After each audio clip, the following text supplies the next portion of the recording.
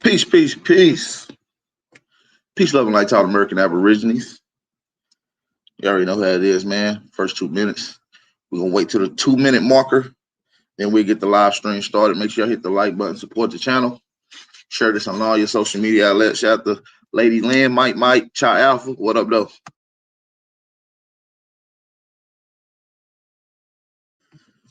Nicole World, Mr. Wave, Mr. West Ave. What's up? West Ave, whatever. What up, though? How y'all feeling? Make sure y'all drop some fire emojis in the chat if y'all can hear me loud and clear. Support the channel. Support the channel. Good to see y'all in here this morning. For those that ain't following me on Instagram, make sure y'all go follow me on Instagram. I want to give everybody enough time to hit the like button as y'all come in. Please go follow me on Instagram. Y'all been missing out on some of them live streams. I've been going live almost every day, just not on YouTube. So go check out the live streams on YouTube. on Instagram.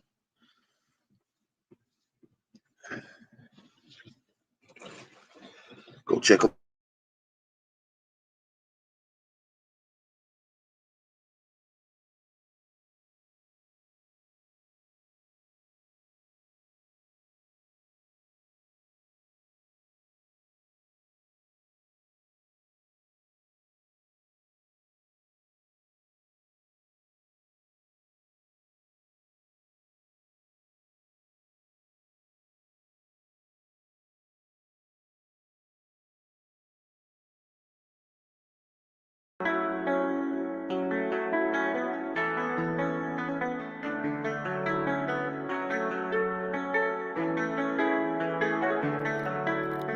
Go crazy, AG. I'm tryna give me some more, tryna run to the choke, cause I just got out, I was locked in. I hit the stools about 4, I might call up a hoe, we gon' stay all night like a lock. They left when I went down the road, had to say that I know, but I knew they would leave me on my dick. Tryna see how far I can go, honestly, I don't know, but I won't let these niggas stop me. Young fly nigga, I belong in the cockpit, they don't want shit and I want me some profit. We not the same little nigga, I'm poppin', no, I'm not the same little nigga, I'm poppin'. I was broke for so long till I got me some rat shit, couldn't even fit in my wallet. Put my pain in my songs, they gon' hate when I'm on, if you see my shit, go copy. I'ma set the bar, let's see who top. No, he ain't no bar, but my nigga be chopping. Ice on my neck froze, but they said I'm the hottest. If I win, then we win, guess I'm just being modest. All my shit dope, but I'm not a crime. 2K for a show, I'ma need my money. I done been in the rain, but now it's sunny. I ain't supposed to say can't, but you can't get nothing, From me, all the shit niggas talk BG. 7 days I'm strong, I cannot be weak. I won't play no more, so I can't be beat. I was fucked up before I admit it. Like graduation, wanna say that I did it. Uppercase, stay all cap, I ain't with it. These niggas be real cap, like I'm fitted. I'm going straight in, I'ma win at the way in. Wanna suck this dick, I'ma beat her face. I'ma come in first place, and these niggas ain't play. I'ma stay straight fast, niggas love my voice. I got good cake. Little Nelson, if a nigga ever think about taking, I'ma get to the top, I'm just being patient. Had to cut some niggas out, cause I seen them fading. I'm tryna give me some more, tryna run to the choke, cause I just got out, I was locked in. I hit the stools about 4, I might call up a hoe, we gon' stay all night like a lock. They left when I went down the road, had to say that I know, but I knew they would leave me on my dick. Tryna see how far I can go, honestly, I don't know, but I won't let these niggas stop me. Young fly nigga, I belong in the cockpit, they don't want shit and I want me some profit. We not the same little nigga, I'm poppin', no, I'm not the same little nigga, I'm poppin'. I was broke for so long till I got me some rat shit, couldn't even fit in my wallet. Put my pain in my songs, they gon' hate when I'm on, if you see my shit, go copy.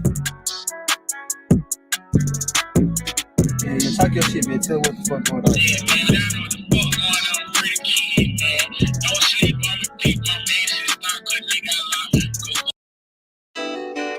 Don't break, don't break. I'm lonely, my brother. Can I get a call to God? Don't live it. I still ain't heard from J-Rod. Trip up about 5, y'all stay with me. They tryna take me away now. And I seen a lot, but I got a vision and I'm tryna make me a way out. And I wanna cry, might fill up a river, but I gotta let her this pain now. I was just stressing, got me tripping. She say leave the game, she need me. Rocking these shows, that's what's too close. I know she be like the TV. And I got some hoe that I blow, but if I don't blow, back to the block, the G League. And you supposed to be with the pros, I told you before, but you ain't fucking with me. And I know that I'm tripping, my son, he need me. I'm sorry, son, I need you. I'm number one, can't leave me. But you gon' be some, believe me.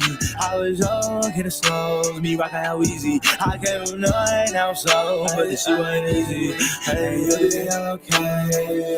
And it's okay to fight, it don't stay. And I had to stay down and I pray. I know it's funny, it'll be sunny one day. It's all on your don't break. And I know you scarred, but it's okay. I try to be without, but I'm okay. When you feel like you fall, don't break. Tryna step away from all the pain again. Been through a lot of things, I've been trying to change my sins.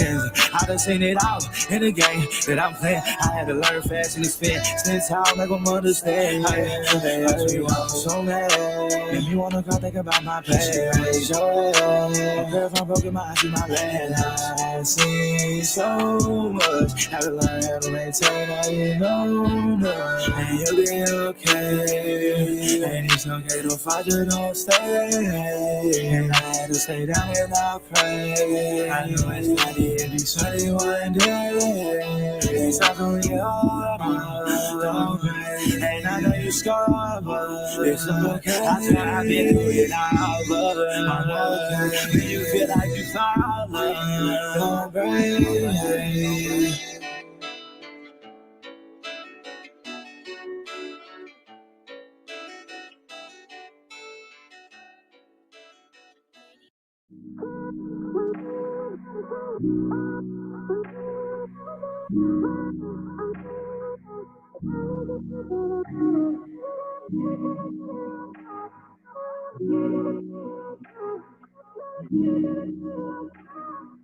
Infamous Trey Ali. I said paper on paper on paper. Ain't no genocide, we was killed on paper. Buried us alive in the products of the paper. They know who we are, so they hate us cause they ain't us. I said paper on paper on paper. Ain't no genocide, we was killed on paper. Buried us alive in the products of the paper. They know who we are, so they hate us cause they ain't us. I said gotta never die, never left us. Even though they took you home, he still behind you like a catcher. Life is like a doctor, everybody want their checkup. Money, heap and preacher charge for a confession. See, ain't nobody focused on the bullshit that they told us. Always trying to pin you sick when ain't nobody came before us. We the best part of waking up before the folders. That's why they want your backs against the wall like a poster. Indoctrination being sold as education. Most of history they taught you came from some imagination. Roots was never true, fuck the whole compilation. Fuck Walter Plecker, fuck Alex Haley. America is Egypt, Israel, Queen Khalifa. Babylon used to dabble by NY, check my fever. Niggas think I'm lying cause they sleeping. But bitch, I ain't no fool shopping my toes every season. I said paper on paper on paper. Ain't no genocide, we was killed on paper. Buried us alive in the products of the paper. They know who we are, so they hate us cause they ain't us. I said paper on paper on paper. Ain't no genocide, we was killed on paper. Buried us alive in the products of the paper. They know who we are, so they hate us cause they ain't us. Guess I gotta start bad rap and tell these niggas how it happened. Control is a goal, now you space like William Shatner. Technology's economy has overthrown your balance. Now your headaches come from waves, microcells up in your atmospheres. How they take you, they spank you for being active and questioning all the requisites made to prevent disasters. Clearing out the churches, FEMA talking to the pastor. Got the online tithing, it's survival for the masses. Can never love the classics, but bite off our originals. Reclassify your favorite rhymes the way they did the Seminoles. I'm so black pride that my inside's purple. If the world had never died, they probably never alert you. You need to venture out and stop sticking the circle. Strength in numbers react different to curfews. The movement not perfume, the streets ain't gold. Our summer so cold, we left the fall on froze. I said paper on paper on paper. Ain't no genocide, we was killed on paper. Buried us alive in the products of the paper. They know who we are, so they hate us cause they ain't us. I said paper on paper on paper. Ain't no genocide, we was killed on paper. Buried us alive in the products of the paper. They know who we are, so they hate us cause they ain't us. I said paper on paper on paper. Ain't no genocide, we was killed on paper. Buried us alive in the products of the paper. They know who we are, so they hate us cause they ain't us. I said paper on paper on paper. Ain't no genocide, we was killed on paper. Buried us alive in the products of the paper. They know who we are, so they hate us cause they ain't us.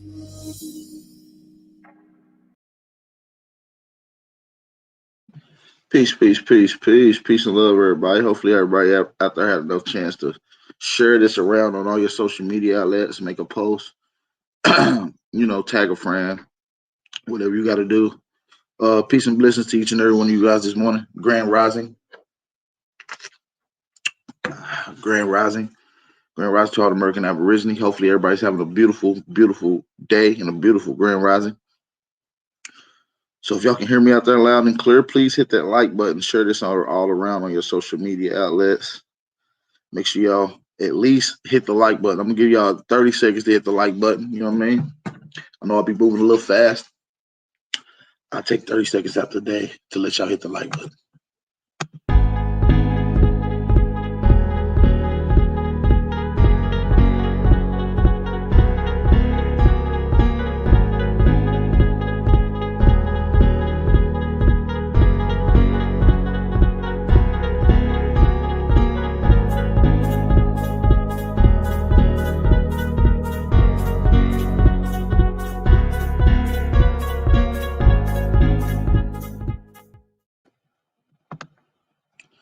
All right, all right, all right. Peace, peace, peace. All right, all right. Hey, I'm gonna get into a few things, man. Before I get into that, I want to say peace and love to everybody that took their time out to come rock with the brother on this Monday. I really like to get some scholarship in here. We've been banging it out on the YouTube, and there was a couple people that supposed to be making their way over here today. But I want to get into a historical reconstruction dealing with where we at now and how we're still missing and have things a part of our history that plays a significant part is still missing. And due to this is due to the reconstruction, due to the mud floods, due to the cataclysms that happened in the late 17, early 1800s. I kind of want to get in that and just maybe display how some of these things work. Let's go. In just minutes, from a recent dam disaster in China to a double dam So this is pretty much is going to explain failure in the USA. How dams and other disasters happen over the course of time naturally. So hopefully you guys can really, really enjoy this as we get into 10 facts about dam failures caught on camera. This would explain how cataclysms, how mud floods happen, how the Madrid earthquake would have similarly looked like. So I just want to give y'all a breakdown. Let's go. Check out these craziest dam disasters that were caught on camera. Plus, make sure to stick around until the end for a bonus disaster that you'll have to see to believe. Three Gorges Dam flood.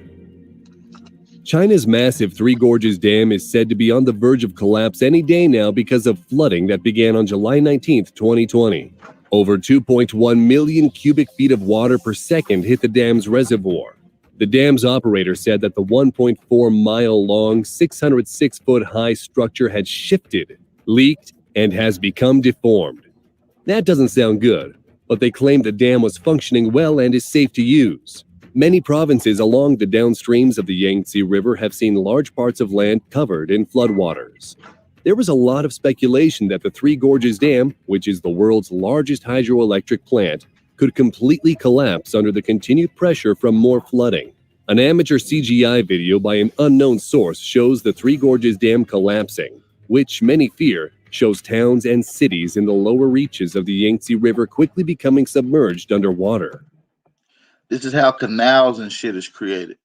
You see what I'm saying? This is how old rivers become lakes and lakes, you know what I mean, overspread into what we call seabed areas. It would be an incredibly catastrophic scenario if this happens.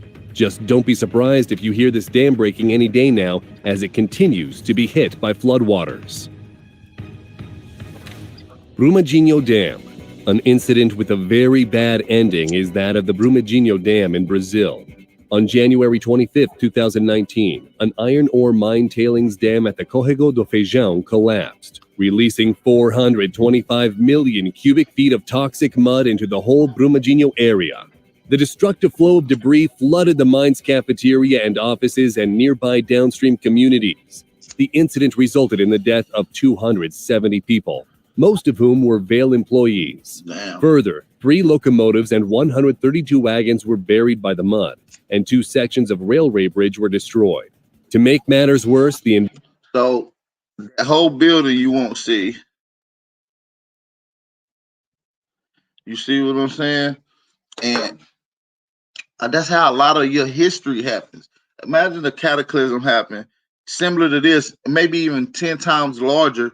How would you be able to find out where the old neighborhood, the old city was, the old, you know what I mean, whatever? It's covered up with mud and settlement.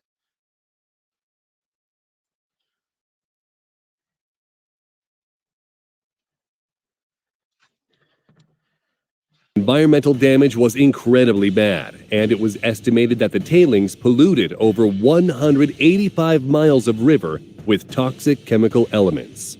The company that owned the dam said that there was no evidence of a risk of collapse since the infrastructure's water pressure was monitored frequently and consistently. However, a string of media posts showed that the company was aware of several significant structural dam issues and classified the dam at Brumadinho as being 2 times more likely.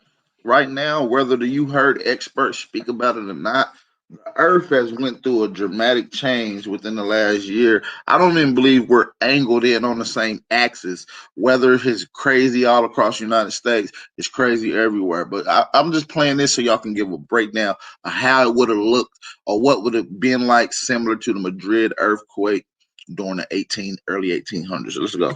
Likely to fail than the Share this maximum around too, level y'all. of Let's risk go. tolerated under internal Moderator, share this around. Let's go. guidelines. Until now, there was no investigation of the Brumadinho tailing dam disaster and why it failed.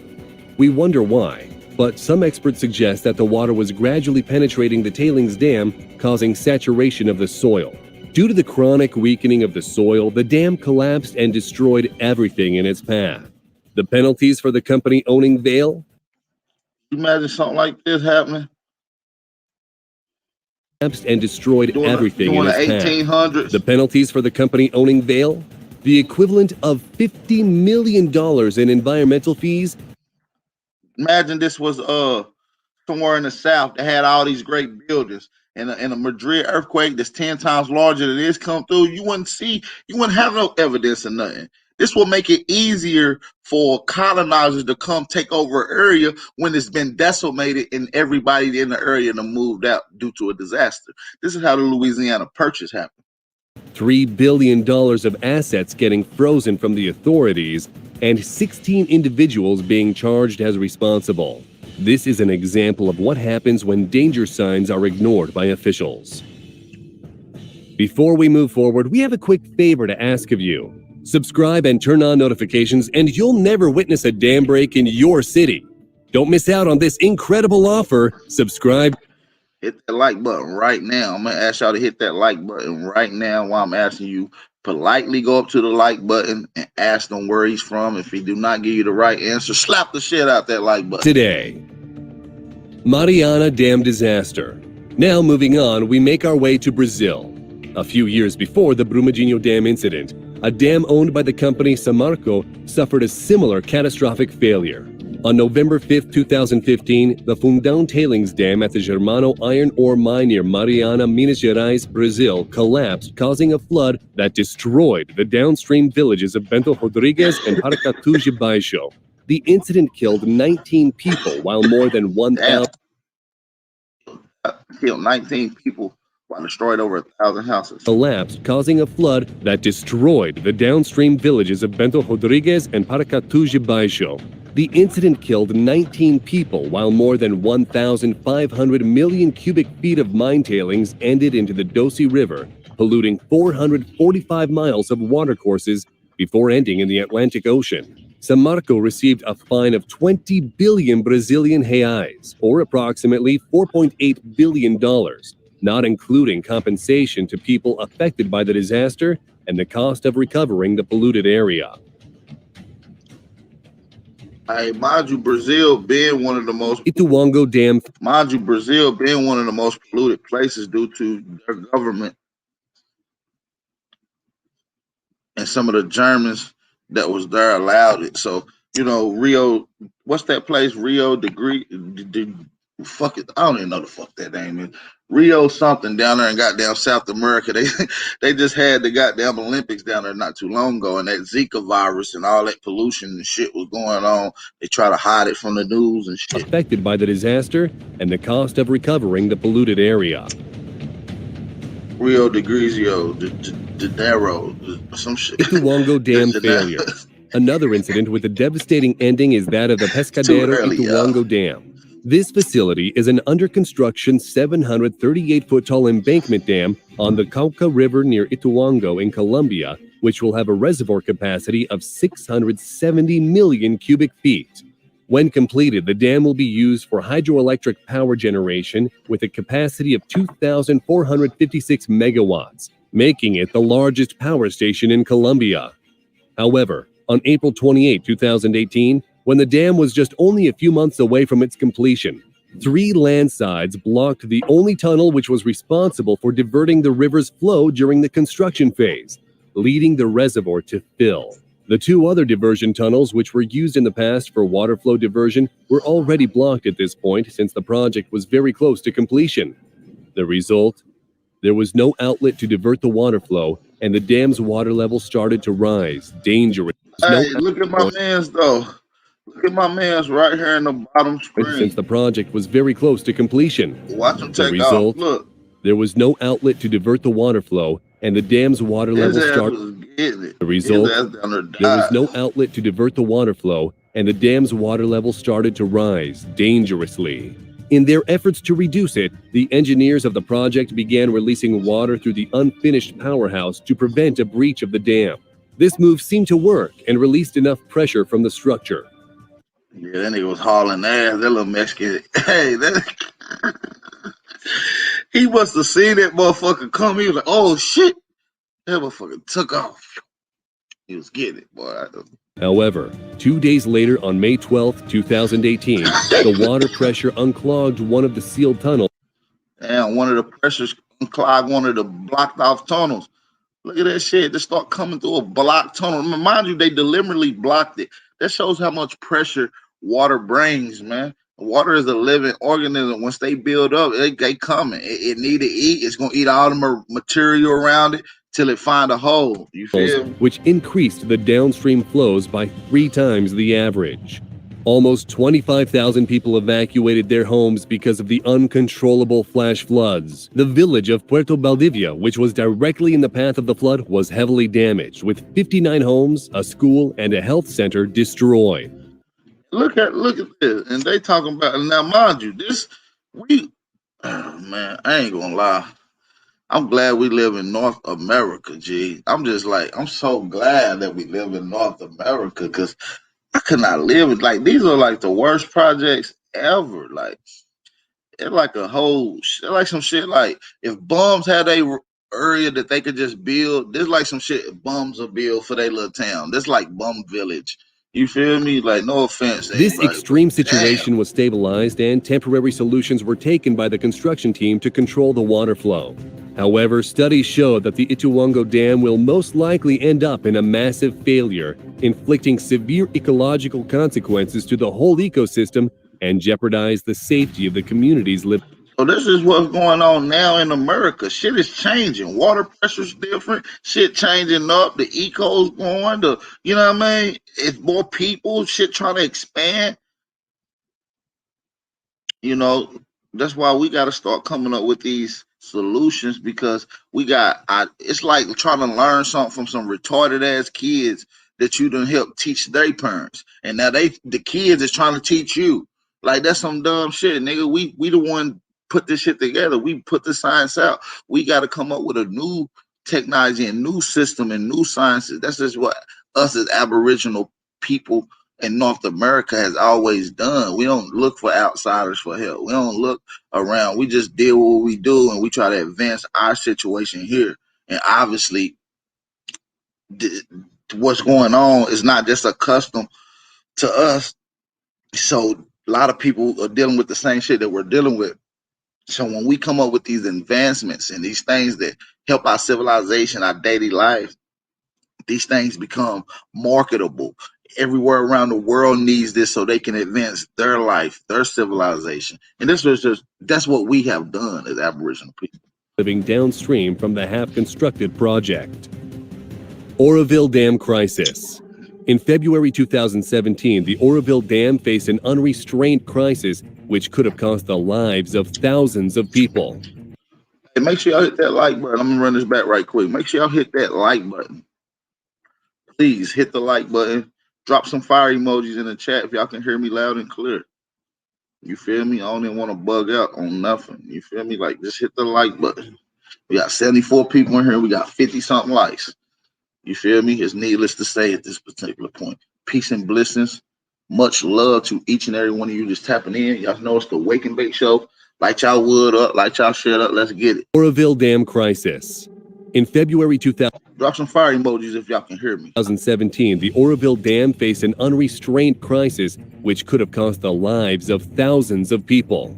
This water facility is an earthen embankment on the Feather River east of the city of Oroville in Northern California and is responsible for flood control, water storage, hydroelectric power generation, and water quality improvement. It stores the water of the man-made Lake Oroville and is capable of storing more than 1.1 trillion U.S. gallons. The heavy rainfall during the 2017 This is the same thing that they said. So imagine something like this. This is something light. Obviously, this is like a local disasters, but imagine something like this on a global level. Shit that would have wiped out Atlantis, Lemuria, shit that would have impacted America, creating a Gulf of what we call Mexico today, the Gulf of Mexico today, or Gulf shores. These things with a direct impact from flooding, and I believe glacier dams directly an impact hitting glacier dams, rapidly heating up ice walls, which cause them to rapidly melt and flood areas, leading all the way down, creating the Gulf of Mexico today. And that's just what I believe through my scientific research. California floods created a very critical situation for the dam. The inflow of water in Lake Oroville rose from 30,000 cubic feet per second on February 6th to over 130,000 cubic feet per second on February 7th, to finally a peak of 190,435 cubic feet per second late on February 9th. The operation. Y'all already know what's up, man. Y'all the notification gang, man. Y'all already know we lit. Big Albos in the building.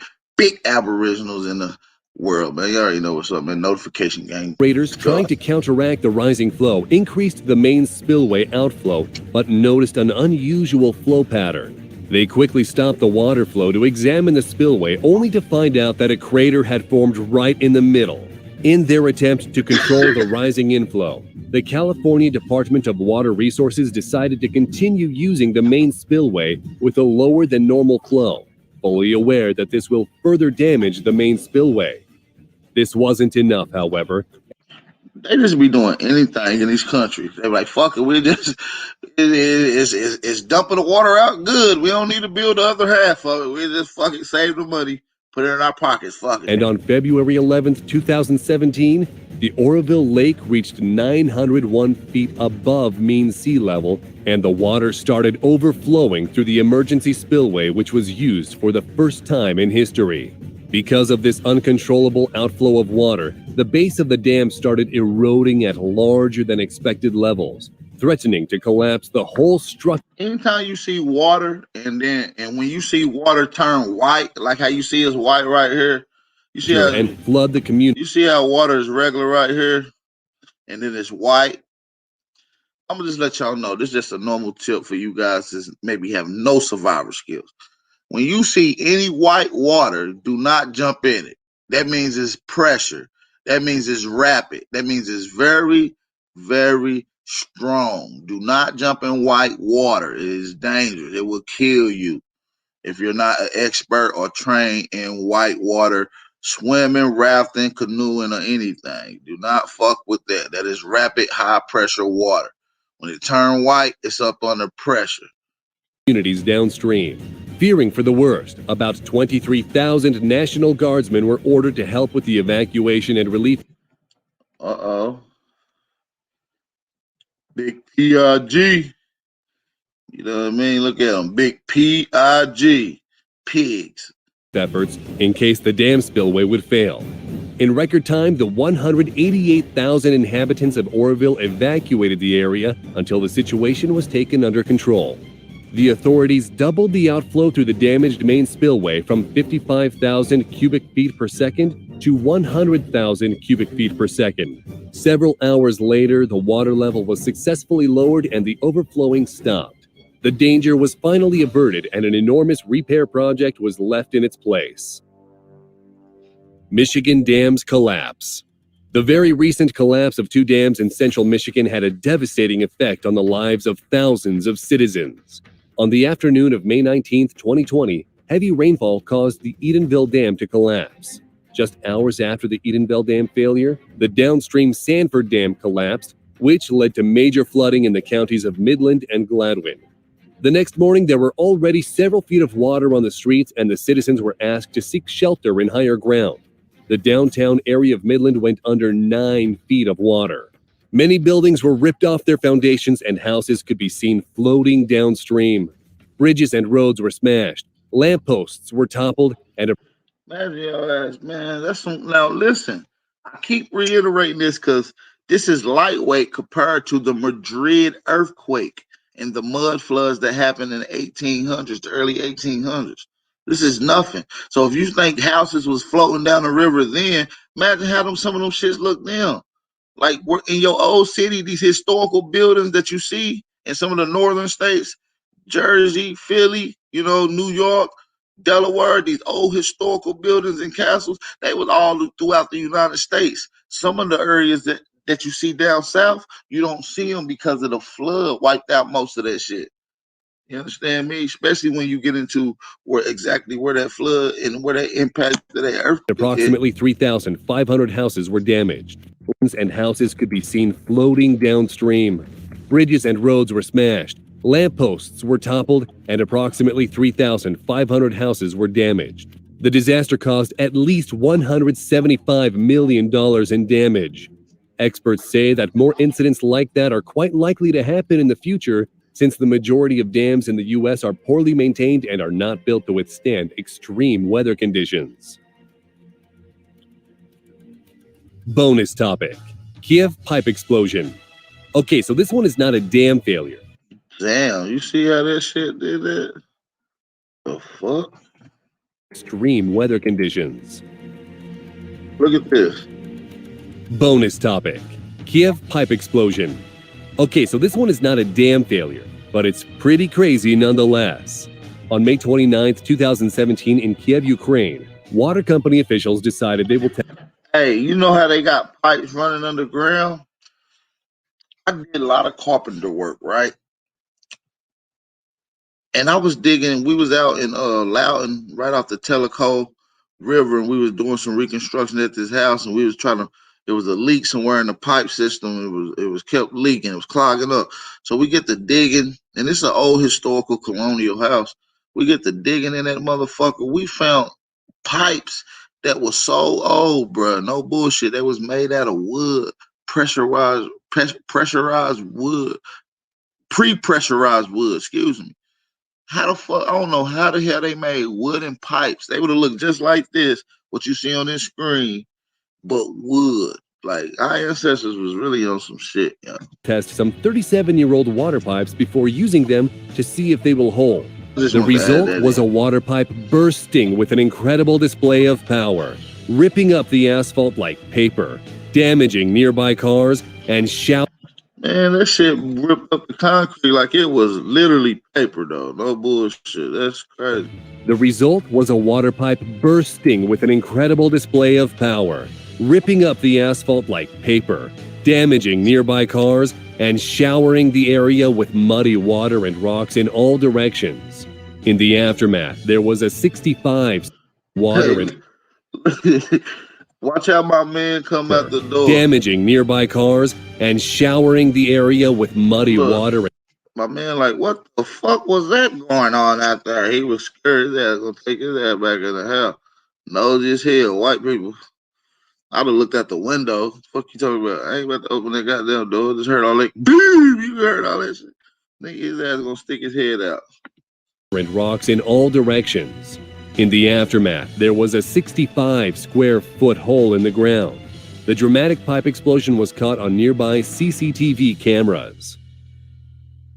Nigga like me would have run outside with the glizzy and the AR. Like, who the fuck is that out there? Is this a terrorist attack? You know what I'm saying?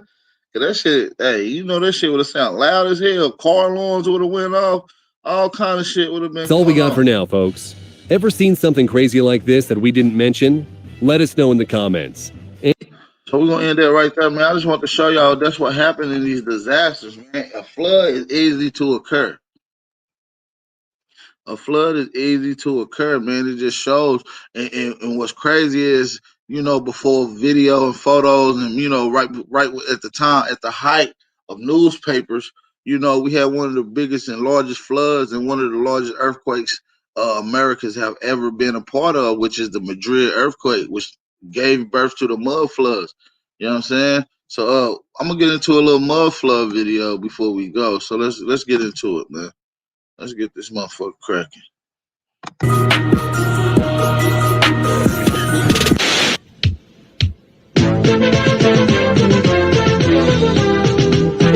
Now this is not particularly dealing with mud floods, But you know, this is going back historically, talking about Mu and motherfucking Atlantis and shit like that. So let's deal with it.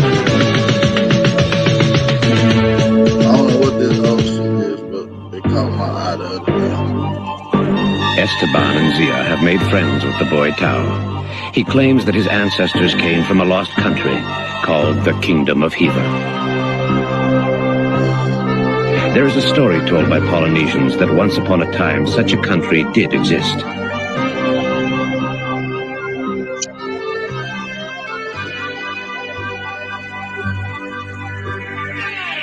This is how the legend goes.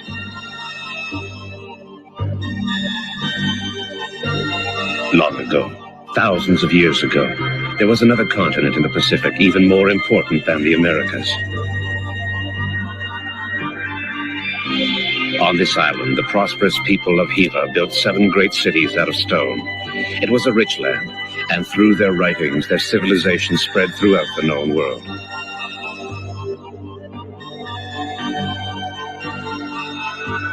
But the king of Hiva had been warned that disaster was imminent. He called his people together and said, "Can you not hear the anger of the gods?" But they didn't listen.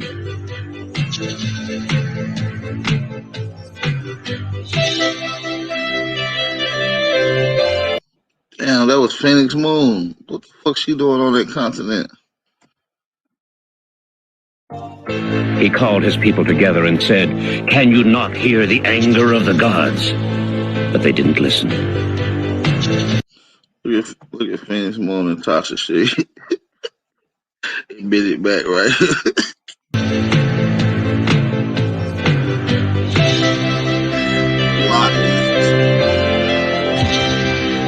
Then one day the land of Hiva began to shake, and the people were terrified. The earth broke open and streams of hot lava shot up into the air. Again and again.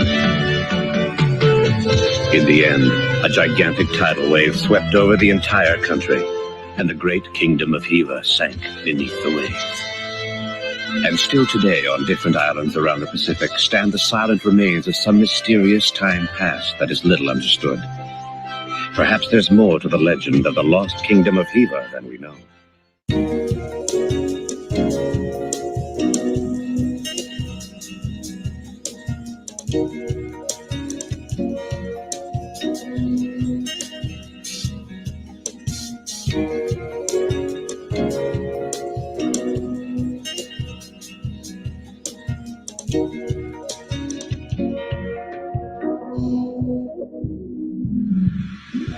I'm just here to keep you warm. I know it get cold on you, but you give me that feeling that I never ever felt before.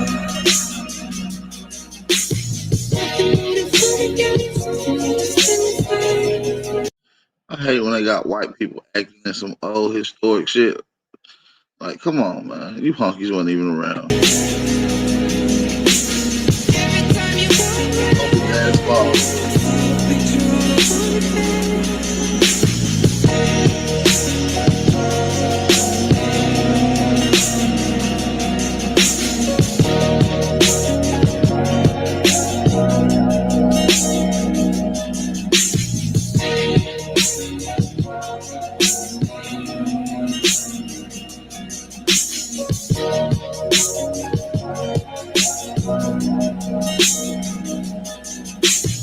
I'm just here to keep you warm. I know it get cold on you,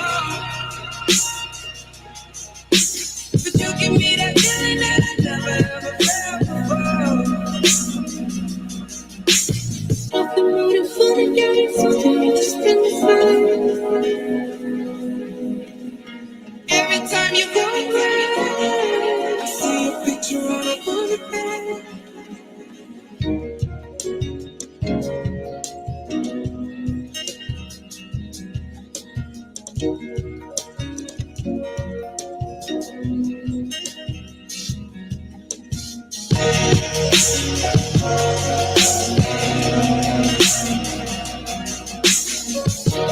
Hey, I'm saying though, this shit is some good talk. I already showed y'all the 8th continent. It's in the same area that they keep saying that this Lemuria or Mu, whatever the fuck that place is. You feel me? They calling it Zealandia today. You see what I'm saying? It's the actual 8th continent. It's in the exact same location. They said it broke off. It's another extension to it that's mostly submerged. You see what I'm saying? So these are historical buildings, man. When you Augustus Lee LaPungian work dealing with Mu and the peoples of Mu, and then you deal with how they had to hurry up and get to certain parts of America. Then you figure out that they was all in South America. Which that was her name. She was the queen of the Mayan Empire. Who put together this large voyage to go across to the Eastern Hemisphere, create the Sphinx, and to set up civilization in Egypt. You feel me? It's pretty dope. You feel me? Look, that Yahshua Hebrew, like, ooh, she beautiful. She a Hebrew. You know, these niggas be weird out here. I ain't gonna lie to you, G. Like, some of these guys be flat out weird. I'm just here to keep you warm. I know it get cold on you. They be mad at me. I call them out.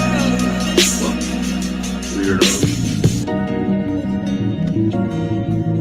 Mu, or Lemuria, was located in the Pacific Ring of Fire and was the home to an advanced... Let me go back.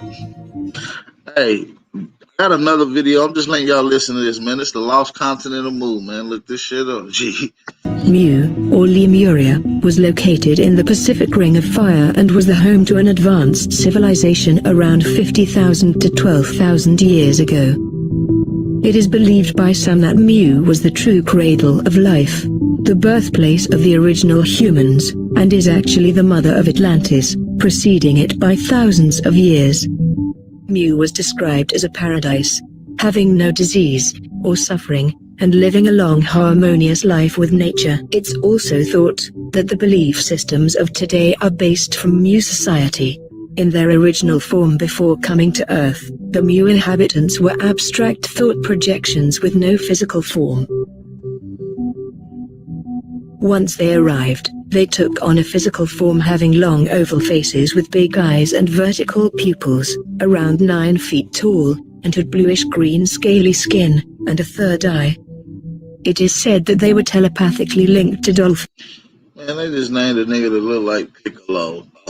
Dragon Ball Z, G. They ass tweaking. Ain't never been nobody on this fucking planet blue and green, man. They also use their third eye to communicate. That's just to throw y'all off. That's the hijack. You gotta dodge that hijack. Man, ain't nobody look like that except for Dion. You feel me? Bright Mo Deezy. That's the only nigga I know that look like this motherfucking creature they just died. So you know that's some bullshit. Telepathically with other animals and inhabitants. The two most popular explanations over how the Mu civilization fell are either a devastating natural disaster of earthquakes, volcanic eruptions, etc., or a cataclysmic attack of meteors, prompted by Atlanteans, full of contempt and disdain towards the Mu, which resulted in the land of Mu to collapse violently and plunge into the sea. Faced with disaster, some hid underground, while others escaped by crossing the ocean on reed rafts, using the islands as stepping stones. It's believed, surviving Mu rescued some of their society's wisdom in seed crystals that held the knowledge of Mu, Lemuria. These crystals were like a sophisticated flash drive or DVD. The recently discovered Yonaguni ruins, with huge stones in an arch, right angles, carvings, stairways, paved streets, and plazas, are believed to be connected to the Mu society.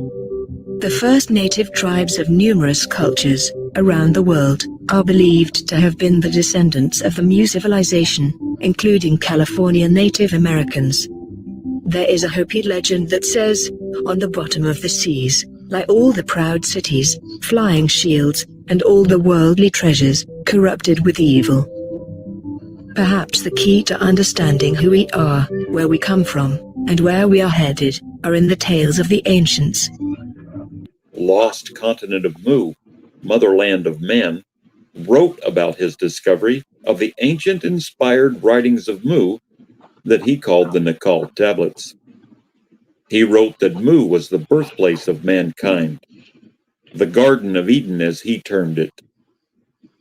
Mu's civilization was over 50,000 years old when it sunk into a vortex of water and fire some 12,000 years ago. The Nakal brothers. What else happened 12,000 years ago? Atlantis was destroyed. What else happened 12,000 years ago? America was affected in the Ice Age, and the ice cap that was sitting over North America melted. All the animals disappeared out of America at 12,000 years. Most of the people in America down there disappeared at 12,000 years. Animals popped up in Africa about 12,000 years. A genetic bottleneck happened, which gave diversity in Africa, in Europe, and other places 12,000 years ago. Fuck it. Let's take it a little further. Plato said that some shit happened at 12,000 years. Actually, that was at 9,000 years. That was 9,000 BC. And if you add 2,000 years onto 9,000, you got about 11,000. Hell, he close enough. Shit.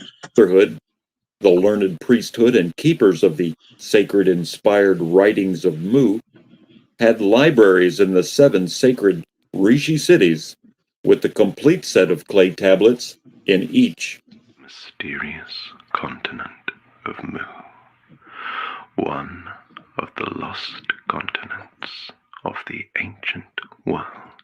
Mu was buried under layers and layers of molten metamorphic rock, sunk forever under the depths of the Pacific Ocean. We thought lost the wonders that this landmass once presented to the world. But with the advent of science and with the invention of new technology, we have been able to simulate and study some of the flora and fauna that once graced this fascinating land. Lemuria, also known as the continent of Mu, is allegedly a continent that spanned across the entire Pacific Ocean. It stretched from the Hawaiian Islands to Easter Island. Y'all tripping. He said cuss sound creepy. His voice is a little creepy. I ain't gonna lie. He whispered a little too much. It sounds like some shit off of Twilight Zone. To the Philippines. Their influence is also very similar, appearing in myth and legends of many different peoples and cultures. Everyone from the Hopi Indians to the Hindu mystics. Nigga ain't no God. See, that's when they throw in that bullshit. The Hopis ain't got none of that science. And the Hindus ain't got shit neither. They look just the same. That's their cousins. They ain't on shit. Has talked about the land that was located to the east of India. This location was decimated by natural disasters and lost to time. Look what they call in America, Gunny Kuzi. And this is Asia. Asia. Asia. I looked up the definition of this word, and it's not the same definition as the word that you see these days. You can look up the source of this definition word, and it's going to give you the same thing, man. It means, we'll get into that on another note. And history.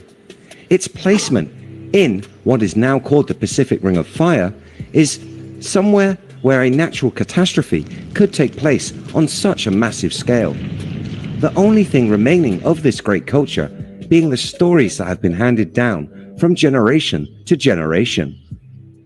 These legends describe the people as sun worshippers and theorize that the survivors may have founded the Egyptian civilization. Look, the Sphinx, look how little this motherfucking head is compared to the hands. The hands bigger than the head. Who the fuck would construct some shit like that? You see what I'm saying? That's how you know it's being chipped off of and designed into something else. The head was a lot larger and it was not what it is today. That's why they fucked up trying to fix it and change it. They fucked up the nose. They broke that off, could never restore it back. This is really a picture of a woman, you feel me, on a jaguar's body. See, y'all don't understand that. See, when you get into the queen of the Maya Empire, she created this off of the Jaguar civilization, the Jaguar dynasty. You understand me? With Ra and the worship of the sun being a holdover of their beliefs. Other claims are a little more outlandish. They include a race that could communicate with dolphins, who reproduced by laying eggs and had jelly-like bodies. Hold on. A dolphin that lay eggs.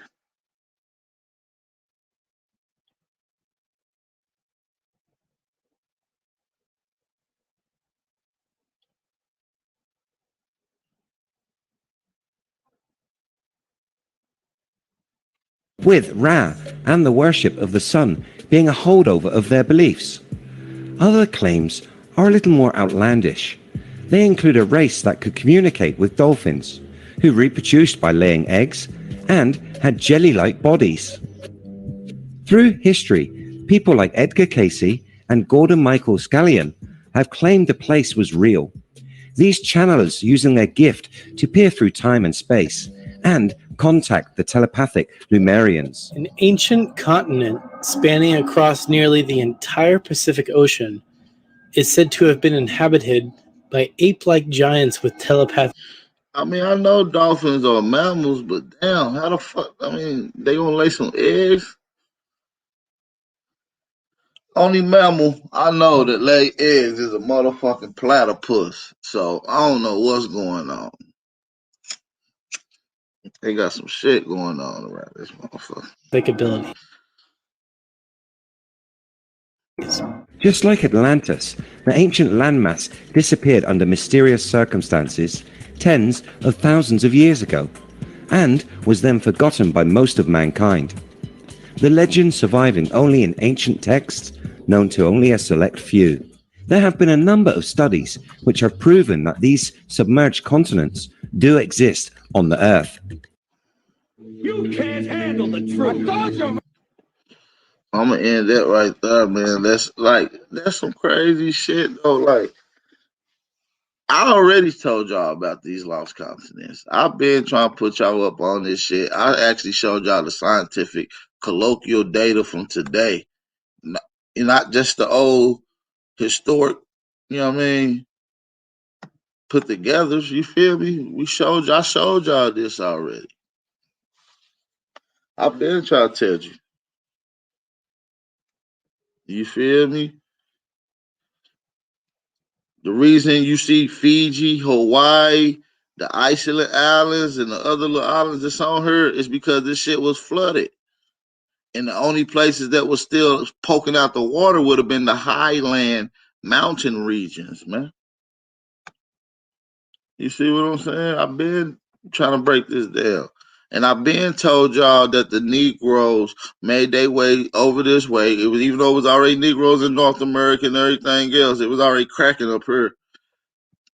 Niggas made their way across. You feel me? That's why you see mixed sciences. That's why you see shit going on with Olmecs and the Mayas. You feel me? I'm just trying to put y'all up on some game, man. We've been showing y'all the Carolines. The Carolines is out here in the Pacific Islands. So y'all think the Carolinas is right here, huh? Nah, the Carolines is out here, right here by Moo, where it said Ocean, Karen. This is the Caroline Islands out this motherfucking way. The Negroid lines, nigga, the Negroid lines. Just trying to put y'all up on some shit, man. Let me go to this other little video. Let me go to this other video so we can get cracking real quick. Tinfoil hat. Oh, what the fuck are you guys even talking about? Yeah, look, if you look at the top, you got Japan, China, Tartary. When they conquered Russia, they kind of told everybody that in Russia that Now is Russia a big part of Tartaria? And you have all these atlases from the 7th. To the Tartarian culture. He'd show us like buildings that were part of there, and they were whole theory on the mud floods. Yeah, well, let's go into that now. I just want to get to this do a part whole so we can episode talk on about the mud floods. So I just want to, cause we all bringing this build around to mud floods right now. You feel what I'm saying? So, and they're gonna go in and highlight some of the mud floods of the 1800s. We just seen how floods work. We just seen how Lemuria, Atlantis. We done heard the stories how they was flooded and took over. We done heard the Norse story. We done heard the Book of Gilgamesh story. These are flood stories. Let's get into it. So yeah, so what happened with how Tartaria fell was there was a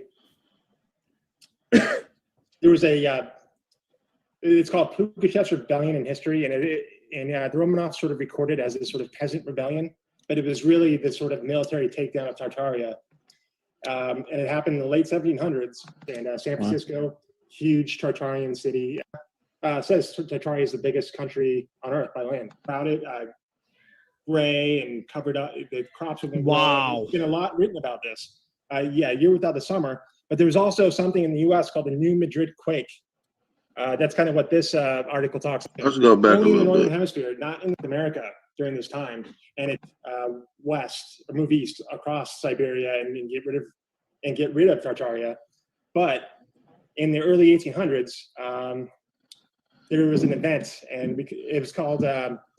We think that it was precipitated by a comet. There's a thing called the Napoleon's Comet in 1811. For people that don't know, when you look up the word Tartaria, it means unknown people. And when you look up Tartarians, Tartarians mean unknown people, and the word Tartaria means unknown land. And the reason it's unknown because they're trying to hide the fact that we had a global empire that was started in America that went all the way out to Germany and Russia. When you get into early American history around the 1800s, after they was already in beef and trying to destroy the outpost empires from America, they made their way to America. And you got treaties. You can find Germans and Russians coming here, teaming in and blending in and trying to get in cahoots with the Americans, because they ain't nothing but Americans that was coming back. That's what I'm trying to tell y'all. This was an outpost.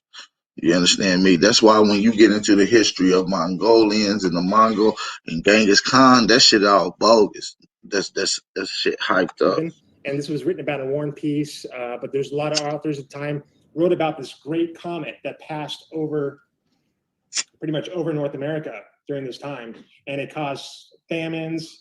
And official history says it never hit, but a lot of people think that it did hit, and it created a lot of hardship during this time. There's also a huge volcanoes going off, a huge spike in volcanic activity. And you had the Mount Tambora volcano in 1815. And I don't know if you guys heard the Year Without a Summer. It caused so much destruction only in the Northern Hemisphere, not in the Southern Hemisphere where it went off.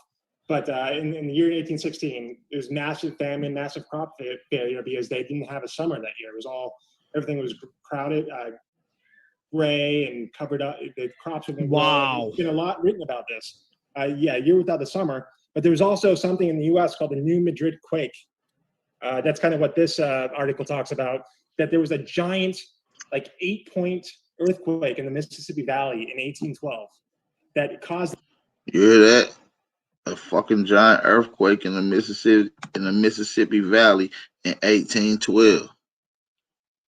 8-point earthquake in the Mississippi Valley in 1812 that caused the Mississippi River to run backwards. There's a whole story about this, ferry boat that was on the river while it was running backwards. And the president at the time, I think it was... You can find that story in, what the fuck is his name? Huckleberry Finn. Tom Sawyer's, whatever the fuck that shit called. John Adams said he felt it in the White House, and this earthquake rang church bells in Boston. Wow. So, and also Life on the Mississippi, Huckleberry Finn. Check it out. But with Mark Twain. coincidentally, at this time, is you have a bunch of military invasions all around the world at this exact same time. You have something called the War of 1812, where the British came back into America and started causing problems. You had tons of Spanish. So you got the Madrid earthquake happening in 1812. You got the war 1812. You got these fires going on where they say they having these World's Fair and they destroying shit. A lot of shit is going on in the 1800s. Yeah, you have the Napoleon in Russia, which is a whole separate part of this Tartaria story where Napoleon was involved in help covering it up. He was in Moscow in 1812 at this time, coincidentally. And the Spanish were crushing rebellions in all throughout South America, right in this 1812, 18. You had a Spanish invasion, which a lot of the southern states, like Carolinas, Tennessee, Florida, Georgia, had to give up their surrenders to Spain, to the Spanish, man. It's called the surrender. Y'all can check it out. You know what I'm saying? That's when your great-grandparents was alive. You feel what I'm saying? They talk about this. They lived through this. Between 1812 So around the 1812 is just chaos. Four-time great-grandparents. Just what better way to erase, to kind of put the final nail in an empire's coffin under the cover of calamity and, real climate change that's happening because of volcanoes and earthquakes and all that. So It provides a perfect cover to actually essentially erase this empire from history once and for all. Yeah. So where does this fit into everything? Like we've learned that this might be a simulation where we live. It's a very special place. You have people talking about the firmament and all that stuff. What does this play into that? Well, it's my personal feelings. I think we're in a multi-dimensional reality. You say this is a simulation, Sam. I think this is a fractal, and we're looking at it as a slice of the fractal kind of thing. It goes higher and lower forever. So you talk about other multiple dimensions, you believe? Yeah, and I think there's sort of a component of people to sort of accessing these higher planes. Yeah, I personally, I feel like in essence, what we're looking at is kind of like, as humanity, the reason Tartaria and this idea of advanced technology and a peaceful civilization has been withheld from us is that it's like, imagine we keep thinking we're progressing with technology and we keep going further, and the more devices we have, the more advanced we are. But what if we've already been advanced? What if we already knew how to pull electricity out of the air? What if we knew how to create these healing centers of churches that were tuning the frequencies where you'd walk in and the organ would play a tone and it would actually start healing you frequency-wise from the inside? First of all, we was a lot smarter back then, and it ain't no we, because y'all asses wasn't around. My peoples. Ain't no we, white man. I'm sorry. No offense. You bringing some good information out, but you ain't part of the we. You understand me? Inside out. What if this stuff already existed, and what happened is, people got this information and this knowledge and they put it on the shelf, or they covered it up, or I call it like historically squatting. Like they squatted on the history of some advanced way that we were living, and they've used it ever since to control. This was going to be my question related to that. What I feel like there's something, just a piece missing here. Yeah, the piece missing is that niggas did it. Y'all didn't do it, and the world is covering it up. Nigga, that's the piece missing. Johnny, we can't hear you. Oh, now we can. Nope. Nope. Still can't hear you, Johnny. You gotta, technology's cock blocking, bro. What would be the motivation for those civilizations to as you said, squat or to blot out the history? Yeah. Of Why? I feel like there's a piece missing there. What is the purpose why would the Roman Catholic Church want to do this? To lose technology. Is it some kind of fear of another global reign, that they just don't want that again, and they feel like this technology is too dangerous because it empowers the person who knows those secrets to rule the world? Yeah, I think it comes down to the question of, why did Tesla die with a pigeon as his best friend? Yeah, why did Westinghouse tear down his Tesla tower? I think there's nefarious, dark forces that they don't want to see humanity come together in a way that would limit these people's control over that humanity. You know, They'd rather hide it behind secret societies, secret Well, I mean, if we're in the demons, we're in the multiple dimensions. This could be low realm demons trying to control this realm by destroying the people who are running it.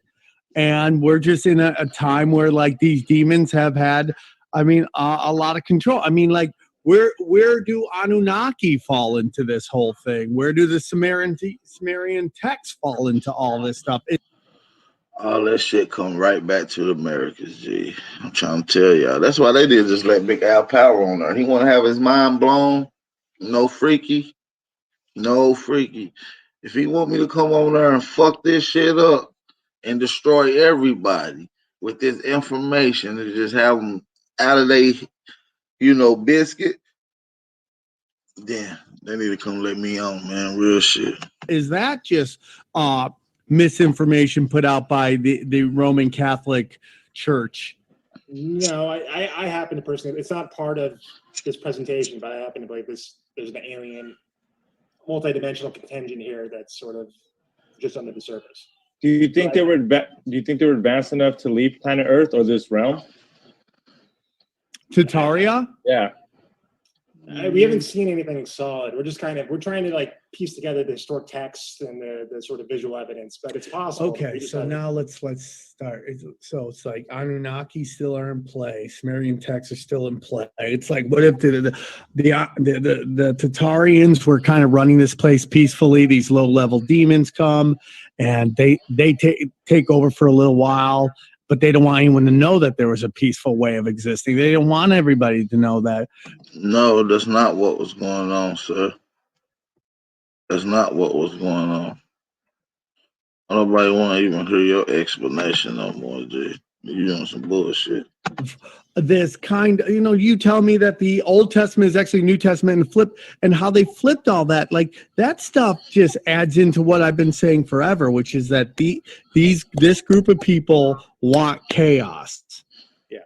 They don't want us coming together. And we all fight over this dumb stuff is actually playing into their game plan. I don't know how to change it. I'm gonna be honest with you. I have no clue at this point how you can untangle this kind of thing that they've done with but I don't know. Maybe it's not our job to do that. Maybe we're just all gods in a realm learning the law. No.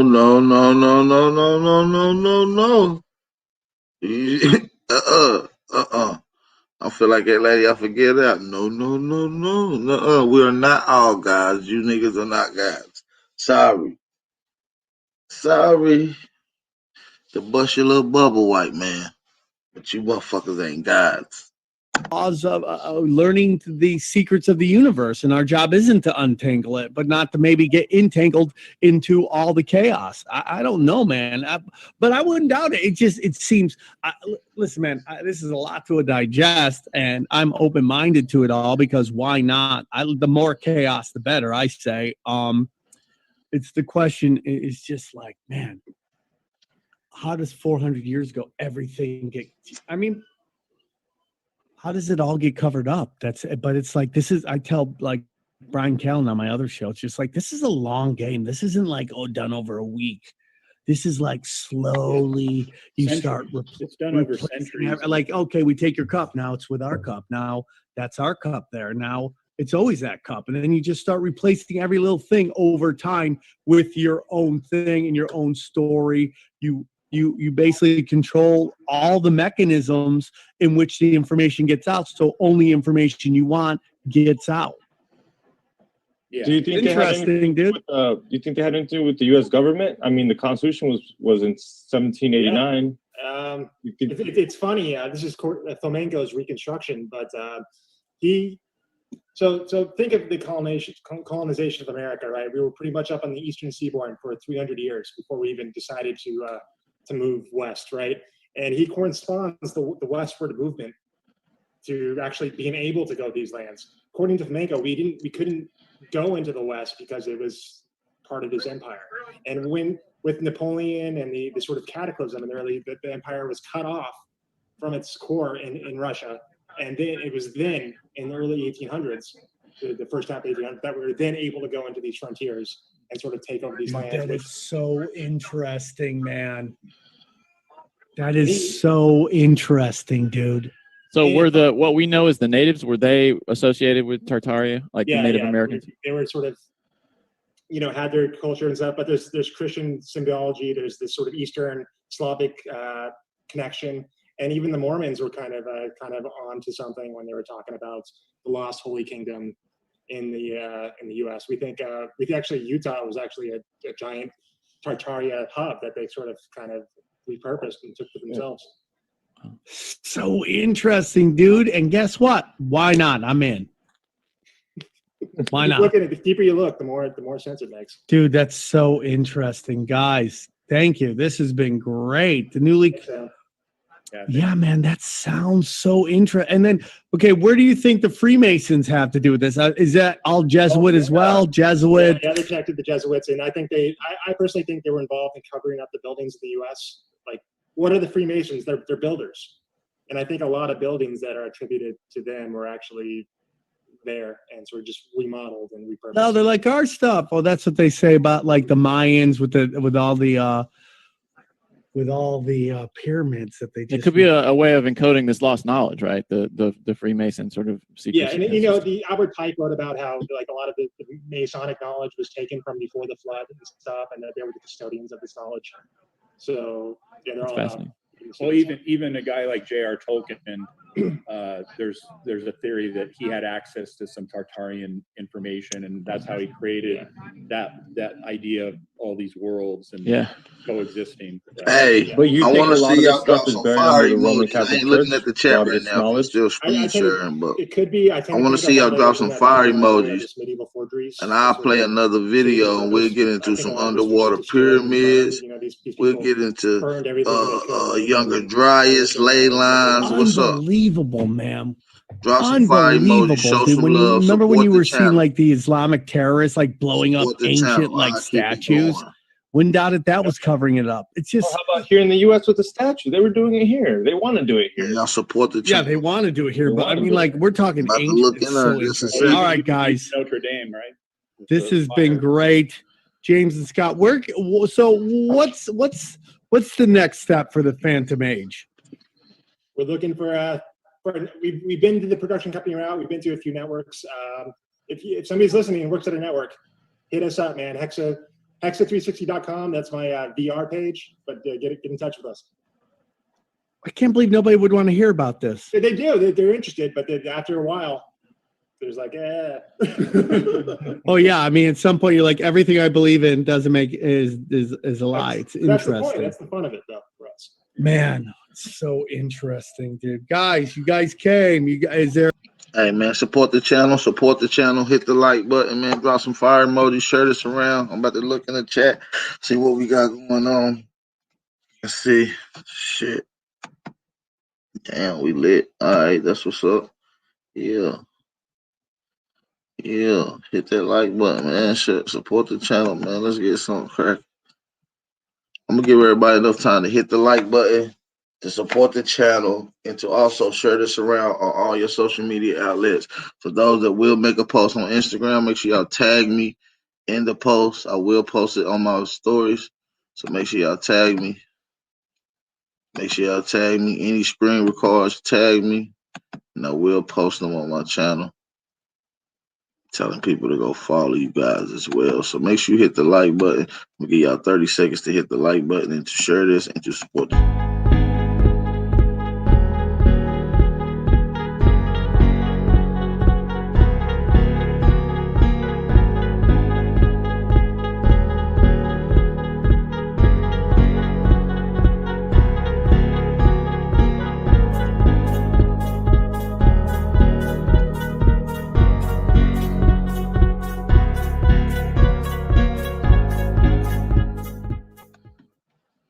Tinfoil hat.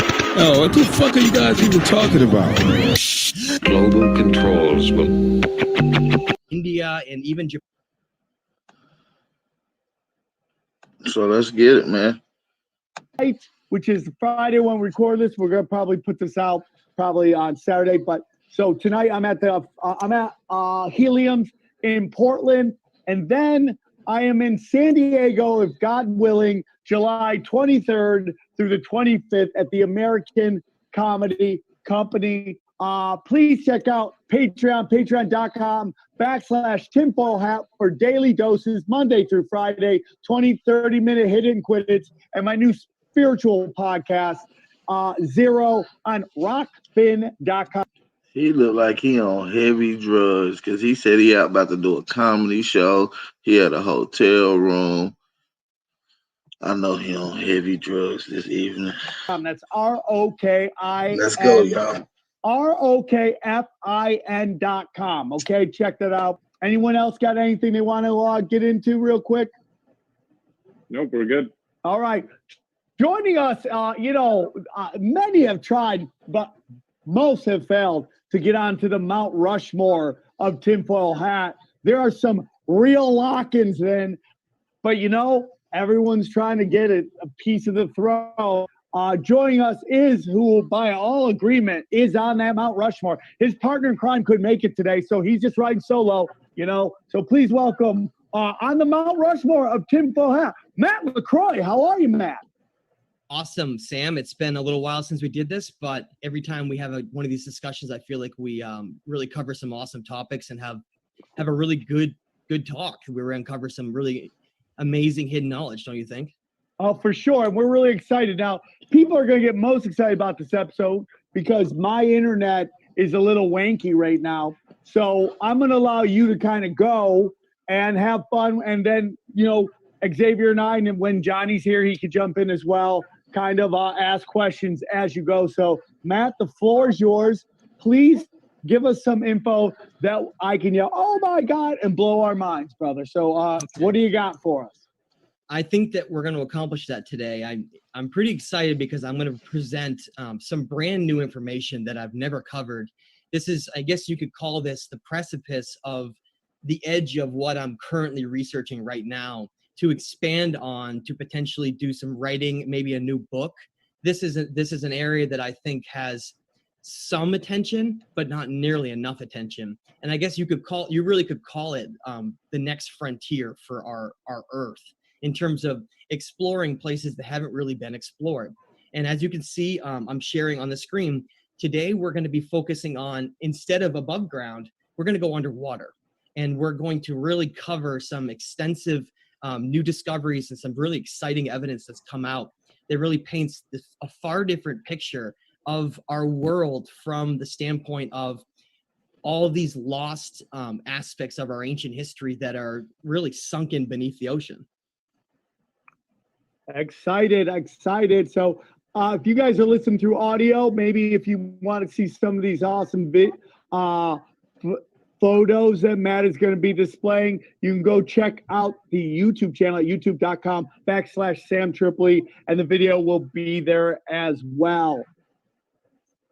Awesome. So for those who are familiar with my work, I cover a lot of above ground. Typically, I do a lot of ancient translations, ancient texts. I do a lot of megalithic lost civilization studying, looking at the idea that certain civilizations and cultures are in fact far older than we're told, and there have been different epochs of human history that have gone on, and it's not really just this linear look at, we say, okay, in our Rockefeller history books, we're taught in school when you're reading, and I talk about this all the time, but we're told, and if you went on the street and asked the average person, that, oh yeah, it wasn't, I think I remember reading about how human civilization emerged from Sumer roughly 6,000 years ago. And that's where this whole story started. And before that, it was just all hunter-gatherers and, a very primitive sort of non-sophisticated view. And that's where we build our entire identity of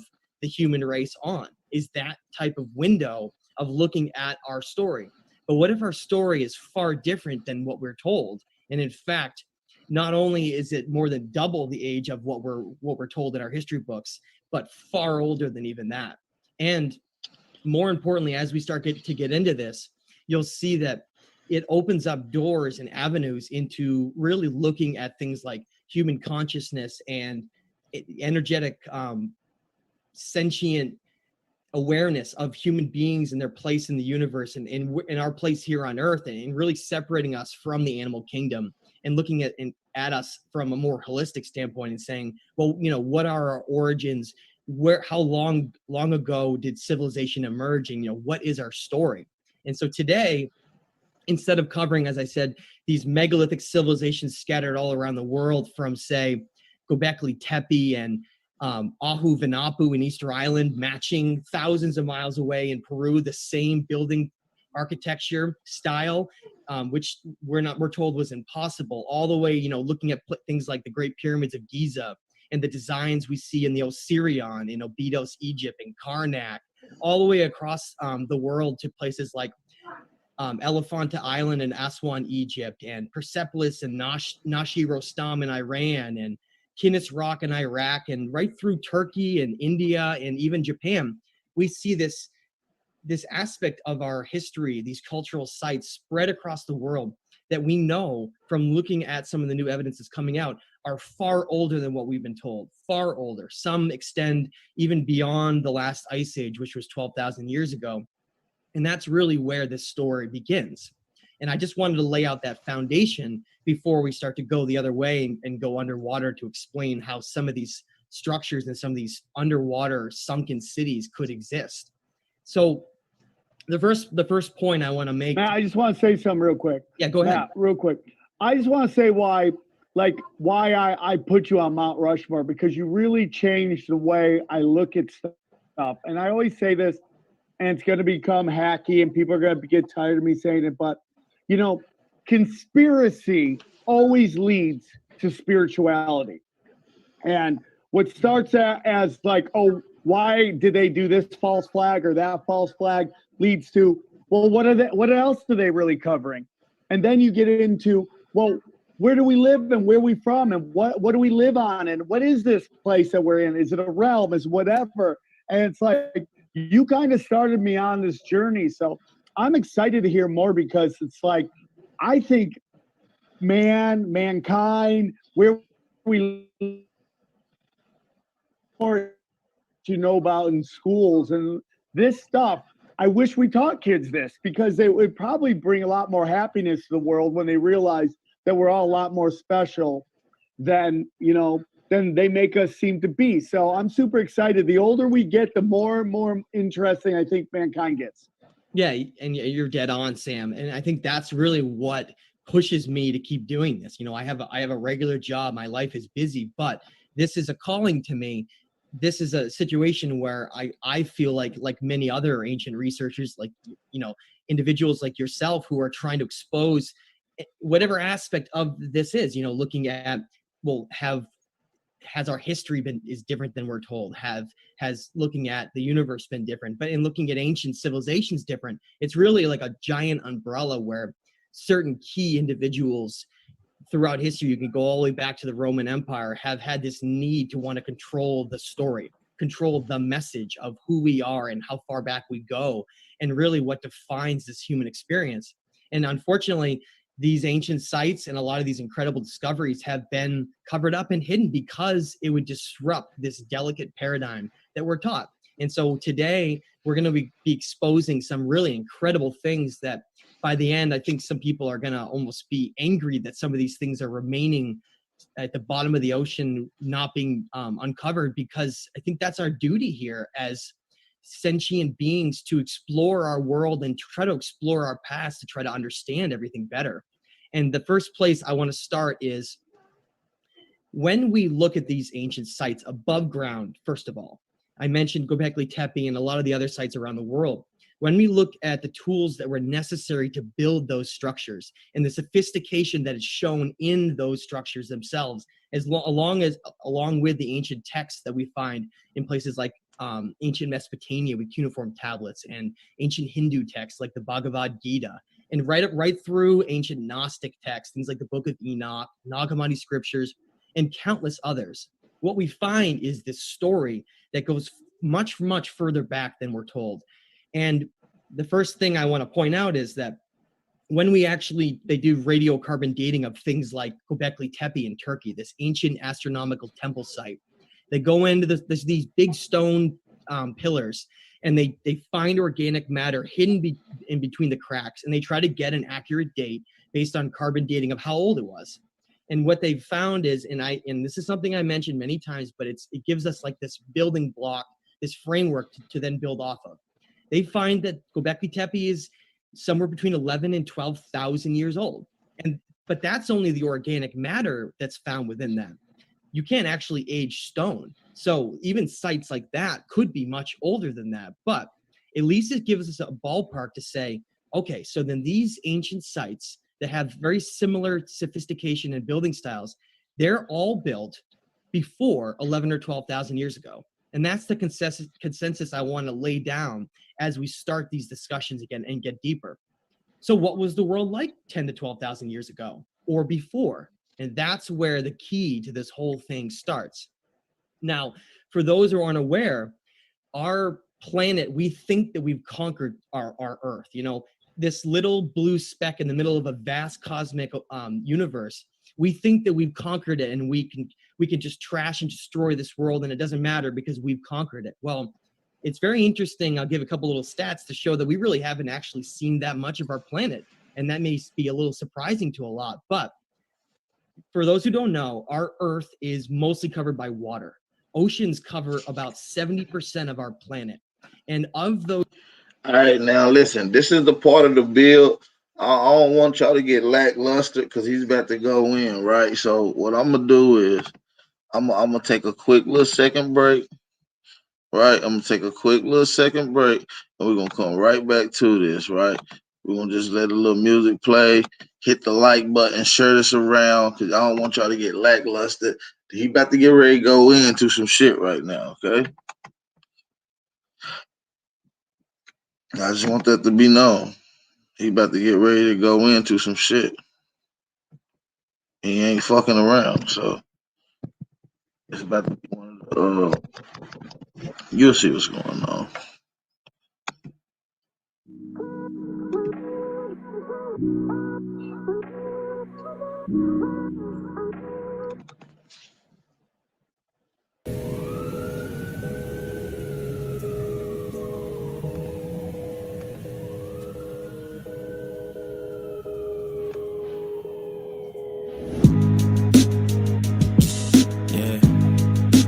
You got enough time to go use the bathroom, get something to drink. Let's go.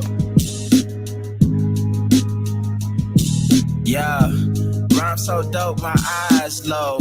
When you move like God, the time slow. I came back for the blacks and John Doe's. Crack open them land patents, let go of them townhomes. What's a native to a native? Eat $5 dough if he not melanated. Pale faces got you waiting on a savior. Sending prayers up, he texting back on vacation. Yeah. God's children, give all your praise to Jesus, but how God feeling? He say put no one before him in divine image. It's you with God of Christians. I got a vision, but niggas ain't gotta listen, so they don't. We came from the soil, wasn't fucking with no boats. Bible took our spirit, English potted on our homes. Tribal families turned on us, don't act like y'all don't know. But fuck them and they grudges. We was something turned to nothing. And now we let this turn to something. Reincarnation of ancients, fresh up out the oven. This the message to the black man. This the message to the black man. This the message to the black man. This the message to the black man. Shooters on my roof, lawyers in the coop. We can never die, bitch, we bulletproof. This the message to the black man. This the message to the black man. Say you wasn't slaves, you was prisoners of war. You stop wasting your time, these other bitches ain't important. You ain't meditating, you ain't mating with the sauce. Like what the fuck's a noodle if you ain't painted with the sauce? I find it hard to trust the pastor who rather side with the master, who preaching we should submit while getting murdered and captured. About how we should wait on God is never our vernacular. They get paid and praised by the dollar long as they keeping us stagnant. And niggas think they woke, huh? Like you could change a whole world through a vote, huh? Like slave masters willing to let their slave go, huh? That slave master was probably your kinfolk, huh? History in reverse, a black king strategy. When blacks were your majesty, they always hide your pyramids but point to where the castles be. Aristocracies with your last name patent accurately. Yeah. And I ain't even tell half the shit. I ain't even tell a quarter of the shit. I'm just getting started. Y'all niggas rap about busting guns and all this weird shit. I'm trying to get my people back, nigga. Yeah, we back. Peace and love, man. Hopefully everybody went and did what they did. Drop some fire emojis. Y'all can hear me loud and clear. Drop some more fire emojis on top of that if you can see everything crystal. You feel me? Let's get it cracking. Because we've conquered it. Well, it's very interesting. I'll give a couple little stats to show that we really haven't actually seen that much of our planet. And that may be a little surprising to a lot. But for those who don't know, our Earth is mostly covered by water. Oceans cover about 70% of our planet. And of those oceans that make up most of our planet, only roughly 5% of the entire ocean has been explored. That means that if our oceans unbelievable. If our oceans cover 70%, it means that most of our planet is unexplored, which is totally wild, right? When we think that we can paint together this story of our past, whereas we haven't even explored it. You know, and of course, the question that's going to keep coming up over and over again as we go along is whether or not that's deliberate. You know, do they not want to explore the ocean? They know there's all kinds of things down there that would really disrupt this paradigm of reality and history that we're taught. Now, as we go into this and we start looking at these ancient sites around the world, and then we start to go closer off the coast, we say, well, so if ancient civilizations above ground are much more sophisticated than we're told, then what about what we find underwater? You know, could some of those civilizations be even older than those on land? And that's what we're going to get into as we start looking at some data. Now, here is a snapshot of the way that our Earth looked at 12,000 years ago. This is a recreation based on using ice core samples from Greenland, where they're able to take a snapshot and say, okay, so we can look at where these ice sheets had been located. And this is the last ice age on our planet. And, you know, if for those who watch cartoons growing up as kids and go to museums and see cavemen with big sticks hunting woolly mammoths, that's what we're taught, right? During the last ice age, it was just hunter-gatherers on the earth, and they were running around chasing Siberian tigers and woolly mammoths, and that's it. That's the whole story we're told. But what if it's not that way at all? What if, in fact, there was sophisticated civilizations that existed around the world at the same time as hunter-gatherers? That's the crucial piece in here to understand. And as I mentioned, Göbekli Tepe a second ago, that site, when they were excavating it, going down through the layers, they found tools from hunter-gatherers, but then right next to it in the same layer or right above it, all of a sudden agriculture just comes out of nowhere. So you can clearly see that there's these moving pieces around the world where there are more sophisticated civilizations that are existing just at the same time of less sophisticated. I mean, is that hard to really wrap your head around? The same thing is happening today. Look at how advanced our civilization has become. You know, we're leaving Earth, traveling to places beyond here. We have incredible sophistication with artificial reality, creating AI and all these amazing things. But at the same time, there are civilizations in the Amazon rainforest and remote islands that have no technology at all, and they live like in another time. That's the type of aspect I want us to really wrap our heads around. But the most important thing of that aspect to understand is that, okay, so if these civilizations are pre-existing with the last ice age, look at where the ice age extended. I'm up here in Maine where I'm talking about right now. I was under 1 to 2 miles of ice where I'm speaking right now. That's why we don't find sophisticated building structures in a lot of the United States. That's the reason, is because there was a giant block of ice sitting right across about half the whole country. And so therefore, a lot of the more sophisticated civilizations that we find are further south. But the reason why this is important to show is that during this time period of Earth, the same amount of water has been present on Earth as it was thousands and thousands of years ago, which means if you have these ice sheets that are miles deep covering the entire northern and southern hemisphere, it means that a lot of that water that's on the earth is locked up in ice. And because of that, ocean levels pre 11 or 12,000 years ago were 400 feet lower than they are today. Now, for some comparisons, Sam lives near LA, places like LA, Chicago, New York City. 400 feet is roughly the equivalent of about half the size of most of the skyscrapers that we see in a lot of our cities. It's a pretty big number. 400 feet is significant. Look at today, places in Florida where they're building on the coast and they're worried about sea level rise of like 20 or 30 feet. And then just imagine a 400-foot ocean change. So if you're a civilization and you built along the coast, which most civilizations did, it means that it's entirely possible that the majority, I want to say that again, the majority of all ancient civilizations that built may be underwater still today. And that's a fact, because listen, think about it. Where our people's at mostly and where we build it is on the coastal lines. And if coastal areas was a lot farther out when sea levels was lower, then that means building would be a lot farther out in ocean areas is today. That's like a fact. And so Matt, real quick. Yeah. Great example of what you're talking about is in China right now. And I appreciate the 140 that's in the chat, man. I really do. I appreciate everybody in here. Hit the like button. Hey, if you ain't feeling the bill, if you don't like the channel, hey, peace and love to you anyways. Hit the like button or hit the thumbs down button. You know what I'm saying? Just at least do something. Don't be a weirdo.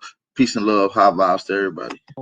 They are building almost parallel cities, X number miles in to coastal towns, because there's this whole theory with, regardless of what everybody thinks about this, it's not global warming and climate change, that they're going to have these cities ready way inland in case, the sea levels rise so much and cover up the cities there on the coast. Yeah, and so do they know something now? But the one thing about that, Sam, that so people that aren't all get really scared here, is that we don't have an ice age right now, which means that all of that ice does not have the potential to rapidly melt into the oceans and raise ocean levels 400 feet. That doesn't mean that we don't have pretty extensive ice caps. Places like Antarctica and Greenland are rather extensive, but they're nothing like during the last ice age. Matt, real quick, if it rises 400 feet, how far inland do you think becomes the new beach? It's like Tool's whole Tool had an album called Arizona Bay, which was the whole thing about the ocean's rising so much that California falls into the ocean and Arizona becomes a bay. Do you have any clue about how far in, if all of a sudden the oceans rose 400 feet, how far in mainland, let's say in the United States, whether it's West Coast or East Coast, would you say where would become the new beachfront? Well, the thing to remember is that since we're not in an ice age and most of the water isn't locked up, we would be incapable to rise 400 feet. But it would be possible to rise something like 50 feet or maybe 100 feet. I'm not entirely sure of the amount of ice in Antarctica. If you combined Antarctica and Greenland, if it melted, how much something like that would rise sea levels. Now, the reason I'm skeptical to even think that something like that could happen is because when you look at the age of the ice in Antarctica, in some cases you get ages that are like over 50,000 years old, which means that ice has been there for a really long time, and it's probably not gonna go anywhere. But other smaller ice caps, mountain ice caps, and other ice caps around the world are melting, and it is concerning for people who live right on the coast. In terms of that, and your question, how far it would come in, it depends on how flat the land is in that area. But it is still a very significant thing to worry about. If sea levels rose 25, 30 feet, and you've got big storms coming and hurricanes and such, it just makes it that much easier to just completely inundate and wipe out a lot of coastal areas. So it's definitely a very serious concern. But it's not. Sam, where I'm from, I live about 2 hours inland, but they call it the Sand Hills because it's an ancient beach, and the whole area is this strip of land inland in the Carolinas. It's beach sand, and if you dig deep enough, you can see like seashells and stuff. So yeah, I mean, God knows how far it used to be, and he's totally right. The whole country was covered in ice, and then water was much higher than it is now. Yeah, and I'm going to be showing how far the land extended back in this time period as we go here to show some proof. Now, I want to build off of what I just said. I don't know if you saw, Sam, but a couple days ago, a big discovery was made off of the Yucatan Peninsula. It made a lot of news headlines around the country where we're told that the people of the Americas, specifically Yucatan, Mexico, that they were told that they came across the Bering Sea Strait during the last ice age and migrated down, and then they lived in cultures for the last several thousand years. But what we're finding is completely contradicting that. This is further proof to show that our timeline and how far back things go is much older. About a week ago, the discovery that was made. Talk that shit, white boy. Say it again. They did not come through a Bering Strait. Let's get it straight. Lived in cultures for the last several thousand years. But what we're finding is completely contradicting that. This is further proof to show that our timeline and how far back things go is much older. About a week ago, the discovery that was made off of the Yucatan Peninsula, off of Mexico, they found caves and underwater mining that had been done by the ancient Maya that was being dated right now. And this isn't like conspiracy dating. This is the mainstream dating. They're saying, I don't know what to tell you. The only thing that's possible is that this is 11 to 12,000 years old. But that doesn't make sense with what our history books tell us. So slowly this paradigm is eroding around the edges. And we're going to totally erode that by the end of this conversation. So what they found was that in some of these sites off of the Yucatan, they found some cave systems that were dug out that were over 1,000 feet long, and they found over 350 mining sites off of the Yucatan. Now, think about if you were a hunter-gatherer civilization like we're told they were until they started to slowly build. If you had a civilization that was primitive, there would be no need to do mining. Mining is something that happens as a civilization becomes more sophisticated, where they need to start developing tools and they start to do elaborate artwork and a lot of other things that are indicative of a more advanced culture. So what they were mining was this type of element called ochre, which is a heavy iron-rich element. And what was neat about ochre, which is what they were trying to find off the coast, is that they can use it for not only artwork, for painting and murals, but you can use it as skin protection from the sun, and even has medical properties. So these Mayan people right off of the Yucatan, and that's going to be a big focus of our discussions today, they were mining 11 to 12,000 years ago, which completely goes against what we're taught. Now, moving along here. But Matt, before you go on there, so you're saying that maybe the Aztec pyramids were already around during the Ice Age? Yeah, the thing that I'm going to point out here as we go along is looking at cultures like down in Peru with the pre-Inca, the Aztec, the Maya, right up through the Anasazi of the Southwest United States, and right down to the Toltec and Olmec. These cultures look like there was different epics even within their culture. So, like if you think of the Maya, they were probably inheriting and building on top of much older structures from their ancestors. Just like the Inca. So the Inca talk about how their ancestors were called the Tiki Viracochans. Not the Inca. They're a later culture. And that's what I want us to wrap our minds around, is that there are these subsequent epics that happened where some cultures might have gotten wiped out, but some survived, jump-started it again, created the culture again, and then maybe they were almost destroyed again, and then continuously goes on. We don't know how many of these occurred. We don't know how many times human civilization has risen up and then been knocked back down again to have to go back up again. So what you're telling me, Matt, is that there have been some years, 2020 in the past, where everything goes foobar, and then that button, because it seems like that's where we're going right now. Everything's like just going to a head of like reset. You know, it's kind of like also what you're talking about, where people kind of just take over something that was already there. It reminds me a lot of Detroit, where bears have just moved into houses, and they didn't build those houses. They just moved into the house, and they're like, this is my house. People are like, did you build it? Oh yeah, I built it. But it's really, it was just there and they moved in. Yeah, and that's the biggest problems with places like Egypt, which is probably the greatest of our on land conspiracies that we have out there, because we look at ancient sites like the Temple of Karnak, and we see hieroglyphics and all this writing on it, and we immediately assume that those cultures that did that built those structures. Why is it so hard for us to wrap our heads around the idea that those cultures came along later, found them, and then put their hieroglyphics on it and to try to claim it? It's like what you said. If you have a city that's been abandoned or something, and then people come in and put graffiti all over it, and they're like, oh, look, those people that put graffiti all over the walls, they must have built this. No, they just came through later and they tried to take credit for those places. That's what we're really looking at here. And what I have on the screen is a snapshot of the ice core data that's been taken out of Green. That's a good analogy. To show us what our climate was like during this time period of when the ice caps rapidly melted. When I showed this image a minute ago, I can't see the chat or anything, so just drop some fire emojis in the chat. You know what I mean? Support the channel.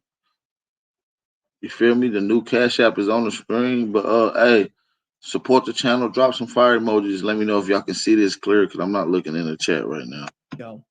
What we're taught in school is that the ice age slowly melted and receded. You know, it just receded north over time, and then as we go along over hundreds to thousands of years, the ice eventually melted. But that's not what the climate data is showing. Instead of that, it's looking more like the ice caps just liquidated and just melted instantly, along with all these very, very violent earth changes that went on.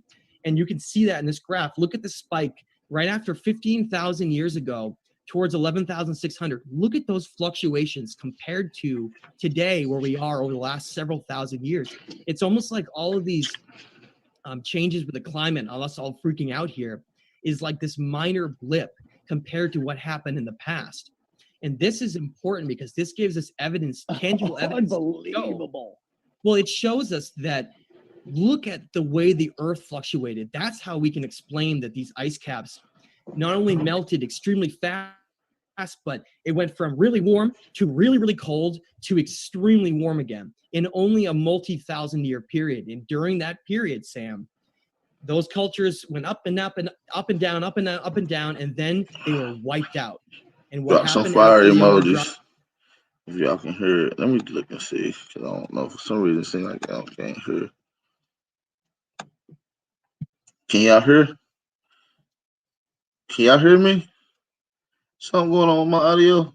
You see one person drop a fire emoji. That might be a late reaction from something earlier. Oh, fuck it. Shit. Yeah, y'all can see it. Trias is called during the Holocene, moving out of the Pleistocene, is we had a period where human civilizations after that period were more and more primitive, not more and more advanced. We've gone backwards. We literally have amnesia of all of everything that came before us. And we have this perception that we've gotten here based on our own accumulated knowledge of only the last 6,000 years, but really, I think a lot of this knowledge was found, and we've tried to build off of and try to explain what happened before us. Now, for those who remember, Sam, you might remember, and everyone else who's on this might remember, in 2004, there was a massive tsunami that occurred off of India in Sumatra. And during that tsunami, before a major tsunami occurs, you always get a massive earthquake. Usually a fault will drop and then have this massive amount of energy get thrown into the oceans. Well, what happens before a tsunami, and the reason why you know to warn, is you'll be down at the ocean and all of a sudden the oceans will just recede. They'll go way out to sea. And and all the animals will freak out and the elephants will start running inland and everyone's like, you know, what's going on? They know because they've seen this time and time again, where these earth changes create massive tidal waves, tsunamis on our planet. And I think that that's something we should consider with some of the events that happened before. Anyway, so in 2000. Wait, Matt, quick question about the weather changes. Could that be Earth causes, or some civilization, some DWs, how we fuck around with the weather now, or is that possible that the Earth could fluctuate that much? While I'm completely supportive of the fact that we are severely polluting our planet and destroying it with fossil fuels and trash, I am hesitant, based on looking at things like this graph, to blame all of these climate changes on human activity. Boom, there you go. I think that we are more like poking a bee nest that is already angry and infuriated because it's going through these changes that seem to be related to two different things. Seems to be related to grand solar maximums and minimum changes with the sun, and also changes that are undergoing within our solar system and in our galaxy. Seems like there's this combination of events that seems to go on between every 12 and every 10 to 20,000 years, call it. And that's why when I mentioned sites like Göbekli Tepe, what was the purpose of that site? It was an astronomical site to map the heavens. What they were doing was every T-shaped stone pillar was representing, looking at these different zodiacal changes as part of what's called the precession of the equinoxes. And that's a 26,000 year cycle. What does that mean? It means that they knew that these cycles that the earth goes through, a lot of them go through disasters. And so they had to map. It's like mapping both disasters and energetic changes with things like human consciousness taking leaps.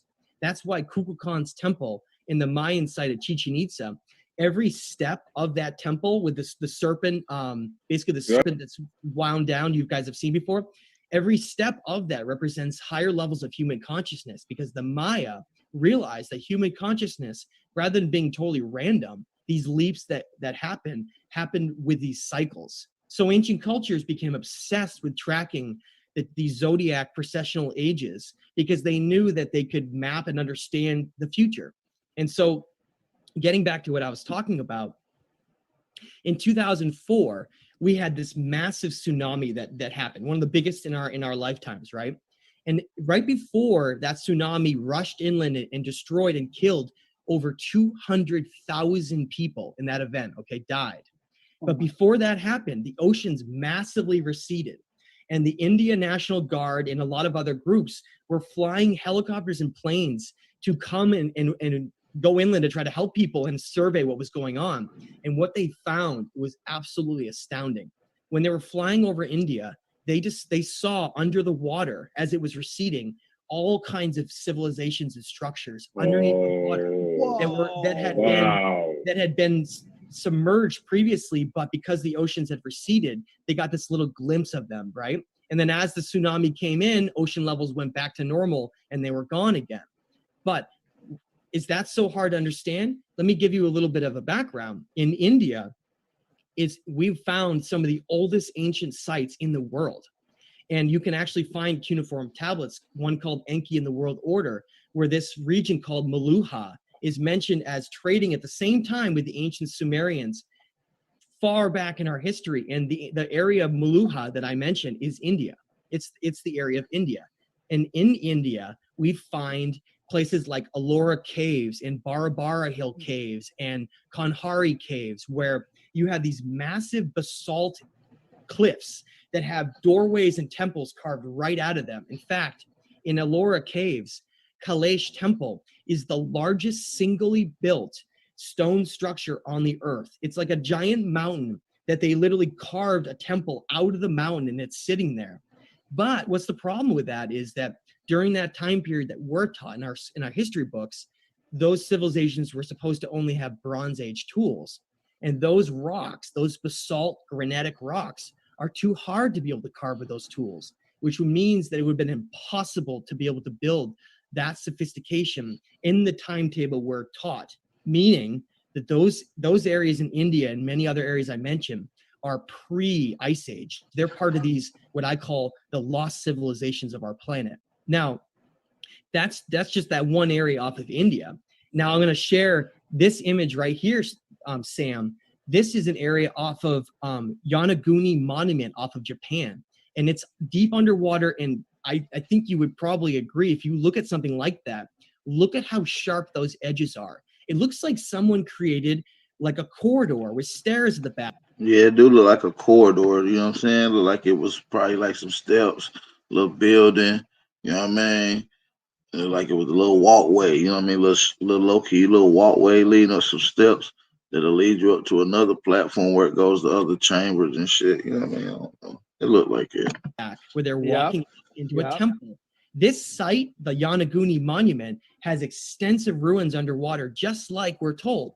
But hey, drop some like button, man. Hit that like button. Let's get these likes up, man.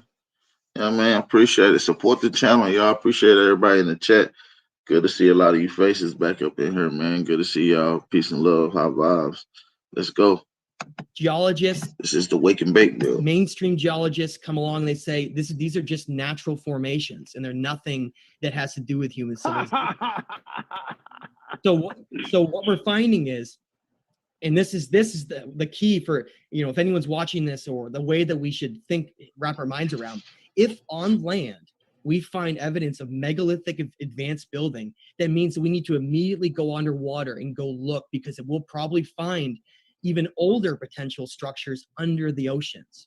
Now, hey, Matt, I'm sorry, real quick, just to break in. Is there in mainstream in the mainstream field, whether in academia or actually in practice, guys who are out in the field, are there any leading experts who are saying what you're saying, that civilization is much older than we know, and how are they being treated if they are speaking? That's actually good. That's a great point, Johnny. Great job, Johnny. What we have is like an archaeological doctrine club that exists with mainstream. Now, if you spend your entire life getting accredited and you go to school and you want to become an archaeologist or a historian and you want to be taken credibly, if you try to discuss a lot of these structures being older, you could have your entire career ruined and being ridiculed.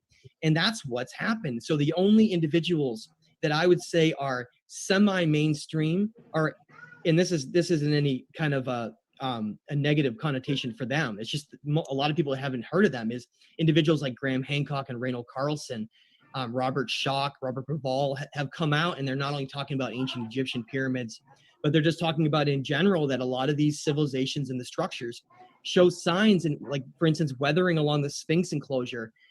It just doesn't make any sense that they were the age that we're being told. They were much older. They had different purposes than we're told, and they're much more extensive. And so that's why we just need to open our mind to the fact that civilizations are much more sophisticated and older, and we have these epics that have been separated. They're almost being treated with disdain, right? I mean, it's like religion when they take down, like, Graham Hancock, for instance. The way they talk about him is just, it's borderline insulting. I mean, it is insulting. Johnny, I probably believe that because the money comes from people who don't want that story put out because they want a certain narrative. Yeah. Well, I think those people are also just indoctrinated at the level of education. I couldn't agree more, dude. You see it all the time. And they're completely wrong. Imagine having to change every textbook. Yeah, right. That's you don't so want true. You don't want to go and do that. When Constantine formed the later Roman Empire during the Byzantine era, he had this idea to write the history books based on their perspective of history. And that's why Sam and I have done all kinds of shows talking about the conquistadors of the Americas and a lot of these other historic moments where, we're told they're heroes, but they're actually really terrible people that conquered and destroyed. So the entire historic look, and not only just individuals, but dates and events, everything is wrong.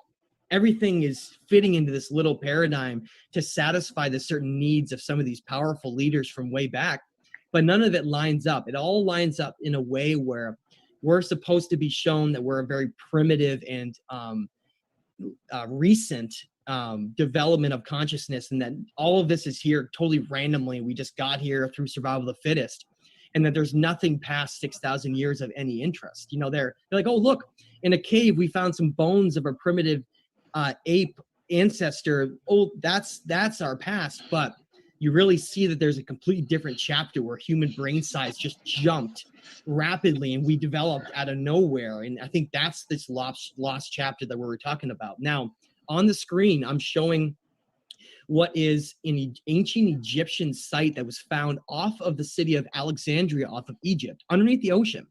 You find temples and small temples and monuments and these structures and murals from when these ancient Egyptians had built in these areas, and it means that it's so amazing to me that this is being ignored. If you have structures underwater that are sophisticated like this, it means that they're built before the last ice age, because ocean levels weren't at that point where you could build there until you go back 11, 12,000 years ago. It's simple as that. What you're seeing on the screen is 100% without a doubt built before 11 or 12,000 years ago. And yet they're like, we'll just, not really talk about that. And then maybe people won't really pick up on it, but we are picking up on it, and we're talking about it, and we're trying to expose the fact that these ancient sites around the world are so much older and more advanced than we're told. Now, this is where it gets exciting. Everything that I've now just shared with you guys is just building up to what we're about to get to. Okay. Yes. Now, this is where we get into some really new stuff. In the news, it was talked about recently. They were talking about fishing regulations or whatever it was. And I was just, being a curious person. I had never heard of the Northeast Canyons and Seamounts Marine National Monument. And so I was like, just curious. I went to look at it because that's what I do. And when I went to look at it off of Google Terrain Map, I was completely blown, because I'm coming from this at the perspective of looking at this saying, okay, so I know North America has had disasters because of the last ice age, huge, massive outflows. Randall Carlson and Graham Hancock talk about how in the Pacific Northwest, right below where the ice sheets were, there was outflows that were so dynamic after the ice rapidly melted that they found giant gorges like Columbian Gorge that were made much deeper and much more extensive. But also in places like Montana, they're finding these huge open plain areas with these what seem like rolling hills for miles, but they're not hills. They're these types of terrain for what look like waves and water washed over them, giant rivers, where we see these natural humps. I'll give you an example. If you in LA, right, you guys are pretty dry. You go outside, you just had a big storm, big downpour, and you go over along some sandy side of the road, and you see like what's called rill erosion, where water from the torrential downpours have washed down along, and they created like these river channels through the sand. But the water dried up since that happened. So all you're left with is the area where the water had previously been. And it's so obvious, right? You see where all the sediment is disturbed, and it's got this type of motion where it moves up and down, where it's indicative of some massive outflow of water. Now that's in the Pacific Northwest. And you can see that in I've done other shows in the past where you can see evidence of that. And I encourage everyone to look into that. But so what about massive outflows in other places? Is it just up there, or is there evidence in other locations that completely open this perspective? Now on the screen, I came to this just totally randomly, just curious and looking into stats, until I started to look into some of the information about this. Gilbert Canyon, right in the center of this Northeast Canyons and Seamounts, is deeper than the Grand Canyon. And I want to just pause here and have you wrap your mind around that for a minute, okay? What? We're not talking about canyons that are just impressive underwater canyons, deeper than any canyons on the surface of our Earth. Deeper. Okay, so how do you create a massive canyon? There's only one way. Massive outflows of water that create erosion over time. Some of them can happen during longer periods of time, and some can happen in shorter periods of time, like when I talked about in the Pacific Northwest. Now, look at the little mini map that I showed on the screenshot here. Do you see how the colors change, where it's got a very light white color off the coast of New England, right there, New York City? That represents what's known as the continental shelf. Okay, the continental shelf, and what that means is that at one time this is a very shallow sea. It used to be land that was above the ground. Okay? Yeah. And so I got curious. I'm like, okay, so if ocean levels were 400 feet lower 12,000 years ago, what's the maximum depth on the continental shelf? So I pulled up oceanography maps and I did a little digging. The average ocean depth in this entire continental shelf, hundreds of miles off the coast, is less than 300 feet. It's between 100 and 300 feet deep. Why is that important? Because ocean levels were 400 feet lower, meaning that these areas would have been largely exposed during this time period. So if you have a massive outflow where the ice caps melt and create these giant outflows of water like we see in the Pacific Northwest, that's how I hypothesize that may be why you get these canyons all along the very edge of the continental shelf. And what I mean by edge is, and I mean an unbelievable edge. If you look at the bottom of Oceanographic Canyon, Gilbert, and Lydonia, ocean depths go from 1 to 300 feet to thousands of feet right away, meaning that if water was rushing across the surface of that, it would have gone off like almost like a cliff into the ocean, and that's how it could have created these giant canyons off of the ocean. And so I'm starting to wrap my head around this. I'm like, is this evidence of these incredible disasters that led to the disappearance of a lot of these ancient civilizations? And we're going to get into some of those as we get going here. Can I ask a question real quick, Matt? Yeah, absolutely. So I have been told that in the Grand Canyon, there are caves which have giant, like, sculptures carved in to the sides of the walls. Have you ever heard anything about that? Yeah, actually, the situation that's really interesting about the Grand Canyon is that the ancient Hopi were part of what was called the Anasazi people, with groups down there that have connections to the Aztec, Maya. That whole group, I think, was all connected, which is why things like the Mississippi Valley with the mound builders are actually a lot more sophisticated than we were told. Rather than being savages in the United States when they were colonized, there were actually rather significant cultures that lived there. And even more significant was some of the Southwest United States cultures, like I mentioned. Now, if the Hopi have evidence or have stories of the Great Flood, which they do, they talk in their ancient legends, they talk about how there was a great flood and they were led into caves by what they called the ant people. These people from the sky that led them into caves, and that they called them ant people because they came from the sky, but they emerged from caves and then led them in. And so they called them the ant people. And they say that those people were that those beings, or whatever you want to call them, that led them into caves was the only reason they survived these disasters. Okay.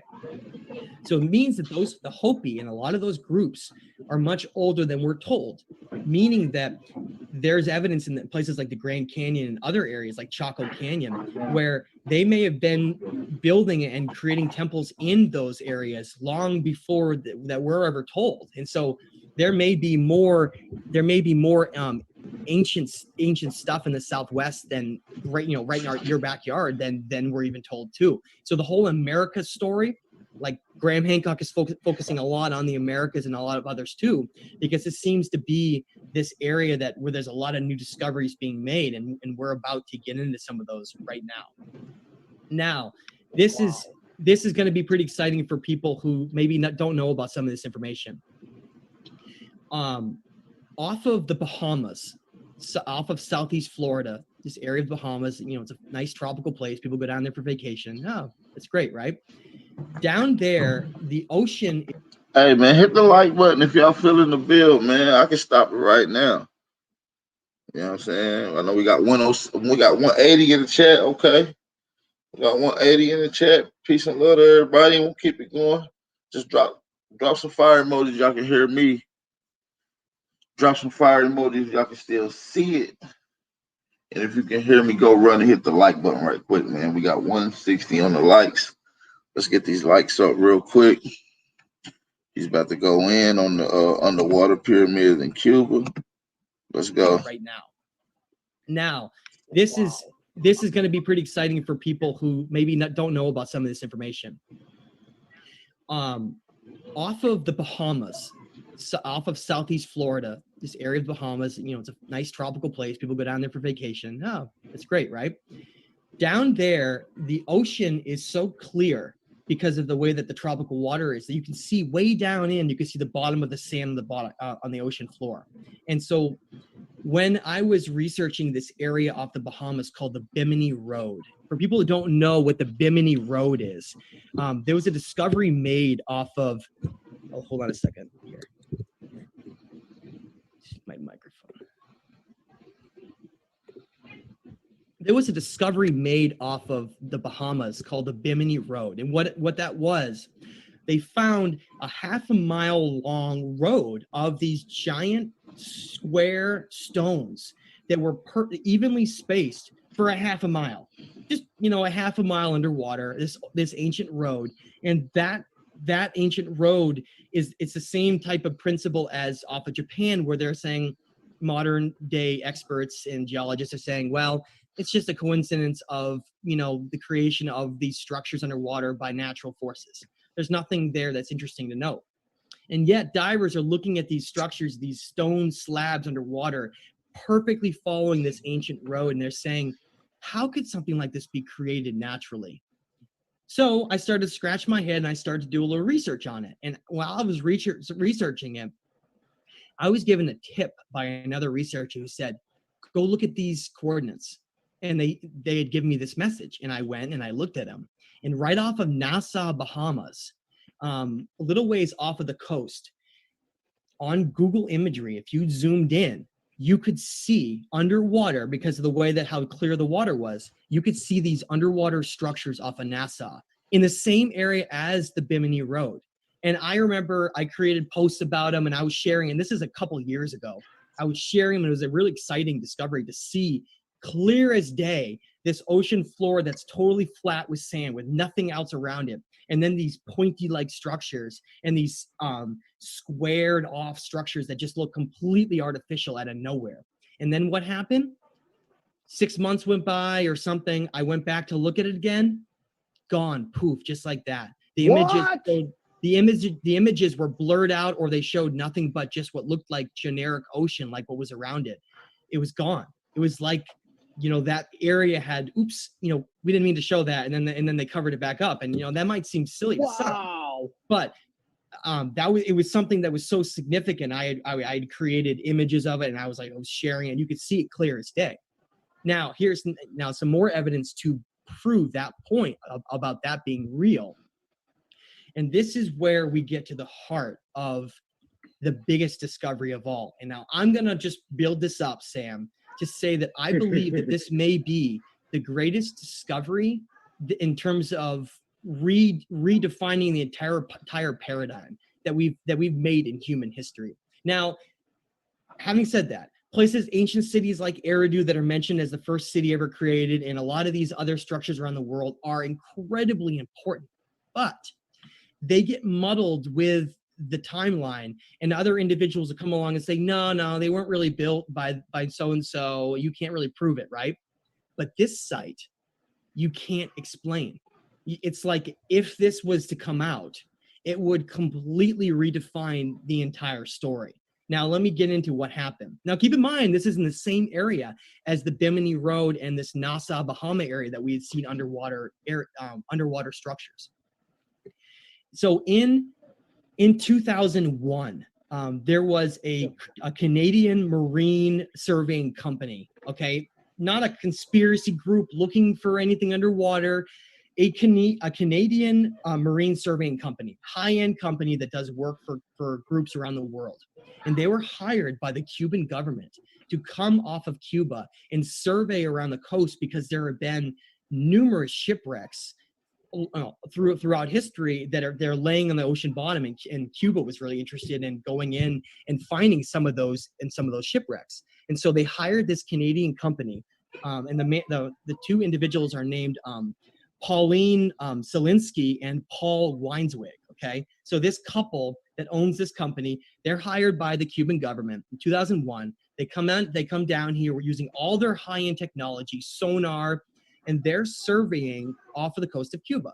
Now, just to give a little bit of information out ahead of that, before I get into what they found, in 1966, the Cuban government was doing some archaeological digs in the western Cuba in the same area called Pinar del Rio, and they found megalithic structures right along the coast of Cuba, okay? And that was in 1966, but no one ever heard about anything since then. They just disappeared in the wind, okay? So 2001 comes, and they're doing just this research, this oceanography research off the coast, and they're diving down into these unbelievable depths. You know, we mentioned how deep something like 400 feet was. But these depths that they were going to survey with sonar are over 2,000 feet deep. Wow. So they're down there and they're not Yeah, if expecting you can to tell, find like this is not from YouTube. This is from an actual website that I pay for to get these little certain information. You know, just little bills I'll be anything listening except to. maybe shipwrecks. Something like $3.99. So a they're month. surveying, and they come across this giant plateau that's totally flat. And over this area of a 2-kilometer area, they come across this incredibly bizarre place where they find these giant symmetrical structures deep underwater on the bottom of the ocean that have characteristics of pyramid structures and straight angles on these buildings and things like even circular structures, all in the same place. But all around it, instead of being, okay, fine, are those just natural rocks? It's all just sand around it. There's no structures anywhere else around it or even rocks to say, okay, well, that could be rocks. On this flat, sandy area is out of nowhere are all these structures. Now, they didn't want to jump on that conclusion right away because they're academics and they want to be taken credibly. So what they did was they were really objective about it. And they said, okay, we're not going to say that they're man-made, but we're going to investigate it further. And so what they did was they went to a geologist named Manuel Turralde, who was the head of Cuba's National History Museum. He's a geologist. And they said, Manuel, we want to get a second opinion on these. You're an expert geologist. Can you come and look at some of the stuff that we found and maybe look at it and get a second opinion? So Manuel says, okay, I'd love to be part of the team. And they go down and they take these sonar images of these structures and they recreate, based on those sonar images, what these structures look like. And when they did that, they were blown away. This is an accurate, this is 100% accurate. This came from Pauline and Paul themselves out of this Canadian mining company, which by the way was called Advanced Digital Communications. And they released this rendering of taking the sonar and then they mapped out, like if you've seen a little craft going across and they're shining light and they're mapping out this area, that's what they did. And they map out this giant area on the sea floor and it is undeniable. For those that are listening, Matt, how would you just listening through the audio what you're seeing right here? Okay, so what we're seeing is undeniable proof, in my opinion, of artificially created structures that look like a cross between an ancient Egyptian pyramid and like a Mayan pyramid, like something out of Guatemala, like Tikal or Palenque. Because it has steps, because you can see the steps in it. Yeah. Like a step pyramid. It looks like basically, Matt, three pyramids. The one in the middle is the biggest pyramid, and then you have I don't know how to describe the side here, but it almost looks like I'm gonna be honest with you. I thought when I looked at it, I go, oh, that looks like Wimbledon almost in a weird way, where it's like two different, like what looks like they're obviously not tennis courts, but it looks like two different buildings with no roof on top of them, and then on the side, the far This shit like always something could fucking almost up. be either another pyramid or like a castle type thing. Yes. Hey Matt, you think the things on the right hand side is where the where they used to play sports? The Aztec sport where they used to play like a kind of like a stadium? Yeah, it really does. That's a good point. When you go to Mayan and Aztec sites, Teotihuacan, or you go to places like Chichen Itza, you see these giant walled-in enclosures where they had ceremonies and big games and these events where all the people would gather. But in front of it, they would always have these giant pyramid structures, temples, facing them, like as all facing a certain direction. Now, I want to back up a little bit. So Manuel, he sees these sonar images and he's completely blown away. He says, let's investigate further. And so the team comes back. Y'all remember when we broke this news in 2018, man, when nobody even talking about it. And then when we went into the oceanography graph to show that how far it is up underwater, it had to be 50,000 years old at least, because that's the last time sea levels was that low in that particular area. You feel me? So, man, listen. and they take a remotely operated underwater vehicle, this giant vehicle. Oh my God. Remember, we're talking about 2,100 feet underwater. Human beings can't dive down that far. They would always have these giant pyramid structures, temples facing them, like as all facing a certain direction. Now, I want to back up a little bit. So Manuel, he sees these sonar images and he's completely blown away. He says, let's investigate further. And so the team comes back and they take a remotely operated underwater vehicle, this giant. Let me show you that shit is from America. When you look at these pyramids in America, what do we build them in? Threes. You see a lot of pyramids in threes in America, the same step pyramid style. And right in one side of it, wherever the plaza's facing, it will usually be ball courts. And these look just like ball courts, man, like this, the whole stadiums and shit, like real shit. Oh my God. Remember, we're talking about 2,100 feet underwater. Human beings can't dive down that far. You would die. And so therefore, how do we get down there, right? It's down the bottom of the ocean. So they sent down this remote vehicle and they get right down into these structures and they only get down to the perimeter of it.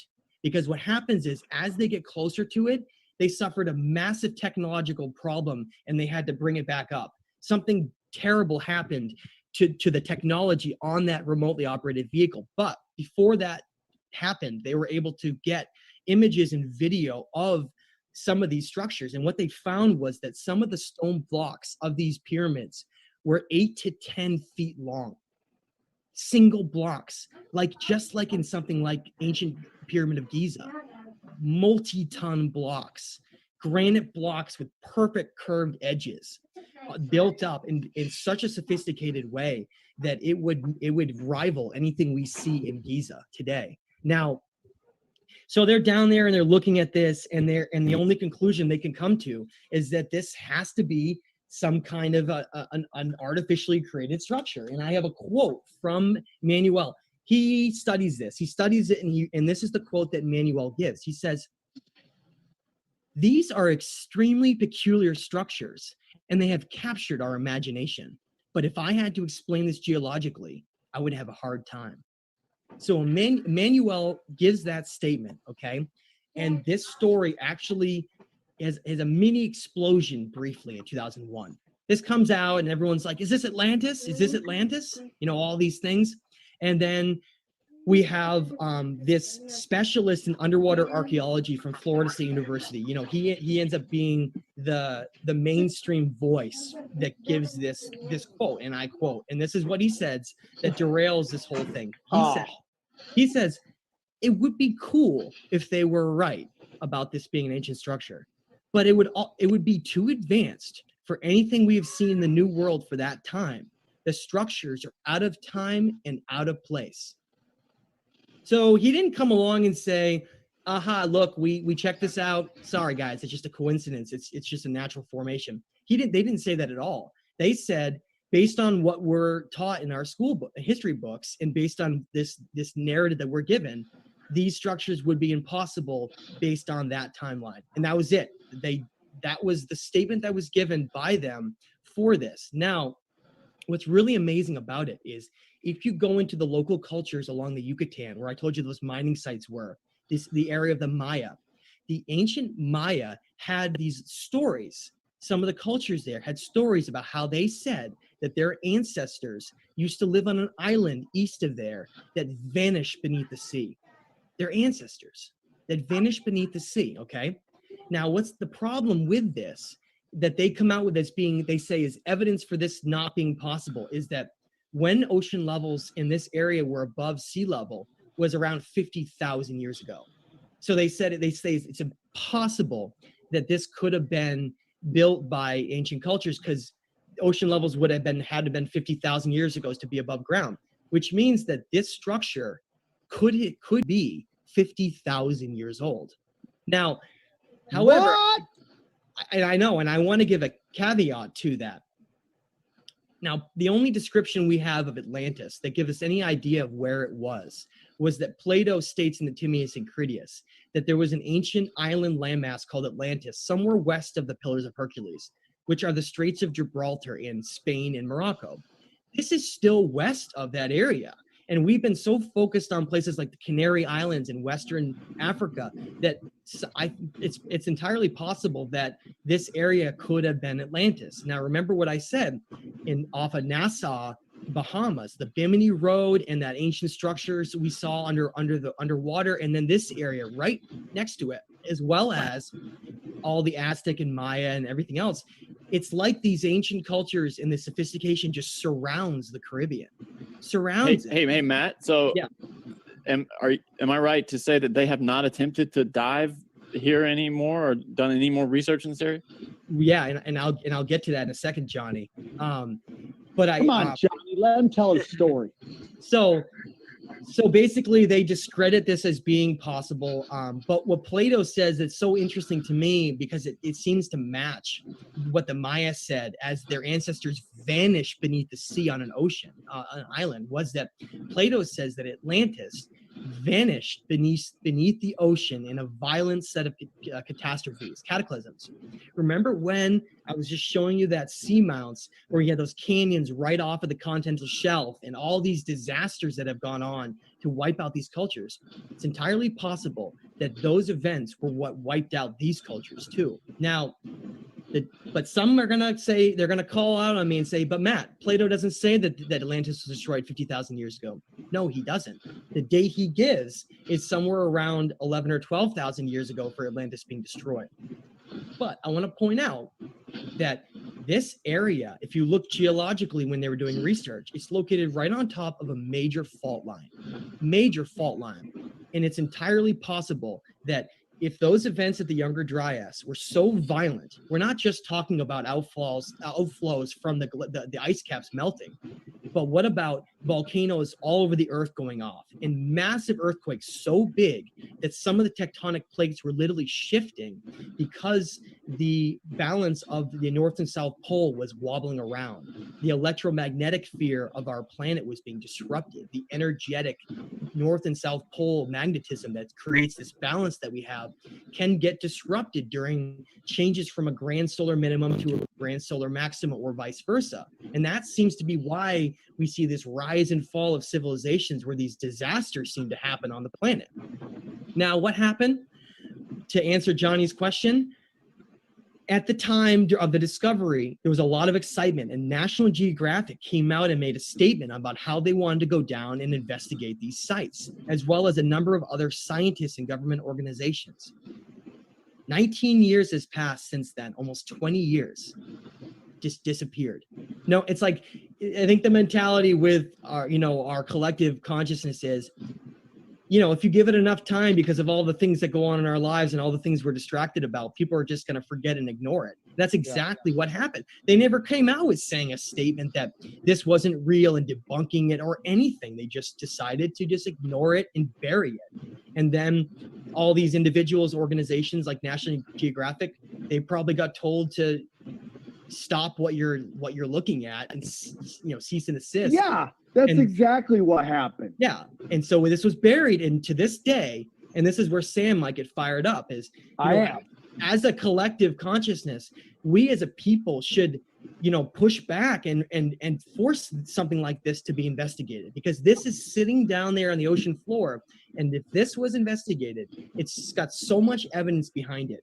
So many experts have looked at it. So many sonar images are proving that these structures are there, and it's impossible to explain that if that site was investigated, it would completely redesign the entire narrative of human history and change our entire perspective of how all of this is looked at in our history. And now, this is the last slide. We're going to wrap up here.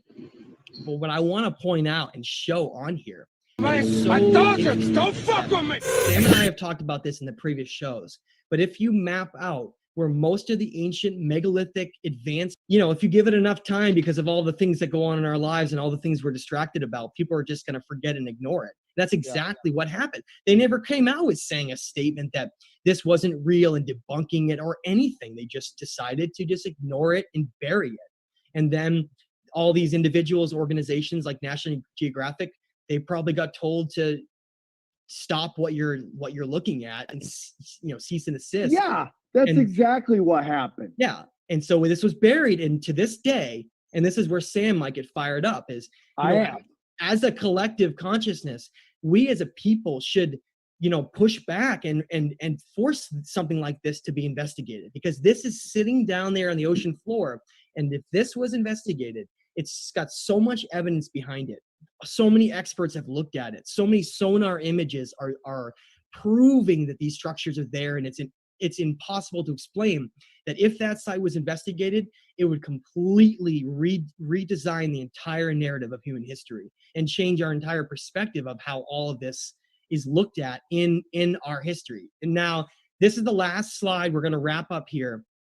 But what I want to point out and show on here that is so interesting is that Sam and I have talked about this in the previous shows, but if you map out where most of the ancient megalithic advanced building sites are all around the world, whether it's Stonehenge to down off of Easter Island and in Peru, right over into minor ley lines and major ley line locations, you find that these structures were built in very precise and important locations. It wasn't just that they built in fertile places. In fact, the complete opposite is true. Down in Bolivia and Peru, places like Tiwanaku and Pumapunku are built along the shores of Lake Titicaca. It's like a high desert up there. There's hardly any water. It's really, really difficult to live. And yet they built all these sophisticated structures. Why? Because our Earth has a delicate balance of this electromagnetic grid, and it has these points where energy meets in these locations called ley lines. And there are what are known as major ley lines and minor ley lines. And when you map out those ley lines all around the world, you find that these structures are all built on those ley lines. So these ancient cultures, let's say this area of Atlantis, this civilization of Atlantis, this grand civilization, they get wiped out, sunk under the ocean, and they have all these violent earth changes that are going on. It would have been in their best interest to go around everywhere in the world to where these energetic ley lines are and create these energetic structures, aka pyramids, as a way to focus that energy to balance it.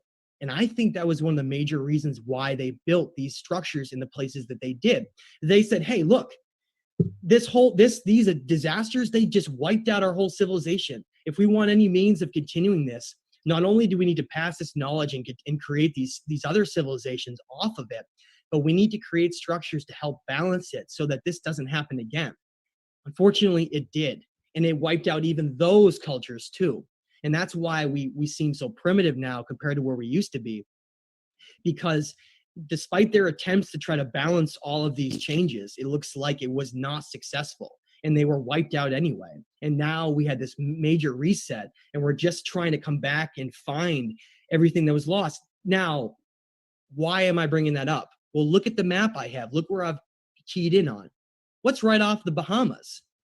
One of the most important ley lines of the entire planet. One of the most energetic locations, the Bermuda Triangle area, where everyone disappears in planes and never is heard of again. This is right off the Bahamas, where. And that's kind of what happened to that thing down there, right? Like it got so close to that, it started having like short circuit, the underwater camera. Not only it's like both things are happening. They would go to these sites to create structures to try to balance it. But if things went the other way, those would be the hardest hit areas on the whole planet. It's like that's where the energy would disrupt the planet the most. And that's why they built them there, as a way to try to balance it, I think. So therefore, the question that people would come up with, they say, hey, Matt, but these ley lines aren't right on those structures anymore.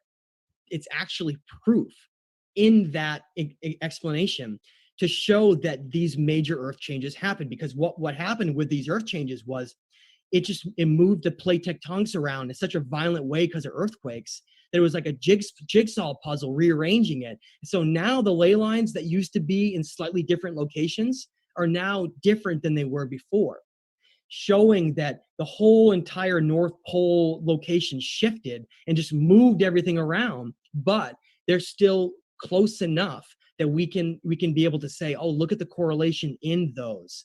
But look at how far that shifted. If we can hypothesize to say Well, maybe that ley line that's off the Bahamas, maybe it was like right over Cuba or right between the Bahamas and Cuba. And that's why we see building on either side of those areas. And to connect this whole thing, Sam, in the Aztec Empire, there's a place called Tula, which I've brought up before, Tula, Mexico. And there's these giant statues in Tula, Mexico, that they're holding handbags, just like we see exactly in places like Mesopotamia, showing that the knowledge was shared. But what's more important than that is that those statues are known as the Atlantean warriors. They're called the Atlantean warriors in Mexico, right next to these structures. And what I think happened was that those ancestors and those individuals of Atlantis once had a grand civilization here, and they went out and they built subsequent civilizations all around them. Now, if you look in Mexico, you'll see 3 minor ley lines from Central America right up through Mexico down there. And that's the same location where all of these ancient Aztec and Mayan sites are built today. So they were obsessed with energy and balancing all of these different aspects. And they understood that minor and major ley lines was the way to essentially achieve those types of balances to continue on their civilization to the next era. And that's where we're essentially at now, is that we have a situation now where there may be hundreds of underwater structures and civilizations all around the planet underwater, and we just choose to ignore them and go about our daily life and pretend crazy like none of this exists out there. We've explored quote unquote space more than we've explored our own oceans. Isn't that amazing? Now why would they do that unless they didn't want to show what was down there? Yeah, for sure, because it blows the timelines all up. And I'm telling you, man, it's this small group of very powerful people over the last 1,000 to 2,000 years that have been amassing wealth and power that are totally trying to change the way we are, where we live, and our history. And this is just more proof of that. And that, I mean, like I said, Matt, you blow my mind. That picture of that underground thing. Who that could be Atlantis, or that could be one of many Atlantises. Who knows if, honestly, dude, Atlantis was one place. It could be. I don't think it was, Sam. I think Atlantis was part of a global civilization. Yes. That's what I'm thinking, dude. So this set of structures here, I would say, if we were to correlate evidence, there's a high probability that it's part of Atlantis, at least part of Atlantis. And of course, you could see why they wouldn't want something like that found, right? Because that would just blow this entire paradigm and change everything. It would change everything. So what do I think happened here? It's possible that, I just want to conclude by saying, it's possible that these structures are 50,000 years old. In fact, the timeline, I just created a 200,000 year timeline on my website, thestageoftime.com, where I try to place where all of these events were. And I do think it's possible Atlantis could have been as old as 50,000 years. But the one caveat to this, and I mentioned that Plato says that this Atlantis wasn't 50,000 years old, is that tectonic activity can cause plates to submerge themselves deep underwater, which means that this disaster, these structures may have been submerged only 11 or 12,000 years ago during these events, and then thrown deep underwater, so that it confuses geologists to say, to not incorporate those massive catastrophes into their processing for understanding. Okay. Wow. Man, it just lets me know that, dude, we live in something much more interesting. And that's all I say, man. It's just like conspiracy leads to spirituality, dude.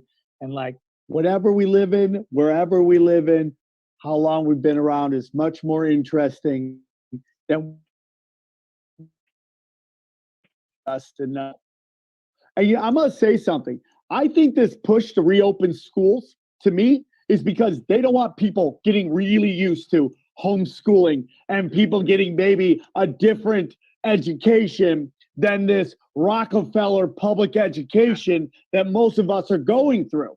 and that the indoctrination is going to be 10 times harder. So they're like, okay, open up the schools, open up the schools, open up the schools. Get boot camp back going, right? Let's get boot camp going so people don't start thinking outside the box. I'm telling you, Matt, I'm telling you, man, your first episode to this episode has always opens my mind and blows my mind onto what is really going out there and how this small group of people, through this use of just power, money, blackmail, and all that other stuff, has just like tried to change what we think is our history. Yeah. And it's just like, I just feel for people, man. I have people in my own life that think this show is batshit crazy, like tinfoil hat. And they some of them hate it. You know, I mean, and I've had my own family members be like, dude, you got to stop doing that. And I'm like, no, man, I'm learning more than I've ever known. Like, I am less depressed today because of the information I've learned, and stuff like this lets me, you know, really appreciate not only you, Matt, Johnny, XG, the people listen, but like just the world we live in. It's such a happier place. I can turn off the news because I know it's all BS. I mean, this too shall pass. I mean, these things have been here for 50,000 years. They will be here most likely when I am gone. And like, to me, that's such an amazing feeling right there that, you know, it's like, you know, what's his face? Pale blue dot, you know, it's like Carl Sagan. Space.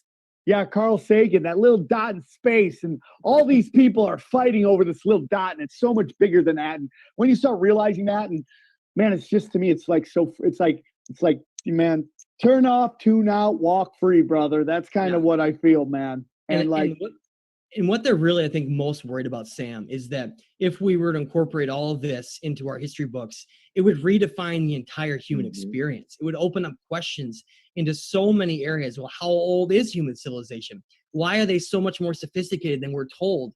And why has all that information been hidden for so long? And I think it would change the paradigm so much. It would change this whole system here. It would change the Bible. It would change religion. Jesus, all that. All that's religion, why they won't do not it. just the that's Bible. But But that's why like, they won't do it. Yeah. Hinduism talks about a lot of this stuff from way back, and it's all like over time, these people have, you know, I talked about last night with my friend Mo, and it's like, you got to give this information people very delicately, because it blows up kind of this paradigm that has defined their life. But it's like, you know, everything is an offshoot almost of Hinduism, just, you know, just like Buddhism, then Judaism, and then Christianity and Islam. It's not, that's not saying they're not real or disrespecting. It's just, they're all just the same, they're just offshoots of this one thing, which tells us that we've been around for a very long time, and that we're much more special than what we're being told, and the manipulation of that information by what I believe is a very small group of people to kind of not let us know how special we all are. Yeah. That to me is the most amazing thing. Yeah, and basically it would change. It would open up questions also about saying, well, if there are ancient texts like cuneiform writings from Mesopotamia and ancient Hindu writings, like I mentioned, the Bhagavad Gita and many other Vedic texts and other things out there, it would make us say, okay, so those are older than what we're told in the Bible, which, you know, a lot of people think is the origins of all of these stories. But once we learn that all of these religious stories are based on much older stories, it would make people have to pay attention to what those ancient writings say. And you know, as well as I do, they say so many incredible things about human history and who we really are and where we came from, mentioning gods and deities and beings like the Anunnaki that were like controlling and creating civilizations. It would change everything. And I think that's why ultimately all of this stuff is hushed up. It's not really that they're worried about rewriting history books because it's a pain in the ass. It's because it would change the entire paradigm and system that has gone on here for so long since the Roman Empire. This cognitive engine of normalcy and conformity would just collapse, and everything would change. And I just want to mention one more thing, guys. In this image, before I let you guys go, in that image, notice at the front of the temple where XG was talking about some of the areas that they're walled in areas. Notice how it's strewn and destroyed all over the place. You see that? That tells you that this site had a major cataclysm hit it and destroyed certain parts of the site. So that's why every one of these sites we seem to come across, there's evidence of major destruction that occurred to them, which gives us the way to end out by saying, well, we know that these structures are much older than we're told, and we know they were destroyed by violent cataclysms. So therefore, all that's left is for us to objectively investigate them and then just create from scratch, just throw the entire old book out, book of our story, and rewrite the entire thing over again. Yeah. Matt, that should be your job. That should be what I'm trying right now. That's what I'm working on. But one, like the true story of human history, dude, and just bang it out going, this is probably what happened. Matt LaCroix comes in solidifying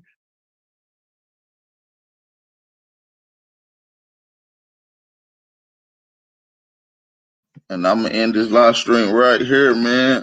That's it for the videos. Hopefully y'all enjoyed the build. I did extend it a little longer than usual. So peace and blessings. Peace and blessings. I might even do a live stream later on today. Matter of fact, I might even drop the link.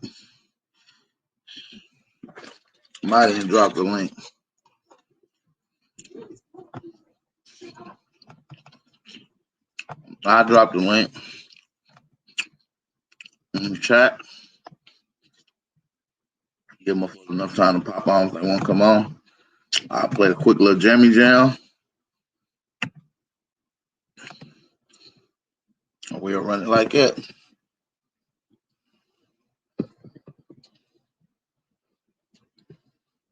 There we go.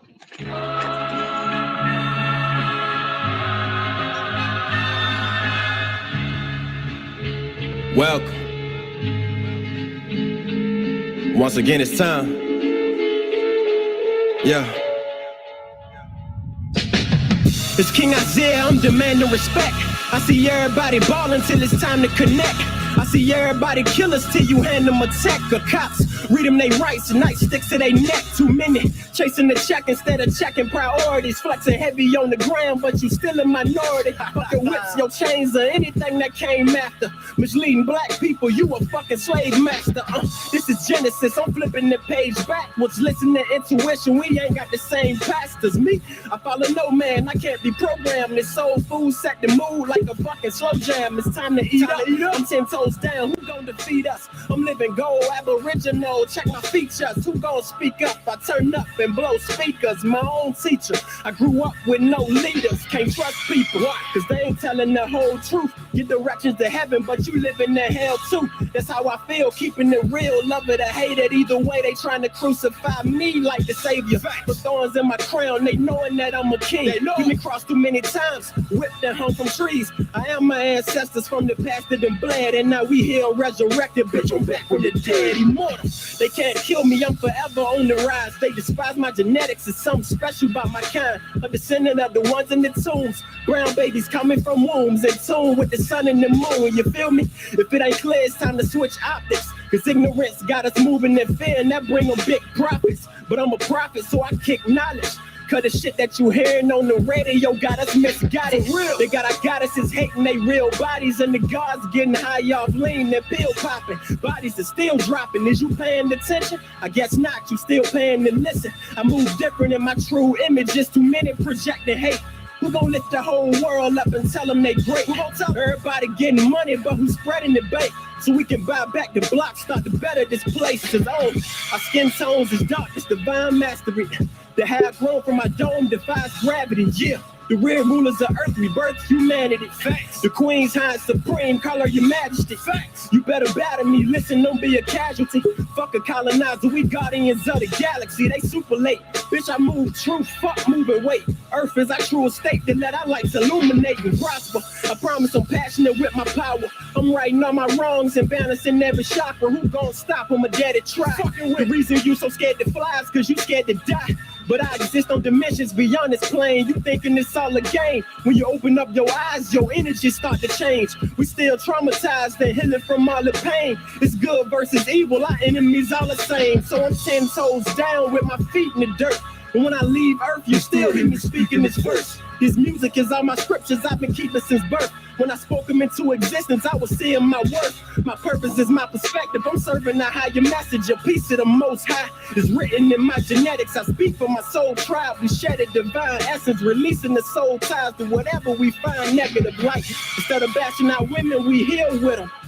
Instead of running from problems, we deal with them. And instead of killing our brothers, we build with them. So, fuck the illusions, we seeing the real picture. We here. It's more spiritual than physical, nigga. If you ain't trying to bring change, you invincible, nigga, for real. My message lives, it's invincible, nigga. And fuck being rich if you ain't got no principles, nigga. Prayer. Hey, let me say something real quick. All these years we've been calling each other niggas and they think we tripping. Have our own kind looking at us with resentment. But listen, you see, we not slaves, but we are the descendants. But this is a new age, so it's time to transition. Nigga means noble individual, grace and godly ambition. Cause we always make gold out of the labels that they give us. Cause this is our land, we were the first that ever existed. So respect your temple, honor your pigment. From the motherland to the other lands, we are indigenous. Peace, peace, peace, man. Peace and love.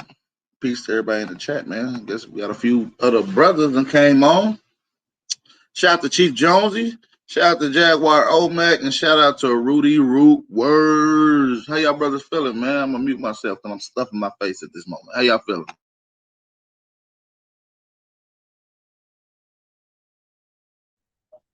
Let me get a...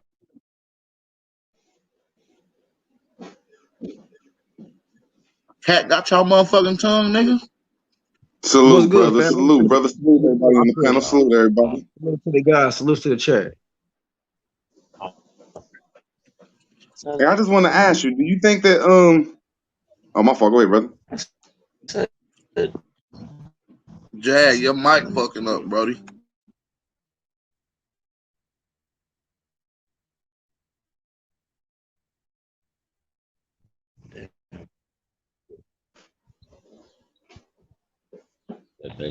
Hey, you think all that stuff got to do something with like the even flow of how our ancestors lived through the rivers everywhere?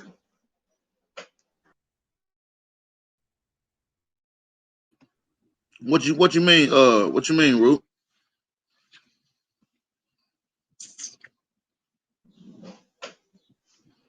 Like if a person look at where he was showing in Cuba, it's just a lot of weird stuff that just like how can I put this? If you look at a French drain, and a French drain is for the purpose of puddles in your lawn, and it takes the puddles outside your lawn and it directs the water somewhere.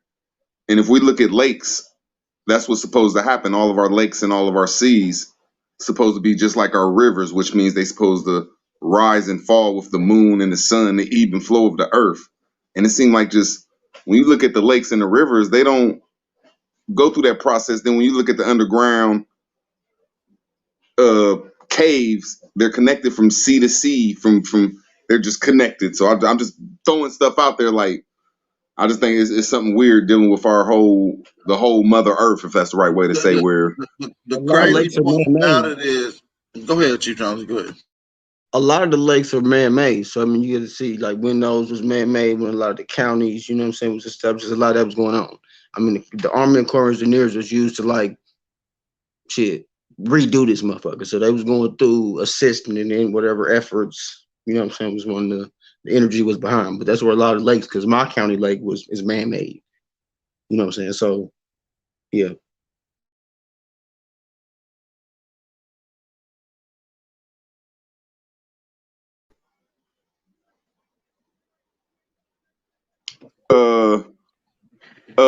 Lake Hut, Chesapeake Bay, every lake Well, I mean, I can't. I mean, I'm just like, it fucks up our system, like you said, when they clog up the toilet bowl.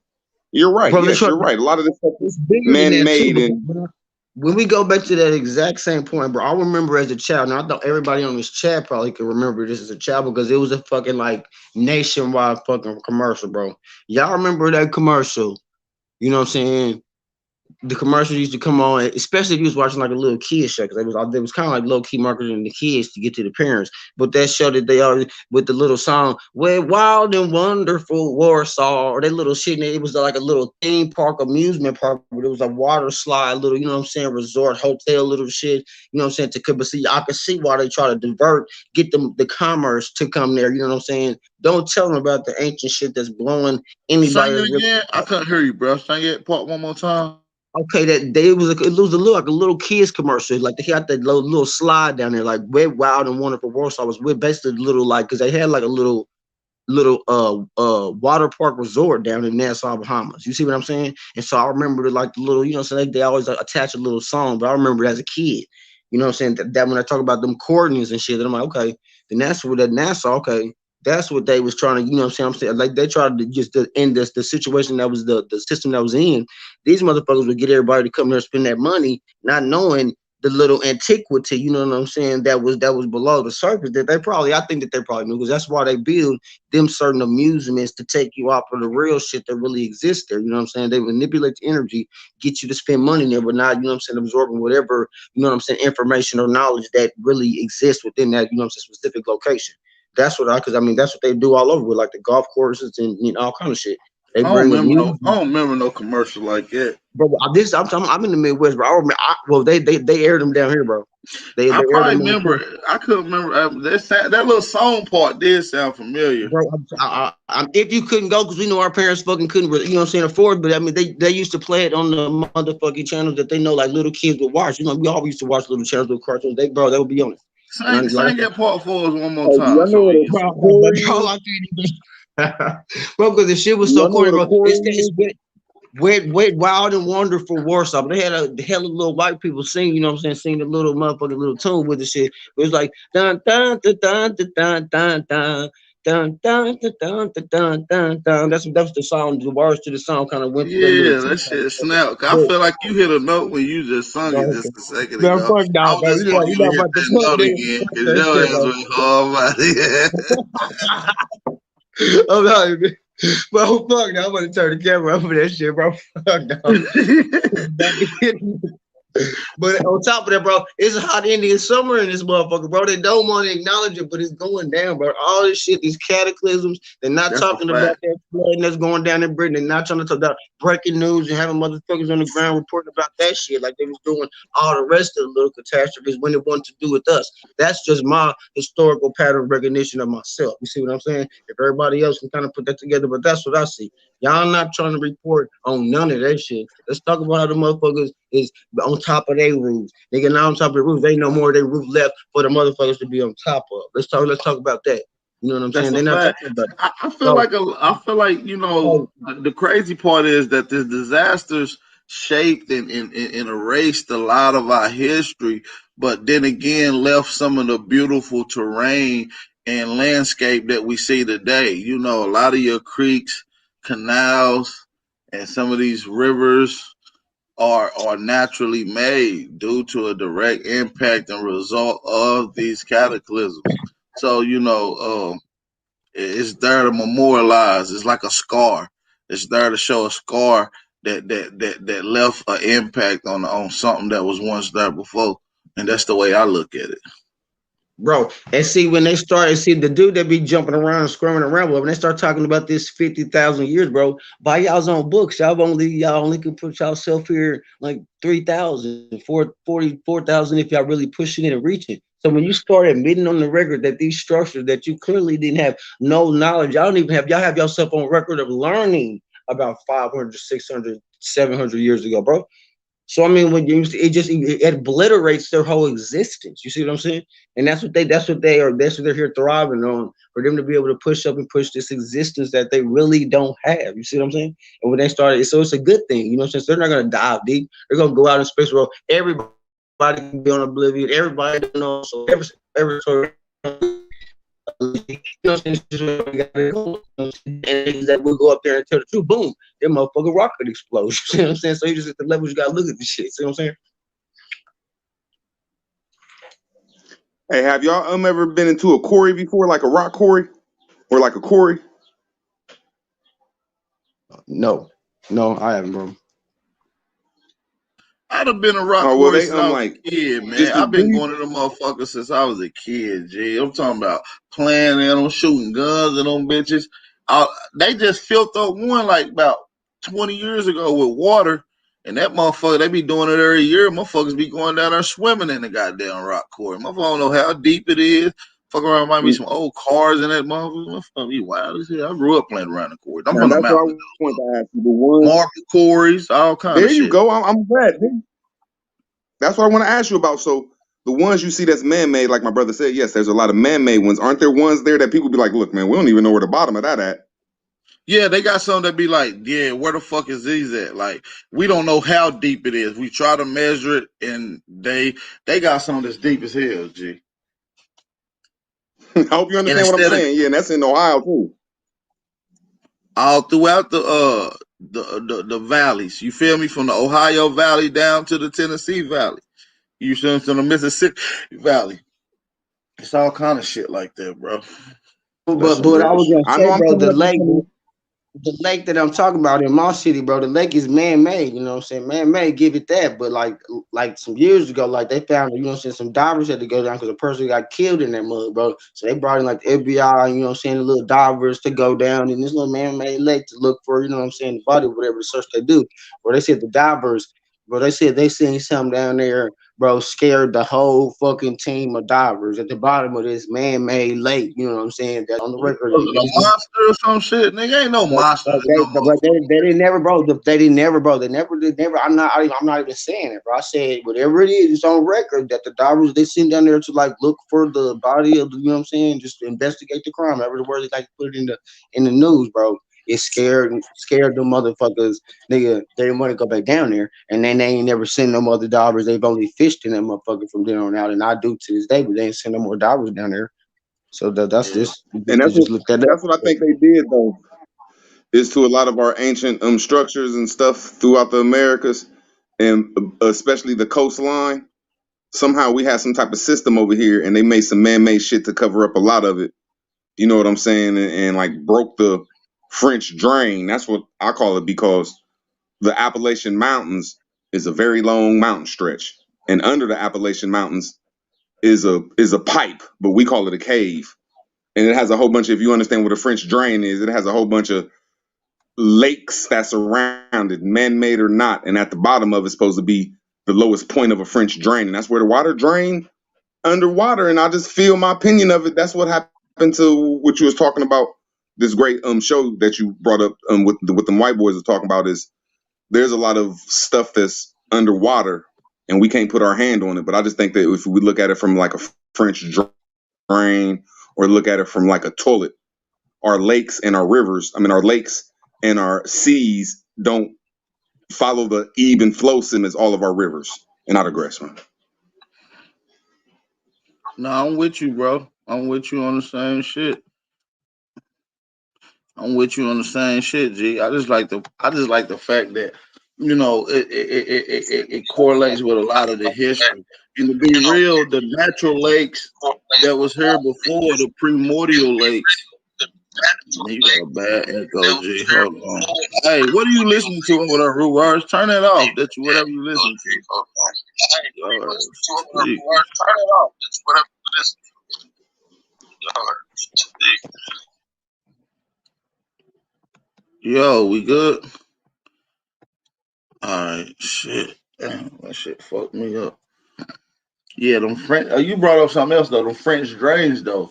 Them French drains is a hell of a motherfucking architect. You find them all throughout the Americas too, man. I'm gonna drop the link in the chat for you guys. Hit the link. Hit the link. Hit the link.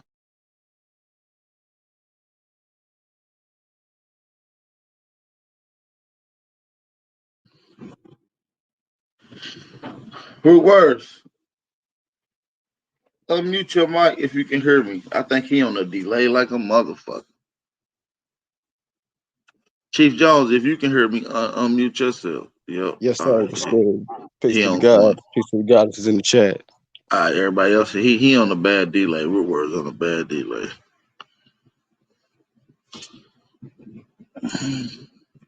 Man, the link is in the chat, man. So anybody want to pop on.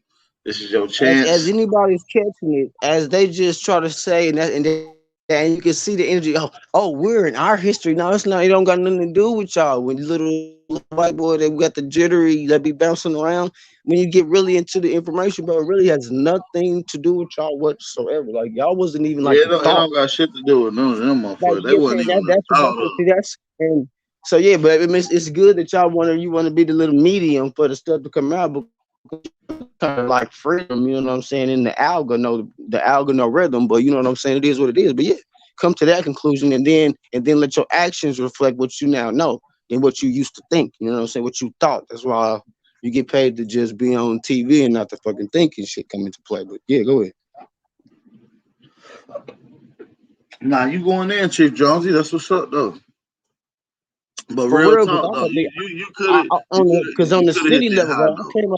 I came up on some shit, bro, doing some just research because I've been involved with the little mayor race that's about to go down. You know what I'm saying? The primary is August 3rd here in Kansas City, Kansas.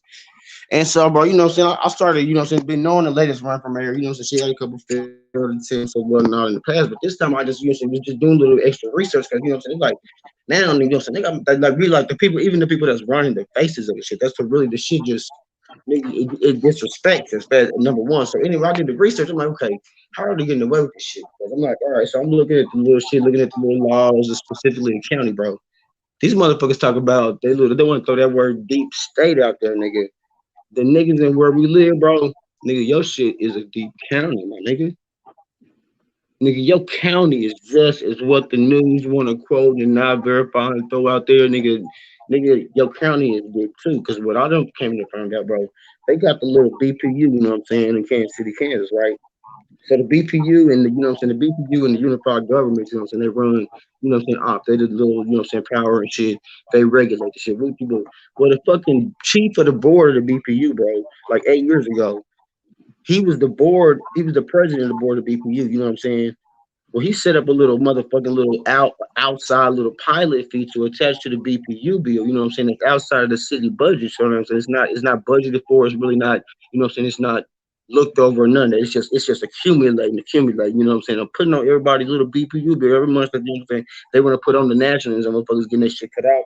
But the shit be getting cut off because motherfucking little municipalities be having these little extra extemporaneous bills attached to motherfuckers' bill, but the little city, little council representative be motherfucking approving them little citywide that might be your shit between your auntie across the light might not have no shit like that, bro.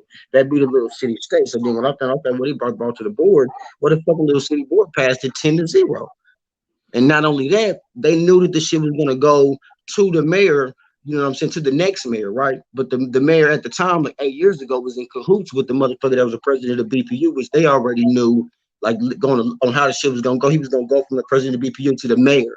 You know what I'm saying? Who was going to inherit, you know what I'm saying, the law via the policy, you know what I'm saying, that the current mayor was going to enact in his last little, you know what I'm saying, act as mayor. He was going to put in for the next mayor to get a raise. But he knew the next mayor that was coming in was the president of the city BPU, you know what I'm saying, president of the board of BPU. You see what I'm saying?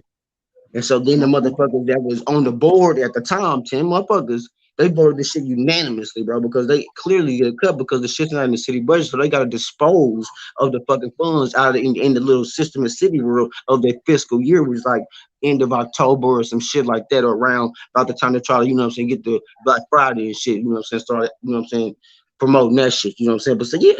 So then I started looking up a little bit deeper, you know what I'm saying? I'm like, okay, that's okay. And so then I looked up the little city, how the shit runs. Okay, well, the city, bro, then I check this shit out. Bro, each little county, or this county, they're probably to say you might got to break down, but the city is specifically mine that I was talking about, I was researching, bro. They run on these motherfucking charters, bro.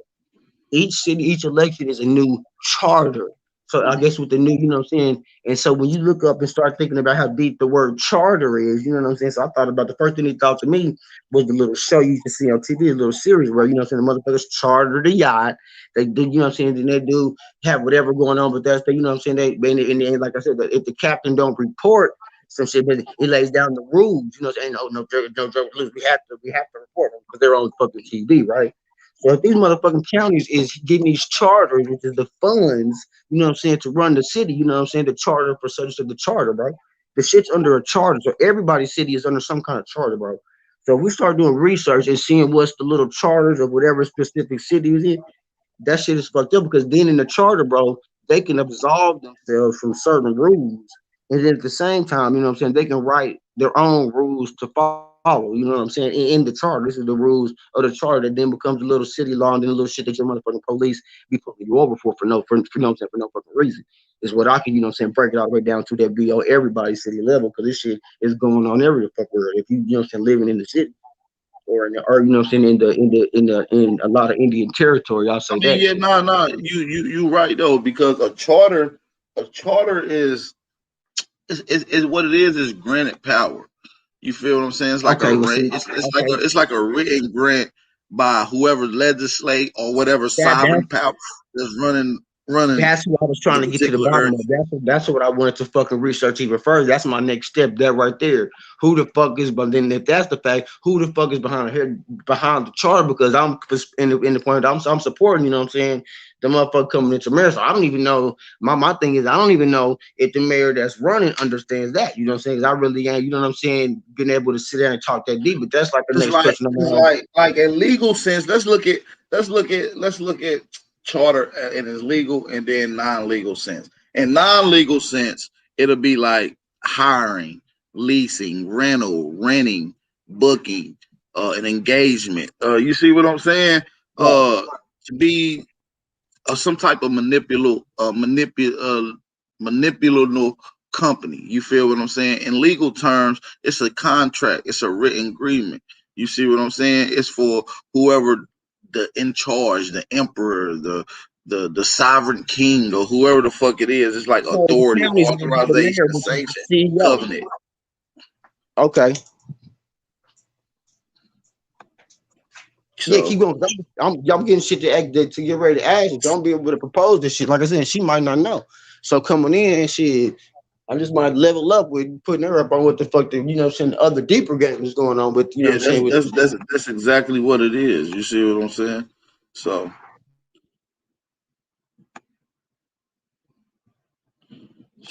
so seeing who got the legal power over the, you know what I'm saying, over the city. And then most of the time, bro, that's what I was gonna go deeper. Most of the time that is ascribing or trying to have this power, bro, they're not motherfucking sovereign.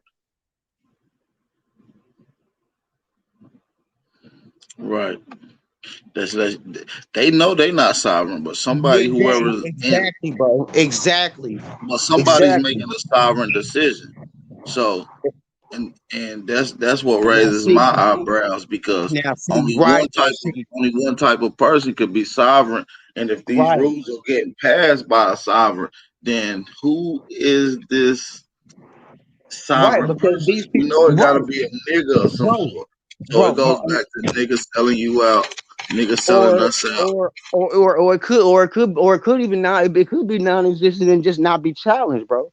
They could be presuming or assuming somebody to be sovereign, and until somebody actually, you know what I'm saying, challenges, you know what I'm saying, that status, then I think that's the position that a lot of us is in. Because Well, I know, I think it's done internationally. So with other international countries being involved, if something was not established or recognized by another sovereign and respected and then granted by other sovereigns around the world, there will be an issue of some sort. So obviously, and the there's only ones no that can be issue. sovereign are the indigenous people.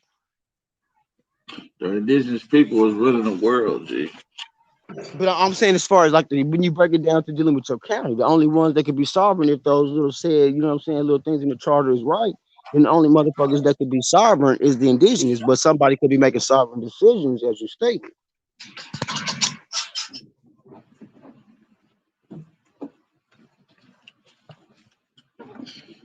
Say that last part again, G. My bad. No, I said somebody. I said that's the situation he was in is somebody's making sovereign decisions, but they're not sovereign. You know what I'm saying? Themselves behind those decisions. They're just making the decisions. You know what I'm saying? Like an attorney. You see what I'm saying? I mean, yeah, They're speaking that for. could So if be that's true. the mayor, the CEO, or who's funding the charter, that's what I'm trying to get behind. Who's funding the charter for the city, and then that's gonna be behind this. Who's behind the city council and all the little moves that they making as well. Shit, the motherfuckers who funding any of this sovereign shit, any of these councils, any of whoever's in authority, who's ever funded the legislation, you'll never hear about them.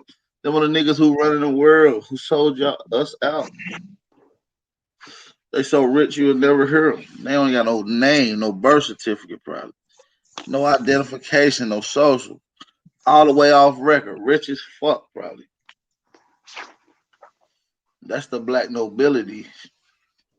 Ain't no way white people just came and took over and since the beginning of the time, these pale skins was in caves. When they got out of caves, they went through all this medieval shit. After that, they was going through the Black Plague. After they finally reached to America, they was enslaved. After they got enslaved, they went through a Great Depression. So like they really don't have no time, you feel me, to really have no power to do anything. So it had to be our people. You feel what I'm saying? So that's all I'm saying. Like, we got to look at it from a whole nother angle, G. This shit ain't what you think it is. This is the biggest fucking illusion that you can ever think. These dudes are playing another dude disguised as another dude down there. Because a lot of you niggas are like the little Indian that's working for the white man. You see what I'm saying? Let me show y'all this one right here. This little picture right there. See, my man right here fighting for the land. He's stabbing the white man because he on the top of one of his brothers. But one of these sellout Indian niggas is working with the white man. And he willing to put the gun to his head. You see what I'm saying? Like, we know that it was always a sellout nigga who did it. It was the niggas who sold us out. These white people in this picture would have been slaves. They was working for him. He wasn't working for them. They was working for him. See? That's the illusion that they're giving you right now, man.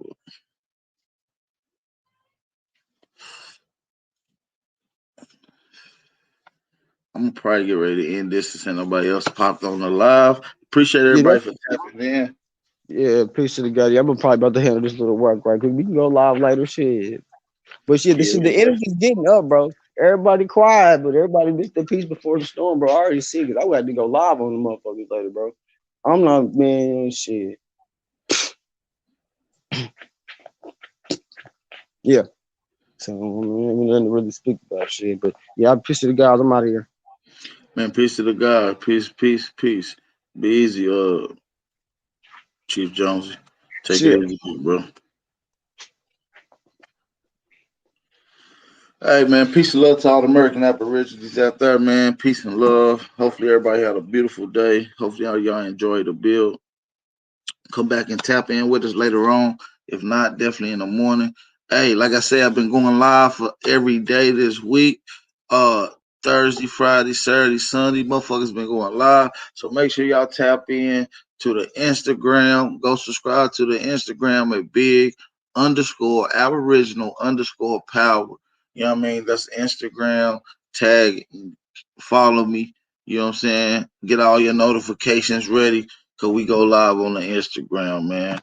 Let's get ready to wrap it up. Before we wrap it up and get out of here, let's holler at the God nonetheless, man. What's good? No, what's goody, bro? Peace to the gods. What's up to the chat, man? Love and light to everybody, man. Just I was handling some business. Let me hop on real quick, yo. Say what's up, man. Know what I mean, I watched that Appreciate little that video, yo. They be Man, these dudes be going in, bro. You gotta give them their props, yo. You know what I'm saying? No, you do. They do. They do. They do. You gotta give them their props, yo, because they try to figure out shit too. You feel me? That's a fact. That's what I That's be a fact. saying, bro. It's like it ain't. I think a lot of us, yo, don't really know all around the world, bro. You feel me? That's why we kind of stress, like, nigga, just worry about where the fuck you at right now, shit. You know what I'm saying? Because this other shit that we got fuck around, figure out, yo. You know what I'm saying? I watched this joint where the dude, it was another white dude, right? Man, he went in on just the fucking the pole shift and shit, right? Saying that when the pole shift, that creates a whole different atmosphere.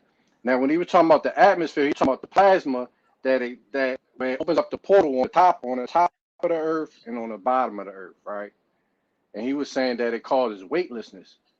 So just like when you go when you elevate, right? Like Colorado that's why they call it the Mile High City, right? So when you in Colorado, you people understand that it's less weight when you on top, when you in Colorado. You feel what I'm saying? A lot of people can't go to Colorado because of the because of their health conditions and stuff like that, because it's such a high elevation that they had trouble breathing. You feel what I'm saying? But at the same time, when you look at that situation, you weigh less at a higher elevation. You see what I'm saying? So, say for instance, during that pole shift or a cataclysm, once that weightlessness comes to, and into effect on the earth, people begin to float, so to speak. Things are less heavy. You know what I mean? Just to put it in simple terms. You feel what I'm saying? So that right there has to be taken in consideration on how a lot of these megaliths and a lot of this magnetic, fields began to take effect on Earth, where people did have, a certain amount of powers that we don't have right now because of the Earth not being in that state, as so to speak. So that will shift water. It'll shift water flows. You know what I'm saying? It'll make things a whole lot different than what we understand right now, because right now we in like sort of like a dormant state. It's not really anything going on. But when the Earth decide to make that change, then it's going to be it's going to turn things upside down. You know what I'm saying? Where things that weigh 500 pounds may only weigh fucking 50 pounds. You feel what I'm saying? Just Yeah, that's crazy. You feel what I'm saying? Because just like when you go down, when you go under the sea, so the water is the only surface where you can go below the surface. It's actual material where you can actually go into water. You feel what I'm saying? It's the only material where you can actually go into another realm. You actually go into another realm when you go into water, because water has a surface and then you drop down into another realm. You feel what I'm saying? So and when you and a lot of these divers, when they go a certain depth underwater, they have to go through a decompression. They can't come up too fast. You feel what I'm saying? Because You put the link in the chat right there. The link is in there. Right. So that's where I think that's why planes, they go up. The further they go up, the less weight. You know what I'm saying? They fly. They fly a little bit faster. You know what I'm saying? You got different G forces. You know what I'm saying? When you drop down, that's where you get the G forces from. You know what I'm saying? The sound barrier, all those type of things, man, have to be taken consideration. Like what's going on. That's a fact. And a lot of people don't understand. Maybe our ancestors understood the science that was going on this planet. Maybe they knew certain things was weightless and certain frequencies was going, and they try to, create a science or understood what was going on to the point where they can leave it informed to where we can get it today. And I believe they call it cymatics. I believe they call it geometry. The science of geometrical symbols. This is the overall unit that comprises all these great nations together, I believe. Well, yeah, science. Well, science is not really that difficult. I be tripping off these niggas that be talking about, oh, these pan Africans talking, oh, this science of this. Nigga, science easy as shit, bro. You know what I mean? Nigga, I should get A's in science. That was like, nigga, because once I found out that it was all conjecture and it's a hypothesis, I was like, oh, this shit is just made up. I knew this shit back in high school. They'll tell you it's all made up, bro. You know what I mean? But these niggas want to come up here and argue. Nigga, it's all about observation. You know what I'm saying? So you can only observe what you experience. So how can you explain something that you haven't experienced? So all we doing is just really brainstorming about what's going to happen. I mean, we don't know. All we know is that certain things are just anomalies, and nothing is going to supersede what the earth can do. You know what I mean? No matter what type of science you come up with, technology you come up with, nothing is more powerful than what the earth can do. You feel what I'm saying? Like, just think about a small seed grows into a megaton, you feel me, tree. You know what I mean? Or a plant. That's more amazing than a fucking car or a fucking a cell phone. You know what I'm saying? Hurricanes and shit like that. You know what I mean? Tornadoes. You understand? Just observing the sun and the moon and stuff like that. That's more amazing than anything that you can come up with as far as technological wise. You feel what I'm saying? So that's what I think the ancestors kind of had a hand because they only concentrated on what the energy was with the earth and trying to harness that. And understanding that. Hold on. I forget. Hey, King Cass, turn your Bluetooth off or whatever the fuck you got going on off. Don't unmute yourself till you get your shit together. You got a bad echo on her, G. I got it. All right, yeah, bro. But your ass tweaking. Right. So I think we can look at the us as being on the same the same level as our ancestors, only because we got to consider the atmosphere. What atmosphere was going? You see what I'm saying? When people say they feel the atmosphere or the vibe or whatever, you can walk into a room, you can feel the atmosphere. You understand the energy that's going on in the room. The energy then is different than energy now. You feel what I'm saying? And it has a lot to do with our psychological experience that we going on now. I know the energy from the 70s is different from the energy in 2020 because I was born in the 70s. You feel what I'm saying? The energy in the 70s, in the 80s, the 90s, 2000, they was all different energies, bro. You feel what I'm saying? And even observing the energy that was on in the 60s is different from the energy in the 70s. You feel what I'm saying? And that has a lot to do with the earth. You feel me? The atmosphere. See, a lot of people don't know that. I just feel like when you go back so far, you find the most advanced versions of yourself, of your ancestors. And as time gets closer to us, we went through resets where we had to learn this history and science over. And right now, we're dealing with just coming out of a new reset. So we haven't even reached pinnacles that our ancestors reached already. I mean, even at this particular time where we at now with technology is only a incubation stage of where our ancestors had built already.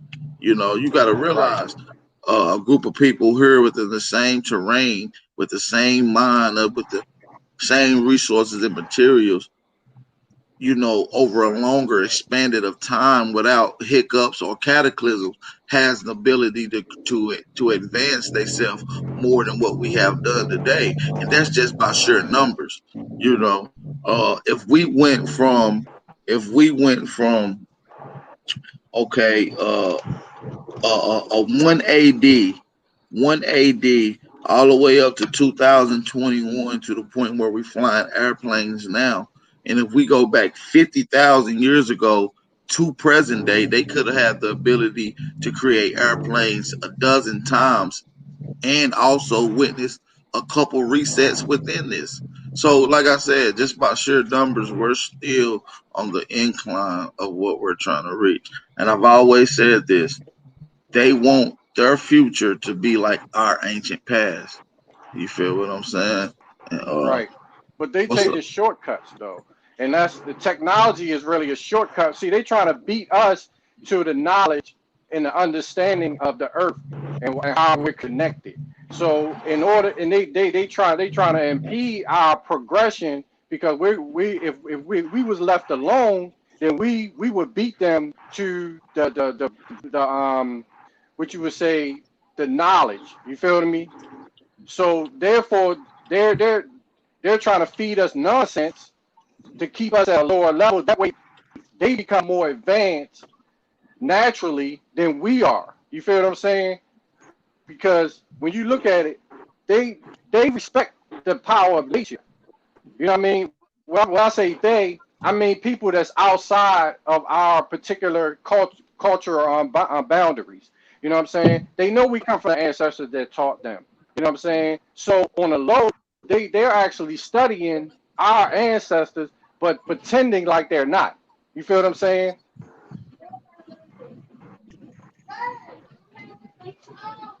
So that's why a lot of us, you know, kind of don't subscribe to a lot of the nonsense because we know is a deeper meaning to everything that they're trying to push through our people in the next generation. So their children can have the knowledge and our children not have the knowledge of what's going to happen and how to protect themselves, you know what I mean, spiritually when it comes to the connection of this planet. You feel what I'm saying? Yeah, I think we got a connection like nobody else. You know what I'm saying? Really though, you feel me? Because our ability to be able to be tapped in to some of the resources. Your body is a living organism that's been living. Earth been living. Within our essence of being here has been longer communications between us and this environment. You feel me? Which ultimately plays into who we are. You feel me? Us being autonomous beings. And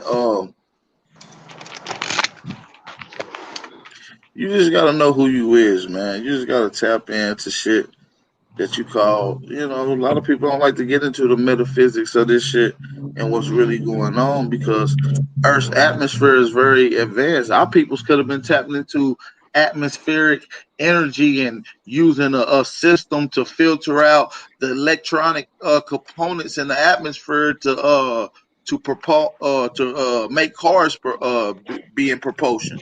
So you're not using gas, you're literally using air, something that's plentiful and doesn't have to, you know what I mean, recharge, just simply use it as it goes. You see what I'm saying? Who knows what's going on? You know, I'm just Right. But we look at airplanes like that's the only means of traveling in the air when they had hot air balloons and they had blimps and shit way before the fucking airplane. Yeah, in America. In America. Right. They don't talk about that technology, and that technology is way older than airplanes. And then this is what separates us from anybody around the world because none of these other people has anything of significance. No disrespect to Australia, but they not on our level when it comes to science advancements and great monuments. No disrespect to Africa. They just been trying to steal our accomplishments and contributions by saying that they built the shit. So that's true though. You know, so we got to look at that. People around the world are lost, and all they have is to fall back on what gave them the ability to have civilization, which is the gods of the universe. And the gods of the universe is the ancient American, the primordial being who gave the ability and the tools around Hey, the world. bro, you know them brown skinned Mayan people. I just talked to somebody from Central America. You know them brown skinned Mayan people still down there, right? They still down there in Guatemala. They still down there in Honduras, and they stay off to themselves. I know somebody that lives down there. They from down there. They moved to New York when they were 9. They say, look, this shit that these Aboriginals talking about, they don't know what the hell they talking about because these Yeah, people yeah, are yeah, still. yeah, yeah, They yeah, said, yeah, yeah. For that you to know because all everybody around the world, G, no, you know all the mongoloids that don't know shit about their no, side. this How ain't the a hell you got mongoloid. a This is group the of black people? community down there. How you got This a the black group of community that live people? down there. How you got to listen, bro? Listen, that's how I know that you count, that you ain't talk to nobody, right? So listen, you got a group of people that's claiming to be the original Mayans with some of the greatest monumental structures around the world, and they ain't keeping people off of them or keeping it protected. They don't talk about them. Ain't no tourist attractions, none of that. So listen, when you go to monuments like Egypt, you see the people over there is at least keeping their shit sacred. At least the people that even think that they even got a part something to do with it. And them people are Arabs. At least they doing something about it. That's why, you know why them people in Guatemala ain't doing shit and keeping them people reserved and telling them to respect their land and they great monuments that's older than any honky probably walked around, because they don't give a fuck. They don't have no attachments to it because they didn't have shit to do with building that shit. You Bro, see them what people I'm down saying? there with melanin. But y'all be looking for these melanated people. They got melanin. We don't She gotta said look. You're they talking to brown people. to black You're down talking. there. You're But talking to the people. but You're talking the to black brothers and culture that's sisters down right there now. don't mix in with them. Well, you're talking about Mexicans, bro. So we have two No, these totally not different. Mexicans. These different. They distinct group. They not mestizos. She say they pure Indian down there. Pure Man, Indian. ain't no such Dark thing as no. brown, chocolate brown Indian. Nah, if you saying pure Indian and then you saying a different phenotype than the Mexican, then you talking about a nigga.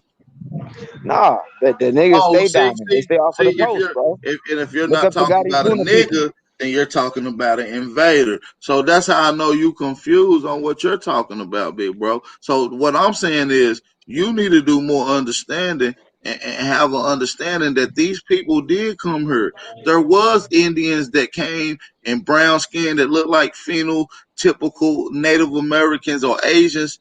They was here before Christopher Columbus. But yet these people was invaders as well, not documented only by Western Europeans, but also documented by the people who occupied and ran these particular areas. You And see they that reach? describe, huh? You see that reach, man?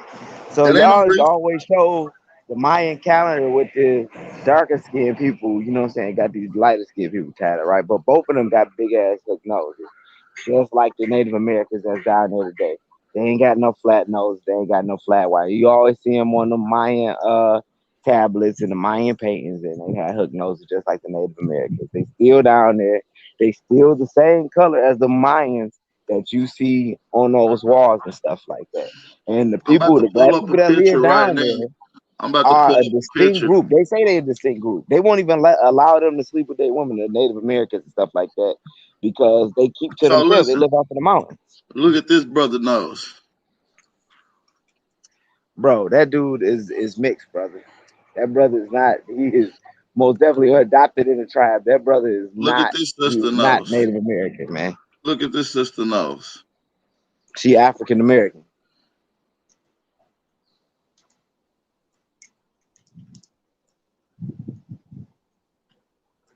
You see what I'm saying? So these are what would have looked like in American historical time. This is what an Indian would have looked like, bro. This don't look like no, and this is actually a depiction that was derived and constructed by the indigenous peoples of this particular land. This is what they sculpted themselves to She, look like. And but this is she what they also told me they got the this is what they ceremony also where they wear the black sculpted the paint motherfucking already invader down there. to They look still do like the at the black paint same. ceremony down there. This is what they also sculpted the invader to look like. And it's ironic that you're calling the people that my people's called invaders, you calling them the original people. You see what I'm Bro, that's saying? black That's paint. how They I know still got the that's how I know ceremony that they you do down there. lost. Huh? The black paint, she said they still wear the ceremony when the Indians had their festivals or whatnot. They do that. I forgot what you called it. But Bro, they wear the black paint and most they of go the out and they kill indigenous everybody. people that was there in the Mayan areas migrated north and settled in regions that we call Louisiana, Mississippi, Tennessee, and Georgia today. If you don't know, they do a mass every year that they call Mardi Gras, wearing the same gear that these people wear as well.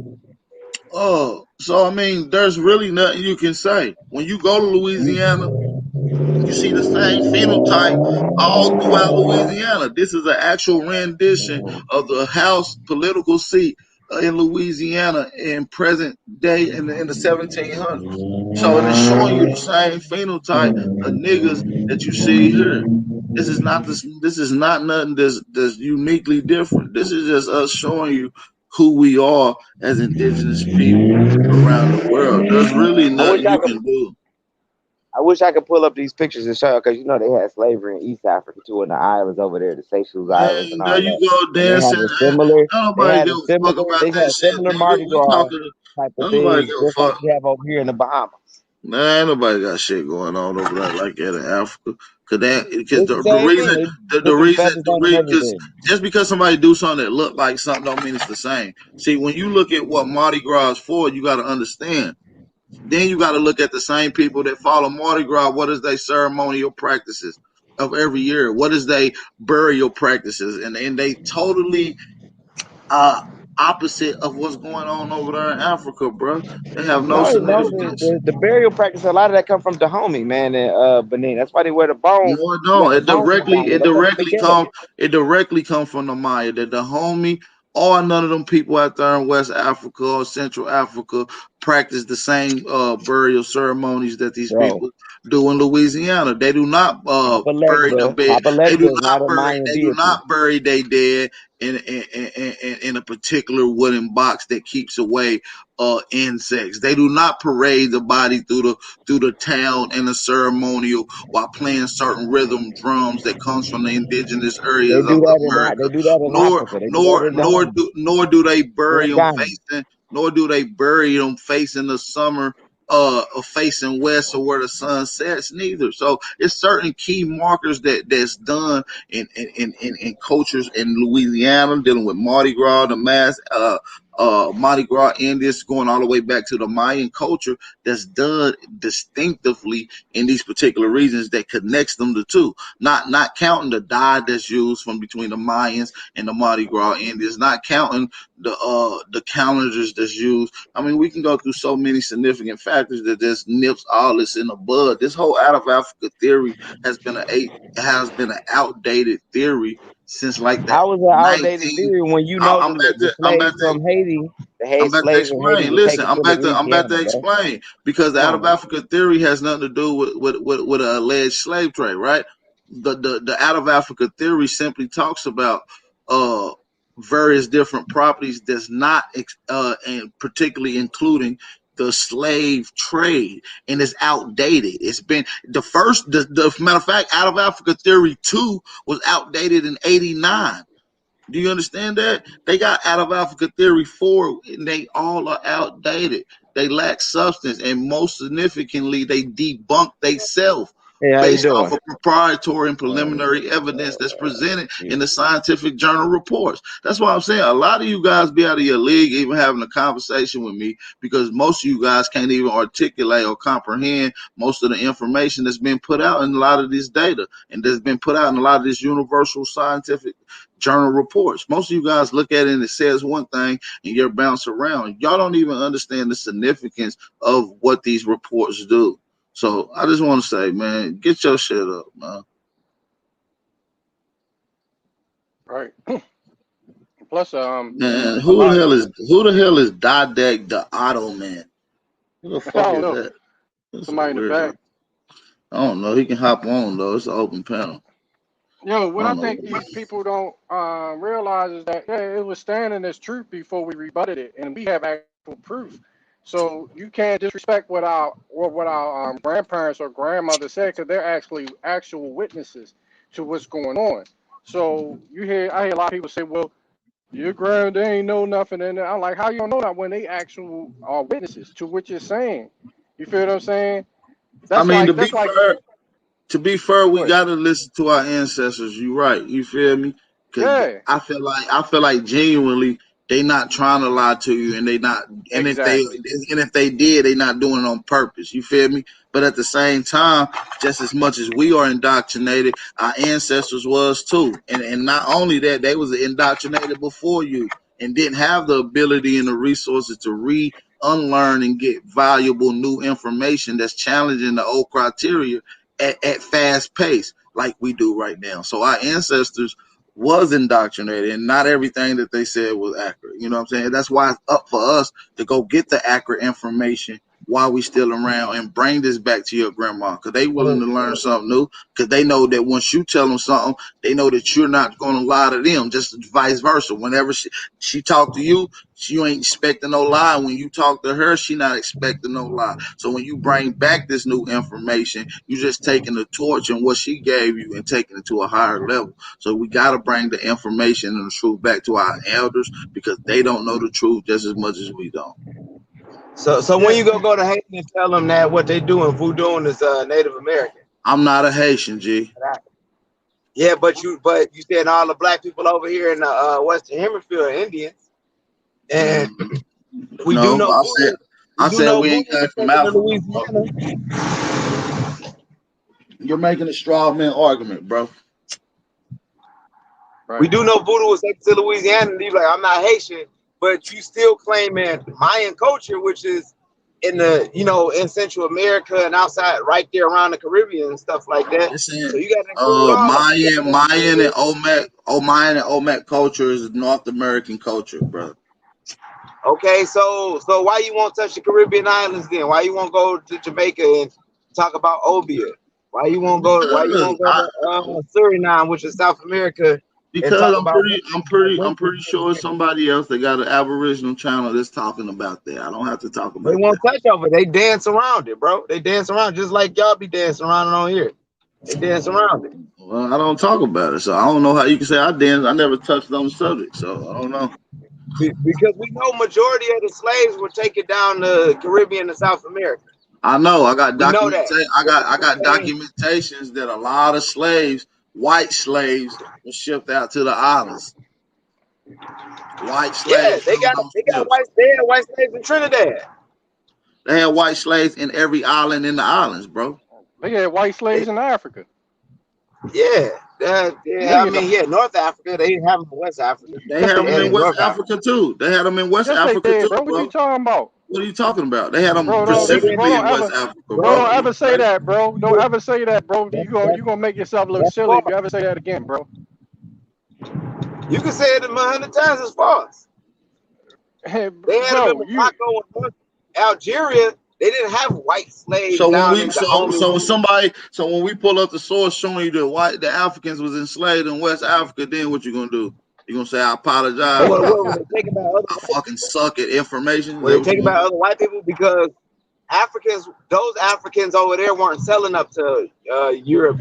Bro, you don't know what the hell they was doing. You don't even know that it was white Africans and getting enslaved in West Africa, bro. You don't know anything.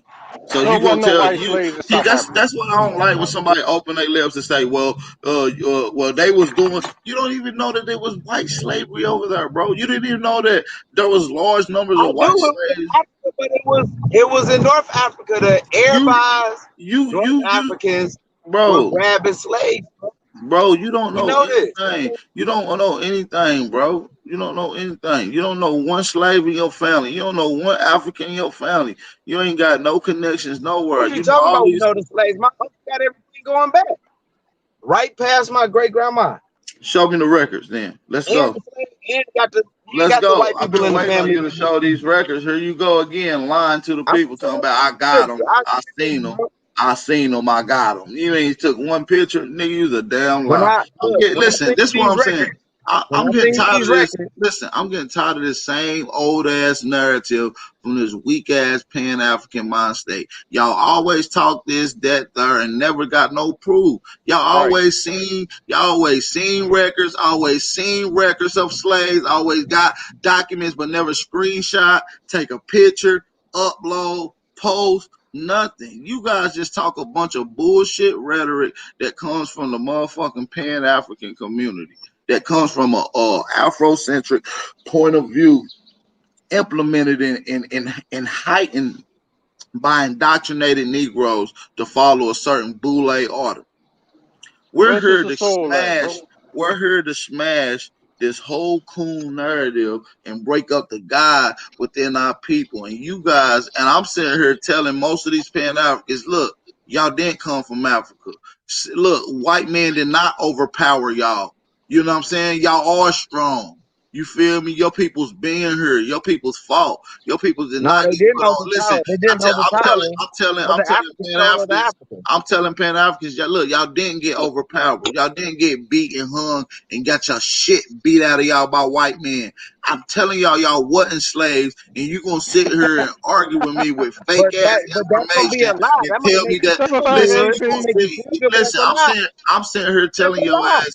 I'm sitting here telling your ass that you're not a slave, that you didn't get your ass whooped and beat and just stomped and hung. I'm telling you didn't, and that you wasn't a slave, and you gonna fucking argue with me with bullshit pseudo information and tell me that y'all are a slave. That's what's wrong with y'all. Y'all are lost, man. You're dealing with a just because you just because that make you feel good don't mean that's the truth though, brother. You can say, I can say, hey man, I can fly and I got superpowers. Let's know it ain't the damn. Bro, the truth is, I don't know one of my ancestors that was ever beat by a white man, G. If slavery was such this epitome, my people should not be free. My ancestors should not be owning no motherfucking businesses, land, or nothing in the 1800s. My people should not be hiring people. They should not be on black political people had schemes. land in the They should not be 1800s, invested into inventions or none of that. I got documentations,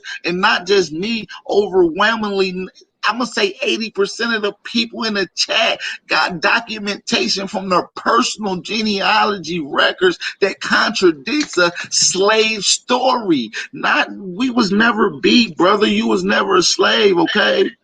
Okay. The biggest Bro, I know it manipulation. hurt. I know the Listen, brother. man. Listen. Listen. You're It hurt. going to argue with me that you was a slave, ain't you? Argue me. Go ahead and argue with me, bro. I'm telling you that you was a king and that your ancestors invented everything, but you're going to argue with me and tell me that no, your ancestors wasn't shit. They was just slaves. Go ahead and tell me. Nigga, Carthage had a whole civilization in North Africa. You know what the Romans did? Fuck Carthage. Nigga, fuck Carthage, nigga. Yo, we ain't talking about. Yo, we going by. I'll give you an Where did example. Africa How come people from? can get This conquered. could solve a big question, young man, sir. If you can answer where did Africa come into its naming. Let's start there. The landmass. Okay, Africa is an agreed upon term that we're using today, like we use America, Native American. We know that wasn't the original name of America. You know what I'm saying? We agreed upon it. We use it, and it's not. What's the name? Scipio Africanus, because it's not his last name. He acquired the name like his brother. His brother last name was Asiaticus. So how they gonna have two last names? It's a place they conquered because the place already existed before then. Whether the North Africans were calling it that around the Roman, this was around when Rome conquered Carthage. So the Phoenicians and the North Africans were already using that name. Okay, now West Africans probably wasn't using that The name, but the Phoenicians North and North Africans using that name. Africans were already using that name. Is that what you said, sir? Yeah, that's where they got they didn't come from Rome. That's not a Roman word. It's not a Roman word, He but it's conquered Africa. His last name is not Africa. Right, sir. I'm trying to ask you something. Excuse me. You saying You that breaking up? You said that it was not an Can you hear me? It was an African name. The Africanus did not come from that, but the Africanus did from that name, from Leo Africanus, and that's where the Africa name come from when they when they conquered that area. This is where the Africa's name came from.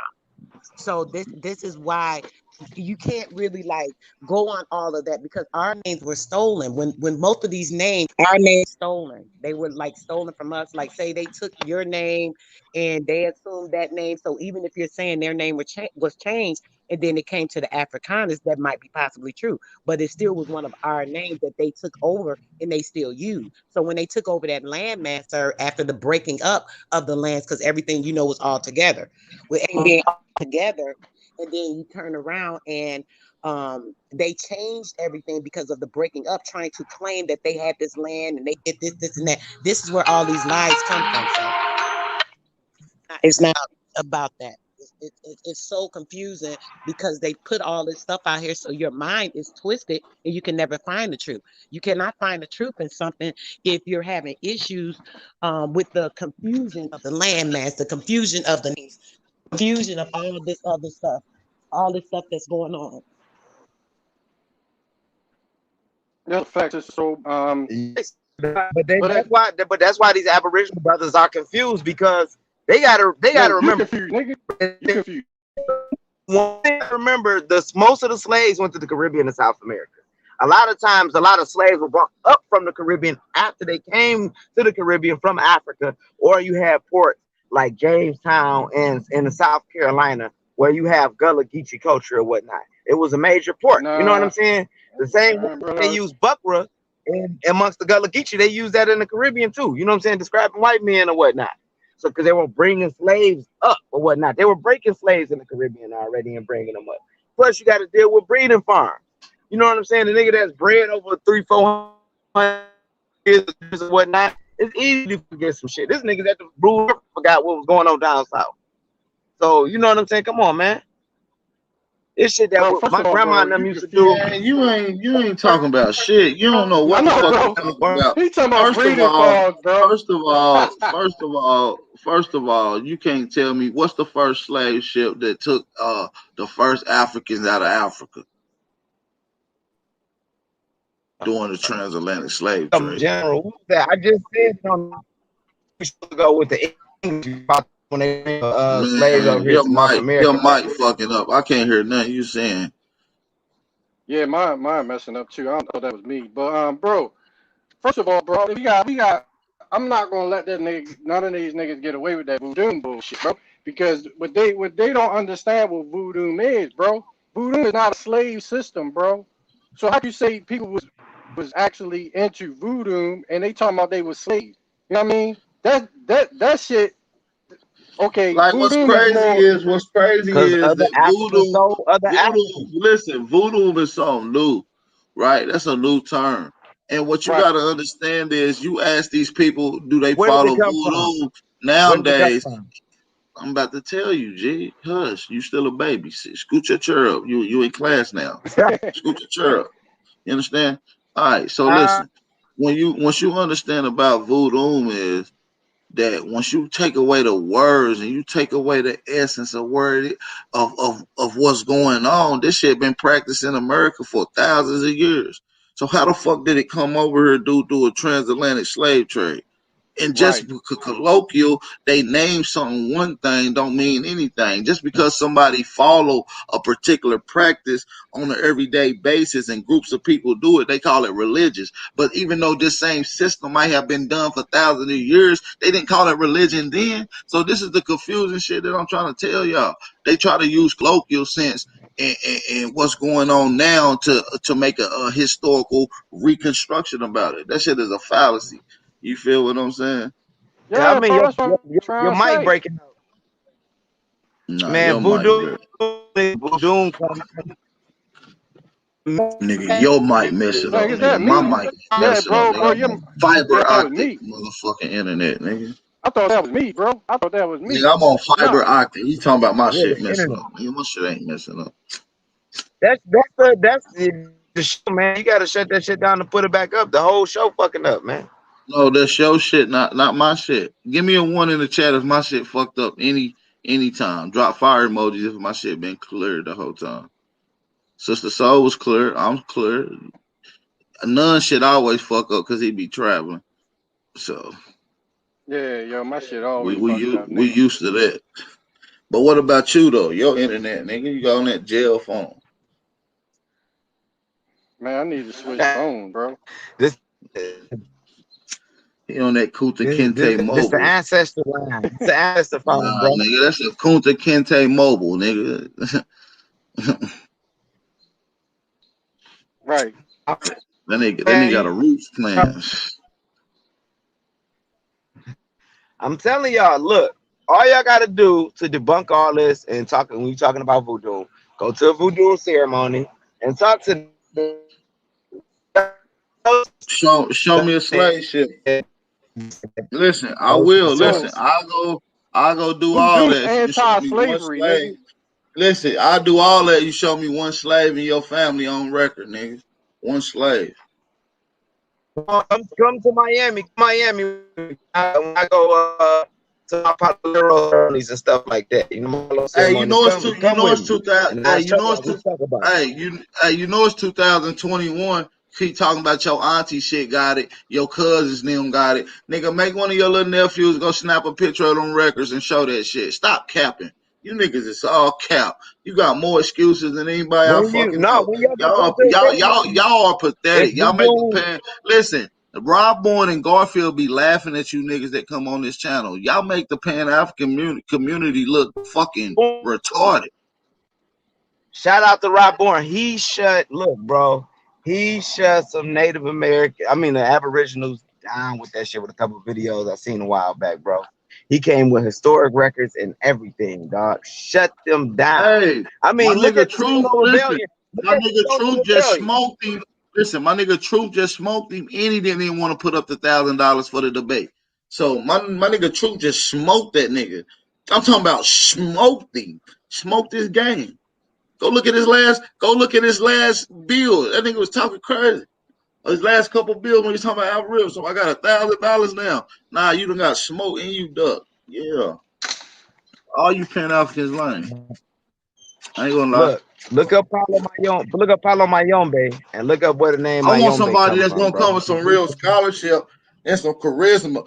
You know what I mean? We need like a SETI. We need like a SETI or something. You know what I mean? So I can at least feel good and have a good time. Shut y'all down, man. You niggas are retarded. Y'all don't even have an intellectual capacity bone inside of your body. You know what I'm saying? So I don't know what's going on.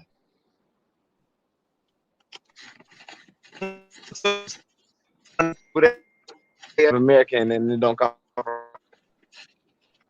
Yeah, you guys don't have an intellectual fucking bone in your body. What I'm gonna do, I'm gonna send you the pictures in the stories in your Instagram of the deities, the origin and everything where they come from. So you Aboriginal, they're not African, they're African gods, they're African deities, bro.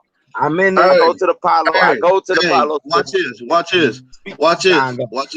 this, King Cass.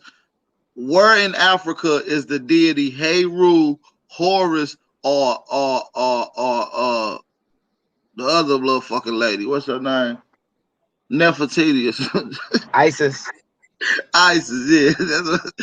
Hey, name any one of them deities that's in any other place in Africa.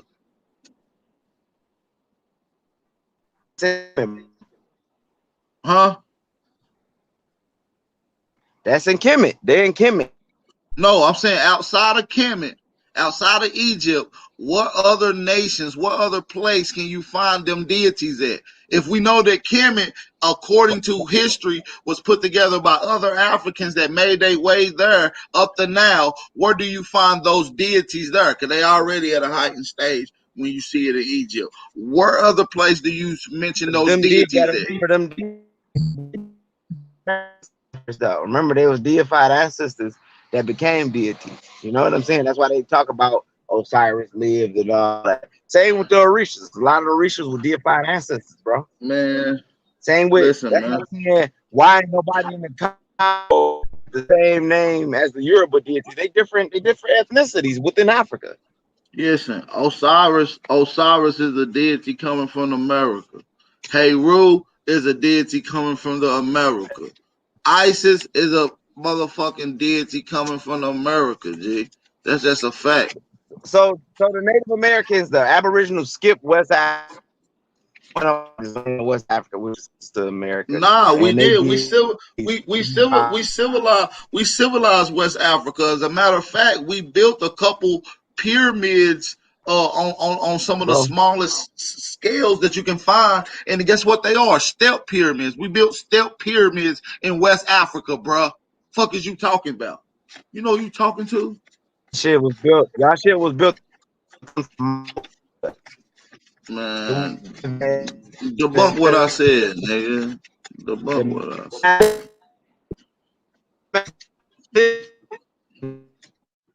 Yeah, I see the ancestors fucking your mic up because they just tired of hearing your bullshit. Cause I just said it, we tired of hearing it. And the ancestors is showing, the motherfucking universe is showing you that they are tired of listening to your pseudo nonsense. And this is just a fact, G. AP, I appreciate you, brother. I gotta jump off my ride here. I got a couple of things I sure want to stay in on this conversation. If y'all still live, bro, I'm gonna jump back on when I get back. Okay, Sister Soul, be safe, sister. All Be right, safe, brother. sis. Appreciate Peace. you as always. Thanks, brother. Peace and love. Peace and blessings. Peace Peace and and love. love. All right, bro. I had to switch phone, bro. You know what I mean? Yeah, My shit. it's all good. The ancestors don't want to hear this nigga. You understand me? That's what I don't understand, bro. When you talk about a religious practice or a practice that you do religiously, something a part of your culture, you can't talk about it. That's why these niggas don't want to pull up what actual voodoo is, bro. They always talking about the shit, but they don't really pull it up and actually study it and actually put it out for the people to understand what that system was, bro. So when you talk about it's a spirituality, any of these systems are spirituality system that deals with the spirit. You cannot enslave the spirit, bro. So if you're talking about true voodoo, who's the ones that say, bro, I am not a slave because my spirit belongs to me, my body, connected to the ancestors. You feel what I'm saying? To the body, which goes back to us, grandmother, great grandmother, generations. You feel what I'm saying? So those generations had nothing to do with you today. You feel what I'm saying? So therefore, you can't own me or enslave me the way these people are trying to portray. Just like, man, you went in, AP, because you're trying to tell these people, like, look, you're not a slave, bro. We're spiritual beings. We're powerful. How can another motherfucking person that was a slave historically enslave you? You feel what I'm saying? Mentally, they talking about your mental right now, bro. So mentally, these motherfuckers, these people are lost, man. You feel what I'm saying? Saying that another motherfucker, okay, you talking about another motherfucker that you can whip their ass. You feel me? I can whip your ass, but you enslaving me. You feel what I'm saying? That shit don't make no fucking sense, bro. It don't make no fucking sense at all on a boat, bro. You feel what I'm saying? Not us. That's a fact. Like they giving these people, they deifying these motherfucker people that they call it their oppressor. They're deifying their oppressor, bro. That shit is wrong. But y'all niggas talking about voodoo and shit, bro. Y'all disrespecting that shit. Y'all disrespecting voodoo 100%. That's why we say that shit don't come from y'all niggas. You feel what I'm saying? Because if you gonna say you was a slave, nigga, you automatically, you don't know shit about voodoo, nigga. Yes, man. You niggas are sick, man. I'm like, I don't know how sick you can be if I'm like, hey, bro, I just cracked the code. I figured out all our ancestors invented all this shit and that we not slaves. We was never enslaved. They didn't just beat us and just put us on ships by large numbers while it was only a few of them and we didn't do shit and they hanged us and they killed us. That shit all fake, bro. You the real God of this universe. They like, we came on ships in 1618. Right, bro. Like, nigga, what the fuck you talking about? Yo, if anything, now what they confuse is this. They confuse of the fact that our people was traveling. Our people consented. Now they're acting like our people didn't want to leave. Some people wanted to leave. You feel what I'm saying? They got sick of what it was wars going on. So a lot of our people was being transported to other lands, to other islands. But we went. A lot of us went consensual. We gave our consent to go there. It's like hopping on a cruise ship. You know what I mean? Or leaving your motherfucking your one state and moving to another. You feel what I'm saying? That's like AP live in Tennessee, but he live in Philly, Delaware, whatever. They 200 years from now, they're gonna say the AP was on a slave ship and he went from Tennessee to Philly. the Delaware shit. You feel what I'm saying? When you did that shit consensual. So our ancestors ain't do the same fucking Right. thing. They gonna attach it to the Harriet Tubman story. They gonna say, yeah, he went on the Underground Railroad from Tennessee and went to Philadelphia. Yeah, bro. This shit. Like, that's what they doing, man. You feel me? That's what they doing, bro. Hey. Yo, we got Black Power banging in here, man. One of the spokesmen for the Wafrican Committee. What's going on? Hey man, I'm hearing what y'all talking about with the slavery thing. So let me explain one thing like this, Brody.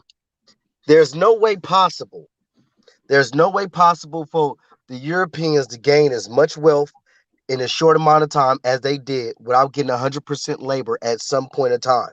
There's also no way possible for a people to not speak any of their language and get all the way absorbed into another's culture without 100% dominated rule. So when it comes to a United States of America right now, whether you want to deny slavery, it don't matter. Okay, slavery never happened. It's cool. But they got 100% domination of the United States of America right now. Right now. And they'll come in your hood, take your brother, your mama, your sister, and put them in prison, which is modern day slavery today. And the same way slavery happened back then, the same way everybody wasn't enslaved, but the same way they have prisons today and they have plantations is the same exact way that slavery happened back then. I don't know how you could deny that. Oh no, Because you can't deny they got power. we ain't denying it. But listen though, it's just like this though. It's just like when you go to Iraq, when you go to Afghanistan, when you go to Pakistan, the dominant situation who's running that area right now is the United States government. Not because they just a big bad wolf, but listen, I mean, it's war.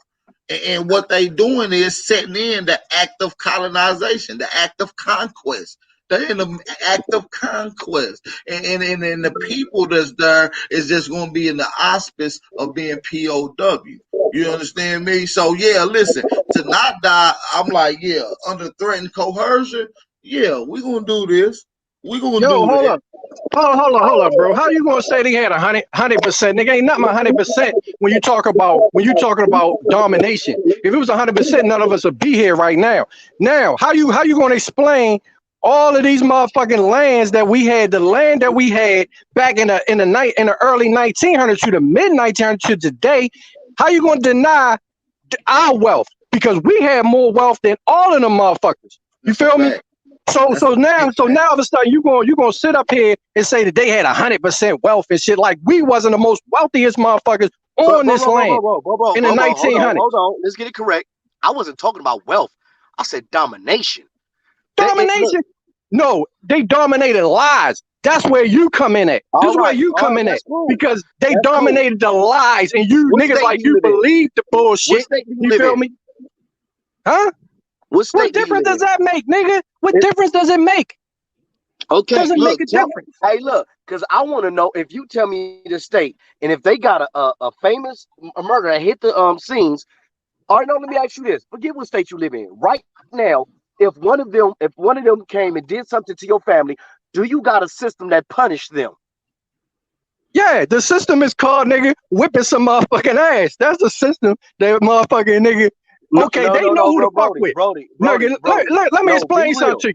No, I am keeping it real. Look, they know who to fuck with and who not to fuck with, bro. That's my whole point. So if you alone, you know what I mean? That's where our tribes came in at. That's why they wanted us separated. But if you do something to me, you got a whole motherfucking family and motherfuckers that's coming to motherfucking put heat on the governor, put heat on the motherfucking the motherfucking sheriff department. Nigga, that's what they don't want. They don't want an uprising of motherfuckers that actually know or actually connected, that won't fucking give in. You feel what I'm saying? They'll fucking fuck with it. They'll fuck with this stuff. Hypotheticals.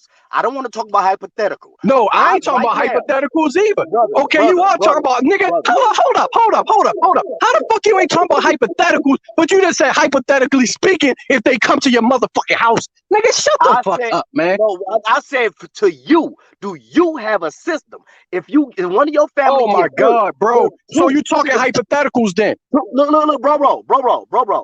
I got videotape. I could show you where they done blammed a woman, shot a woman 5 fucking Nigga, times. that's not and didn't me. go to jail. Nigga, that's not me. So you talking hypotheticals when you talking to me I asked anyway. you if you was in that situation. So you what's talking the system? hypotheticals then? What's the name You of your talking system? hypotheticals What's right the name now. of your What are you system? talking about? Tell me of- That tell shit me ain't where never you happened to been me. punished. Okay, whatever. I ain't even answer your question because now Tell me for real, you looking like a what city fool. you live in? Who you punishing? Show me your people Oh my punishing God! Well, you white talking women. hypotheticals then, nigga? I don't Show talk me your hypotheticals. fuck Nigga, you already hypotheticals. said Show me your people you're not punishing. talking hypotheticals. So don't talk to Show me me about no your people hypothetical punishing situation, them. nigga. That's hypothetical. All right. Show me your people punishing them anywhere. Where can I look it up at? This shit ain't happened. Ain't not happened to me. So you talking hypothetical. So ain't no need me to entertain that okay. I shit. want to talk to somebody live in America. Who live in America? Who you live in the United States of America? Pull somebody else up that live on the United States of America. Cause this fool right here act like the police ain't never did nothing to him. Like he ain't never been done wrong in a court system. And he know Nigga, damn well he ain't got no court first of all, I ain't talking about no police. Yeah, the police did, but I did some shit to the police too. You ain't talking about that hypothetical situation, but it's not hypothetical. It's happenning to happen. Nigga, I cussed the police out before. So what you talking about? And they left. Hold on. Oh, he cussed the police out. Not only that, and told them, nigga, look, and told them, motherfucker, I told, look, I'm gonna tell you exactly what I told them, and them niggas left. I said, fuck you. And them niggas rolled the fuck out. You from Baltimore. So you ain't talking about that.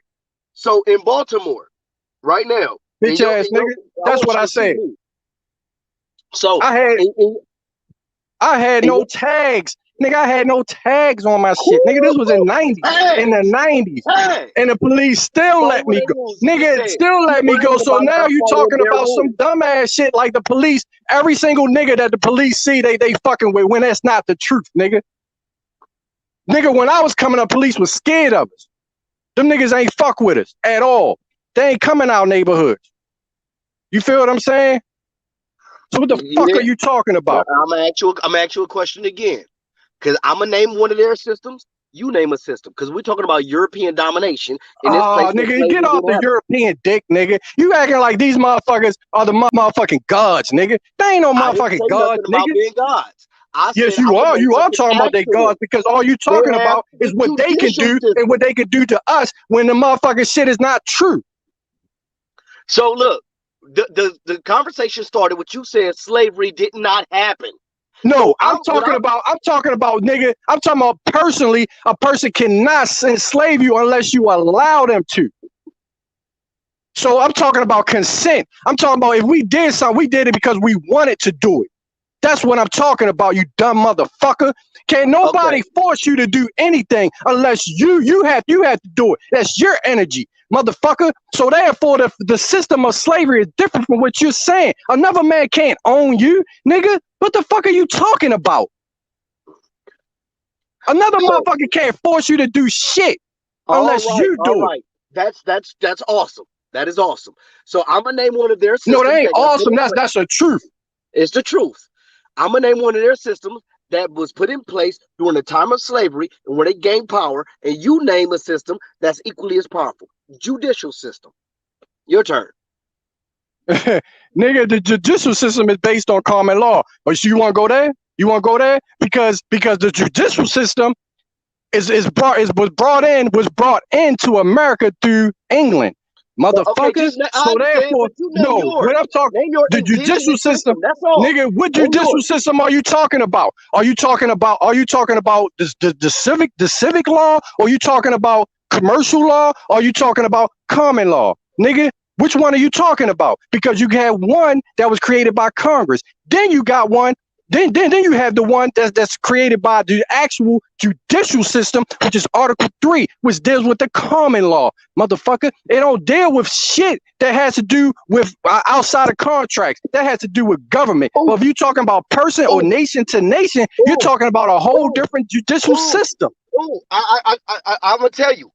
The 3 branches of government: judicial, legislature, executive. Those are the 3 I'm talking about. So I don't know what the fuck you talking about. I named 3 of theirs. Name 3 of yours. Nigga, first of all, those systems are our system. You didn't realize that, did you? You ain't realize that the Article 1, Article 2, Article 3 are there to administer us as public servants on our land. They're only there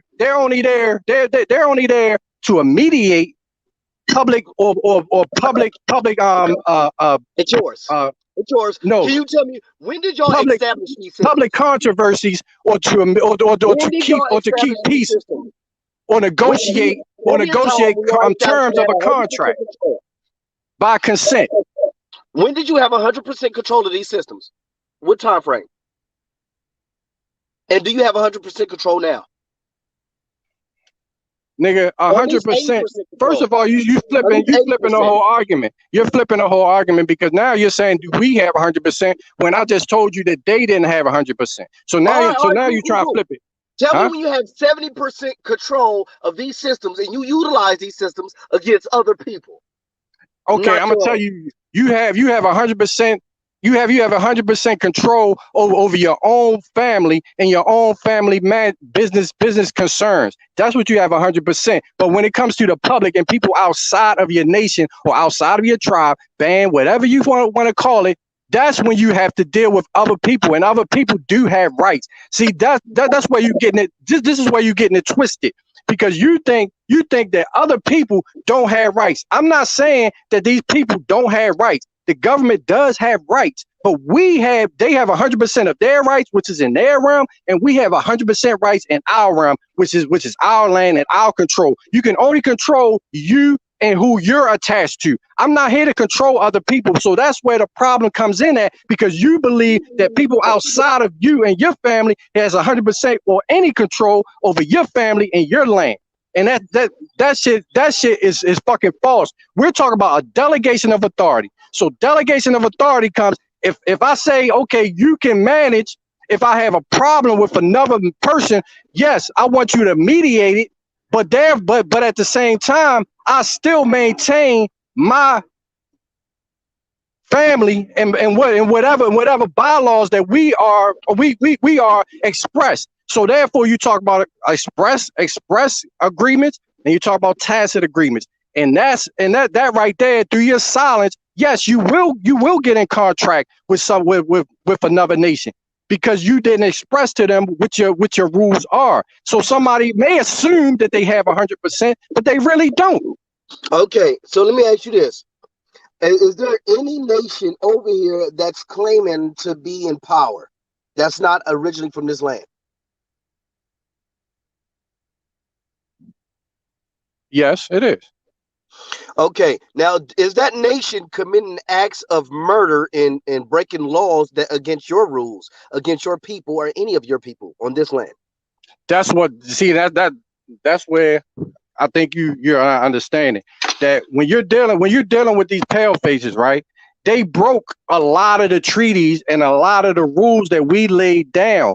So therefore, is that our fault? When we had an agreement, we had an agreement. Okay, you can operate commercially on this land. You feel what I'm saying? However, we expect you to protect our wealth through bonds, gold, silver, whatever commodities that we're maintaining on this land. You see what I'm saying? And because of the wars, we have people that have been displaced. So we want you to honorably take care of these people. That didn't happen. So therefore, their whole system was this: to lie, manipulate, to create a new curriculum, saying that we came from somewhere else. Cool. No, listen, bro, because this is where you get into some muddy waters, because you're looking at us as us being dishonorable on this land, and we never was dishonorable. We honored our agreements. These people did not honor their agreement that came from another land, and we was here to help them out. Specific about what people are you talking about? I'm talking about anybody that came foreign, that was foreign to this land, from Europe. You see what I'm saying? From Britain. Okay. You feel, from France, from Germany, and from Africa. Work together.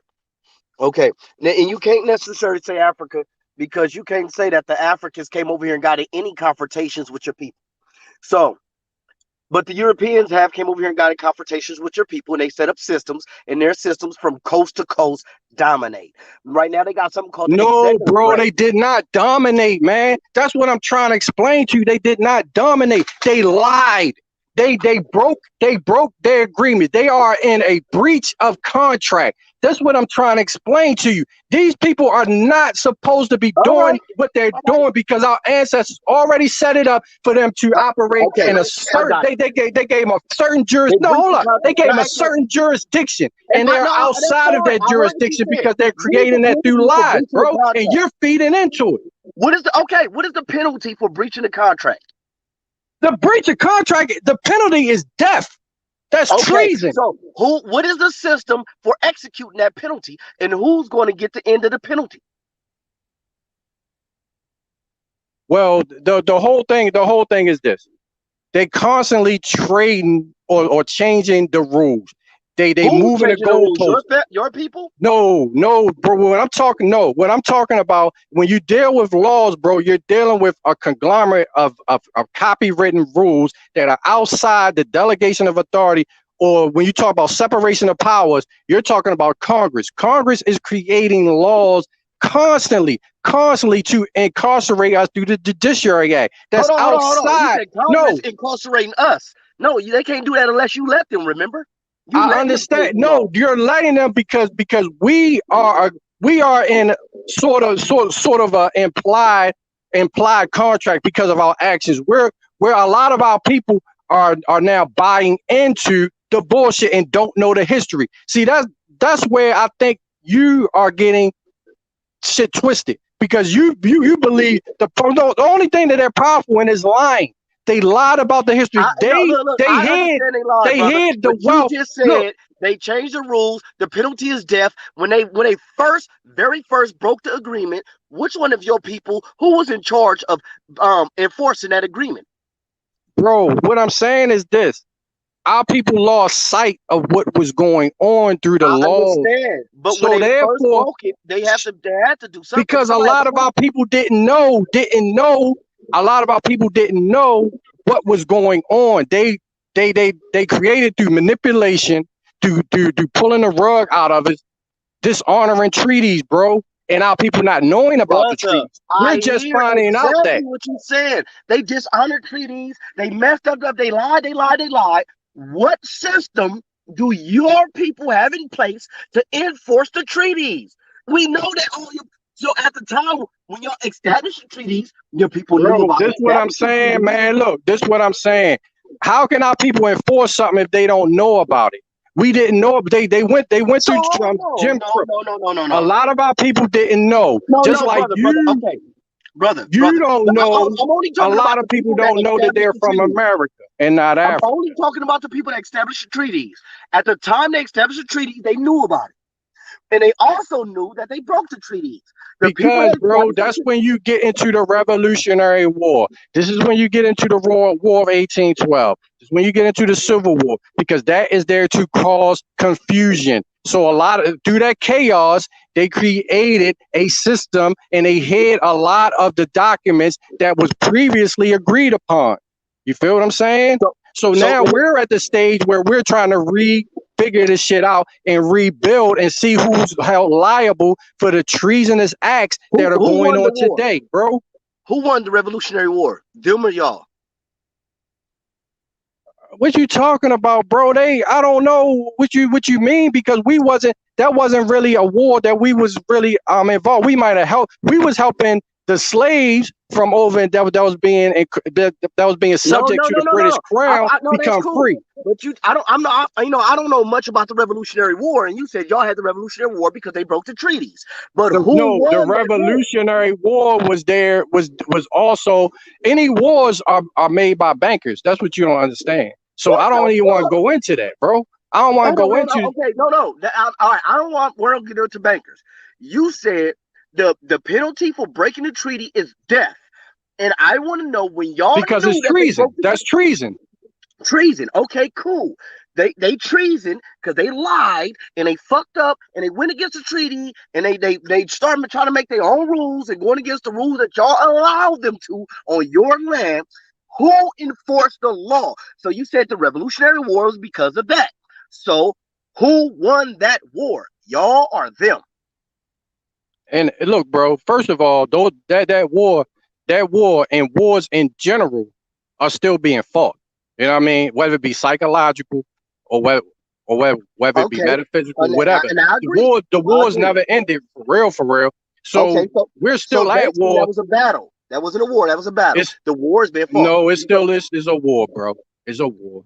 It's still no. They're still lying. We still got niggas that believe they from Africa. We still got motherfuckers that don't. No. Don't change the subject. So I'm just pointing out that we still at war. No, I said I agree with you. But I'm saying is we ain't gonna call the Revolutionary War a war. We'll call it a battle. So since the war's still going on, inside of war, there's many different battles. So let me ask you this: who in this war that's been going on between y'all and the colonialists and the colonizers, who's winning the majority of the battles?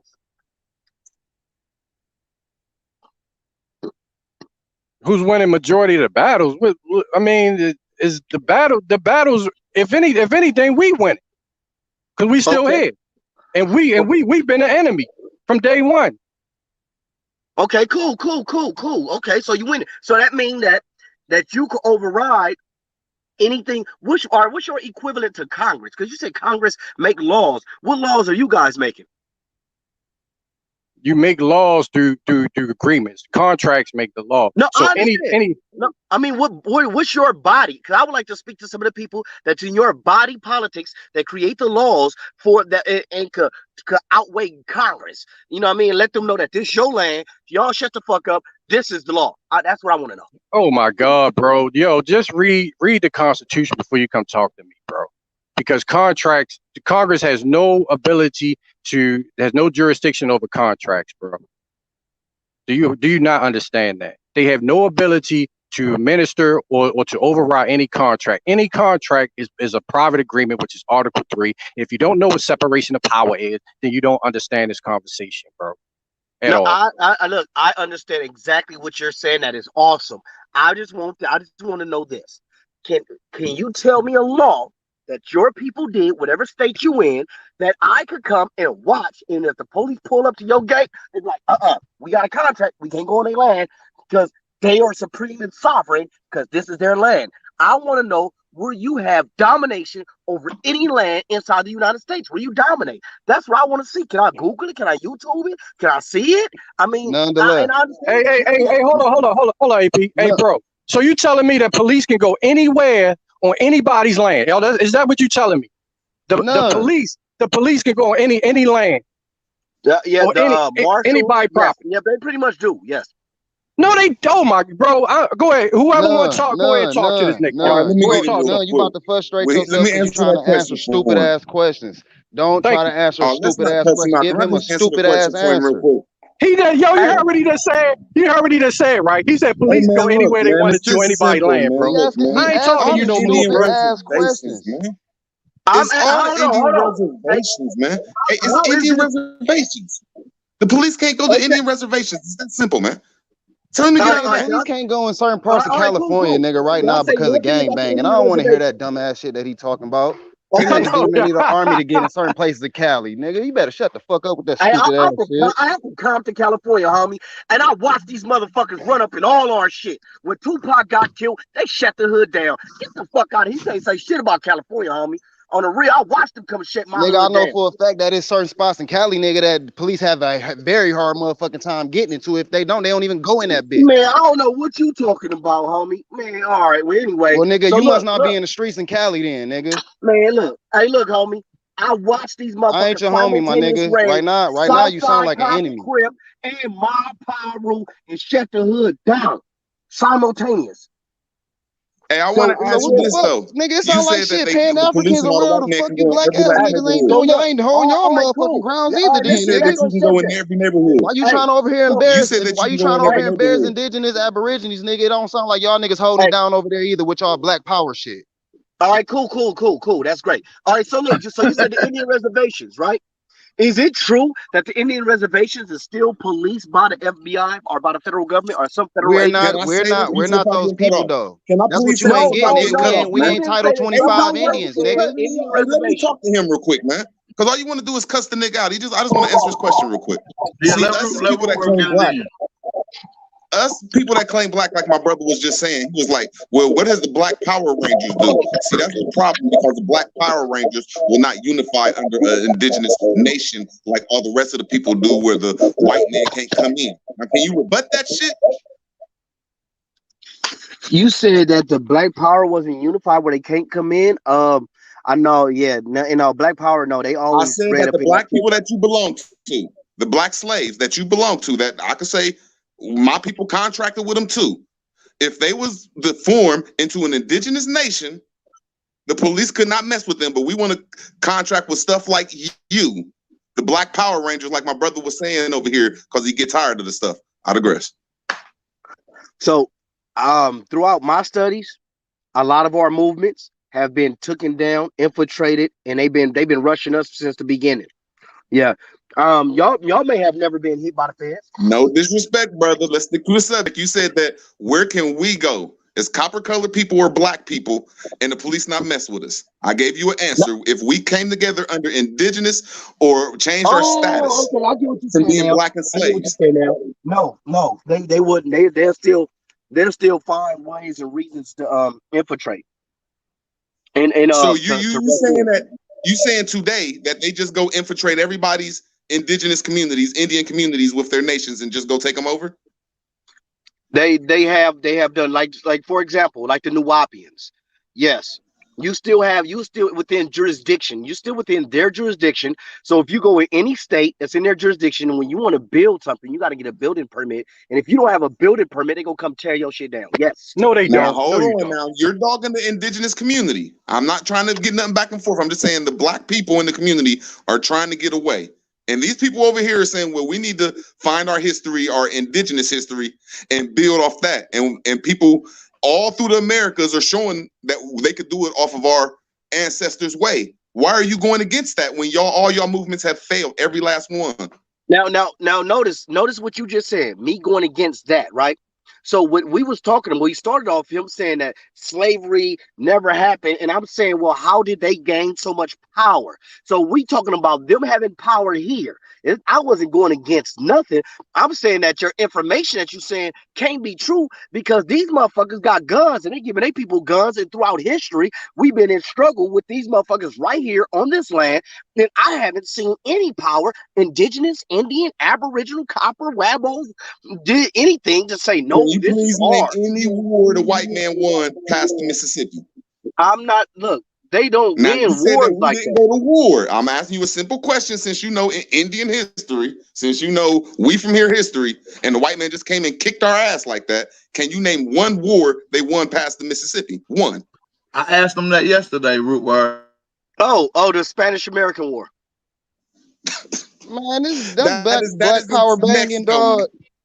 Yeah, that is the Spanish and Mexican War. I'm asking him, like he said that the white man just came and just kicked our asses. I mean, past the Mississippi, you can't name one war. Look, check this out. Yeah, it's me. What's the deal? So look, so this is what you saying, right? All right, how about this? They didn't win any wars. How do they have control? Thank you. So just don't say they came over here and kicked our ass. That's all I'm saying, brother. I digress. You don't have that answer. Bro, they only had power from the power that was delegated to them. But once they step outside of the delegation, Notice what y'all keep saying. Y'all gave Hey, hold them on power. just a second. Hold on just a second. My bad, y'all. I don't mean to cut Thanks, everybody power off. for that, man. Thanks, power for that. Hold on. Shout out to the brother Jam Bay. I seen you try to come on a few times. Hit the link, follow all the instructions. You gotta allow your mic set. You gotta allow the microphone and camera and shit. Hit the link and come on, man. Hit the link and come on in. bro, you once you gotta understand what delegation of authority is first. You delegate. Who's delegated for? No, before you explain it, who's delegating authority to who? No, the people delegate authority to those who's supposed to properly represent them in their interests. You understand? So what people are you talking about delegated power or authority to who?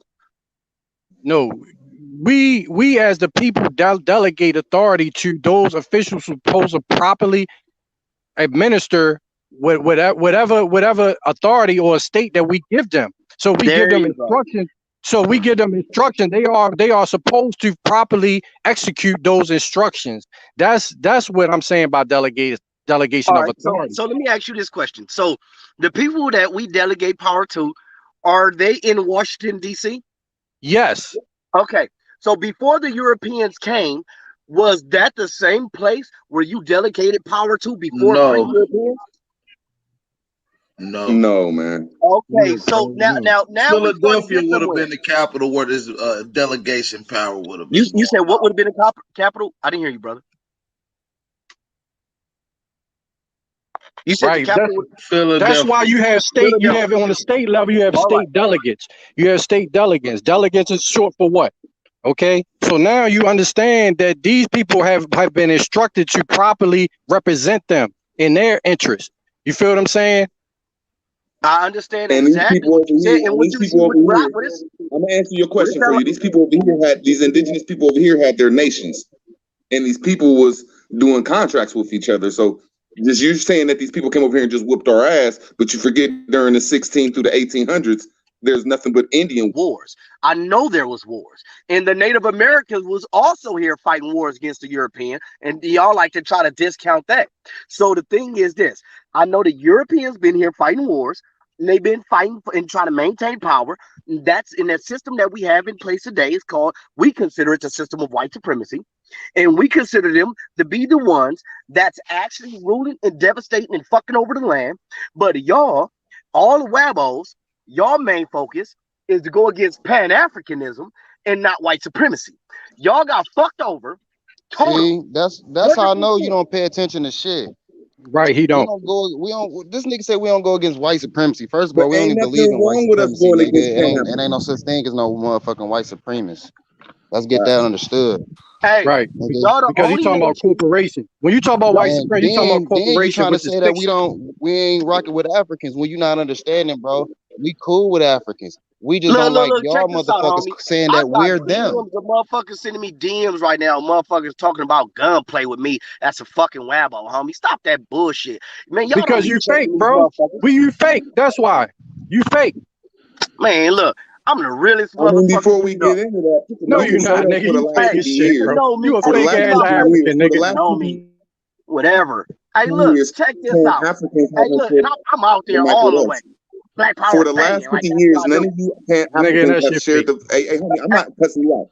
I just want to talk to you respectfully. Look, for the last 50 years, you and your Pan-African brothers have never talked about the indigenous side of the people that was fighting.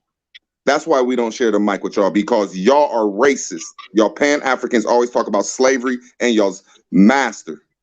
And white supremacy and we shit. talk about the Indian wars, how we was over here inventing shit, how we was indigenous to this land. Nothing about how great they was, just nothing but ass whoopings, and, right, and getting spit, pissed on, all types of stupid shit. They don't never say how great they was. Okay, so let me ask you this then.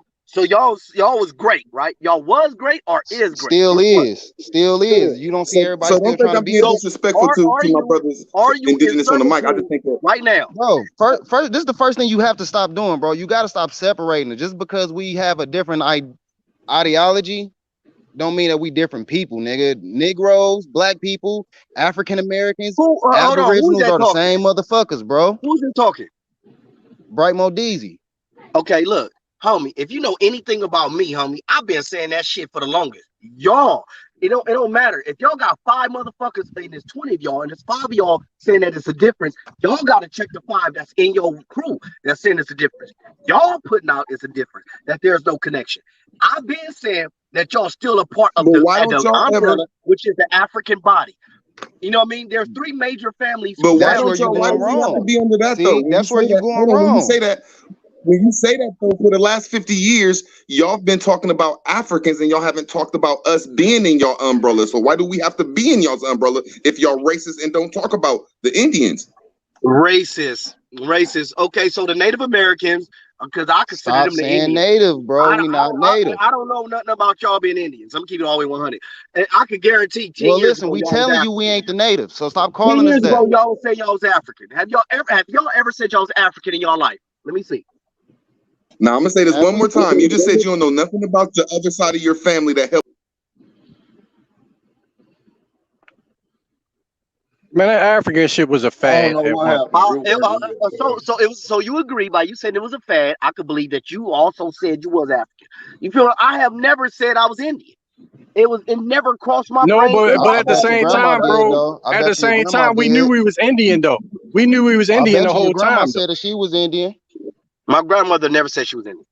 She ain't never said she was Indian. She ain't never said she ain't never said she was Indian, had mixed Indian, none of that. Just no Indian. You ain't never heard it in your family. What about your great grandmother?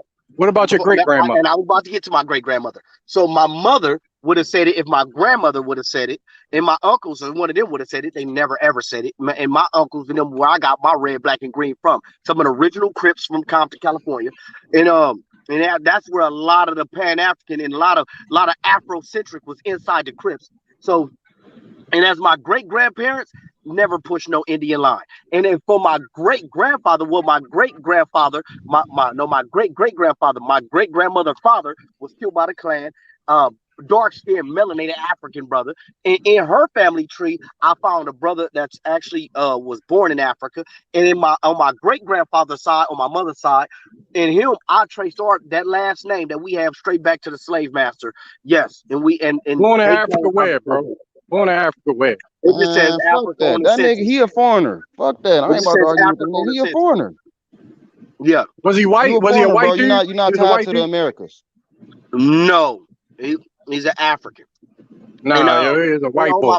My father's mother's side, her father come from Haiti, and her mother, for as far as I traced it back, was born in Louisiana. And both sides of my family birthed in Louisiana, but even migrated from Texas. Well, migrated from Texas because that's where the slave master had land at. The slave master? Yes. British dude. British. Got pictures of him. Hold up, you had a British dude that had land. Hold up, you had a British dude that had land all the way in fucking Texas, bro. Before I even got on Ancestry.com, my great auntie had this very same picture.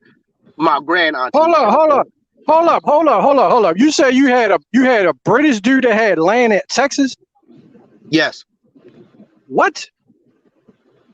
Since when British had land in Texas? And what year was this? This motherfucker right here, homie. What the fuck do you think? You just said it out your own mouth. The Spaniards, the French, the British, and all them came. The white folks are not Americans. You know that, no, right? I know Spanish. Spanish, that makes more sense. He's a Spanish that have land. They had land in Texas. But you said a British man has land in Texas. He's British. He's from British descent. When I in the 1800s? In the 1800s? No, I think it was before that. I got to go back and look at it. Bro. Nigga, you lying. That nigga lying, bro. I'm confused. He's a lot of confused. That nigga lying like a motherfucker, yo. I want to follow up with your claim, though. Y'all make some claims, y'all. I want to follow up with your claim. Can we follow up with your claims, though? Oh, shit, yo. I heard you earlier state that we can't name any wars where the Indians got defeated on the East Coast. So I can list around 10. I would rather do it with sources, though. Also, I know last time we talked, I said, what were Native Americans called before 1960? You couldn't give me a response. You said Chino, right? Are you there? That's for Big Ed. St. Augustine, Texas slave plantations. I'm not getting a response. You said Chino, though. What are you talking about, bro?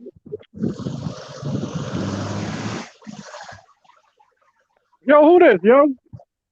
Go ahead. He asking y'all questions. Like what? No, so here's the thing, bro. So I can list about 7 wars, right? I can do it now. I can do it with sources. Also, we can talk about who was Indian before 1965. It wasn't us. We were called Negro. We have the laws. We also can go through the case law about white people being a slave. We can go through that case law. We can do that for an hour, probably 2, right? I just want to know all your claims that y'all make can be absolutely obliterated right in front of all your people. And I'm putting money that we can do it in front of all your people too, with relative ease. Because y'all made a lot of claims. We need to follow up with those claims to make sure they're accurate. Is anybody willing to do that for an hour with me? That's an invite. Say yes. Nigga, ain't nobody really concerned with your motherfucking. Say yes. That's all. Say yes. Your claim. I don't even know what you're talking about, bro. I'll give you some context. He just said that there were no wars, that the Indian lost on the East Coast before 1800 or whatever time, right? I can name multiple wars off the top of my head, but I would rather do it with the sources in front of me, right? So that way we could all have a history lesson, all right? Last time I talked to him, we also spoke about Black people and Native Americans. I asked him what were Native Americans called before the 1960s. He said Chino. I want to follow up with that. That's not an accurate statement, right? We were called Negro, right? We have the speeches, we have the documents. Another claim they'll make is white people were the original slaves. I want to follow up with that claim with about 17 pieces of case law to show that we were the slaves. It's all written. Also, if that's not accurate, we can talk about your cover-up. You said it's a cover-up. Let's talk about that. 1 hour live, all of y'all. Who's down? Oh, it was 1802. Hold up, bro. You said 1802. You saying it was a British man that had land in Texas. That's what you said. 1802. Did anybody hear what I just said, though?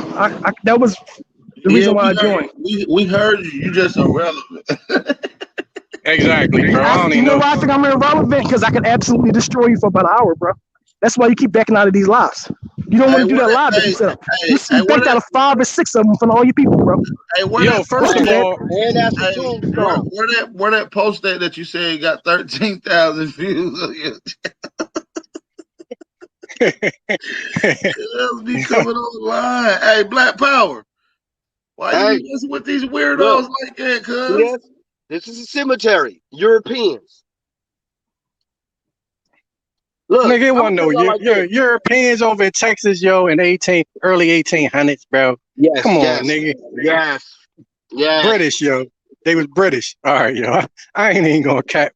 Nigga, I don't even want to look up that shit because I know that shit is some bullshit, bro. It's some bullshit. Yeah, that's some bullshit, bro. I put that on everything, yo. That shit some bullshit, yo. Okay. For real.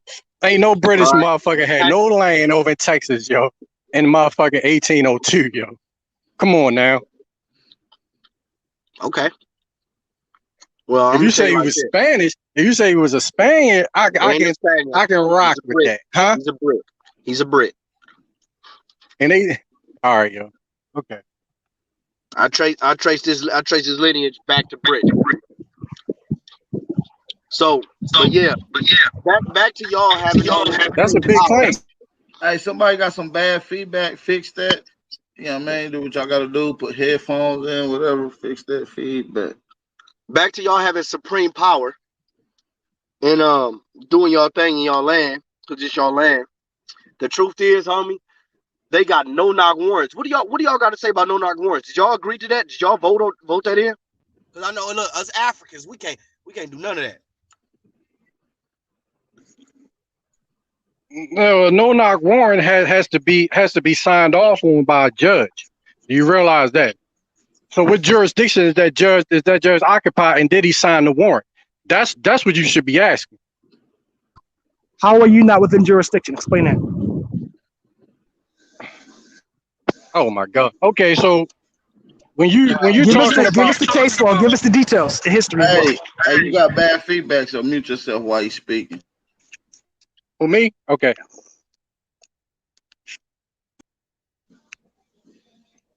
Nah, it's on you. Nah, it's talking about you speak, nigga.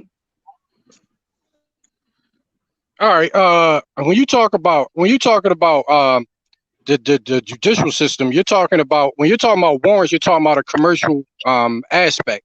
All these criminal allegations that you're bringing up are commercial. So first you must satisfy anything on the commercial side. So when you're talking about bonds, you're talking about that's when you're talking about a warrant. A warrant is really a bond. So if you satisfy those bonds, there's no public controversy. Let's cut to the chase. Let's cut to the chase. All this stuff that you're talking about now, did it come from a European system or it came from an Indian system? It came from the law merchant. That's not really European. That comes from the law merchant, bro. Which is. But when you're talking about why the police are kicking your which door is and maritime everything, law. That comes from maritime law. Go ahead, Ruth. I'm sorry. Nah, my fault for cutting you off. You're right though. He just like he don't understand that when he's saying he black, they allowed to kick in your door and do whatever. But when you change your status up, it just turns to a different type of they could do whatever they want. You know, it just ain't the same. Oh, I can smack you and blow your head off. So they can't say you're black. That's Oh, the okay. difference. Hey, so Tamir Rice, when he was out there, hold on. his giving y'all mother the must have color. said I'm he was giving black. y'all the color. Can y'all rebut this? I'm giving y'all the color of law. You said, well, can you give us this law? Can you give us this stuff? I'm giving you what it is. It's called the color of law. I agree with you. So because when Tamir Rice was in a park with a gun, when they called and said a black man, that's why they was able to shoot him? Because somebody on the phone said a black man? Yes, because black is a fiction. Black is fiction, nigga. They should have said Aboriginal. I ain't saying that they don't do a different type of control on everybody. I'm just trying to say when you say that you're black under color of law, African American color, it's just you out of law. You out of law. And Okay, all right, that's fine. That's fine. I just need 30 more seconds, bro. Just 30 more seconds. You can look on YouTube and see a lot of different people get treated different. I just seen 11 Moors get arrested. Okay, but go ahead. I didn't say that. Okay, see, you brought the Moors up. I'm just gonna say when you change your status, but when you say Moors, they don't shoot them and kill them like they do you black ass niggas. I digress.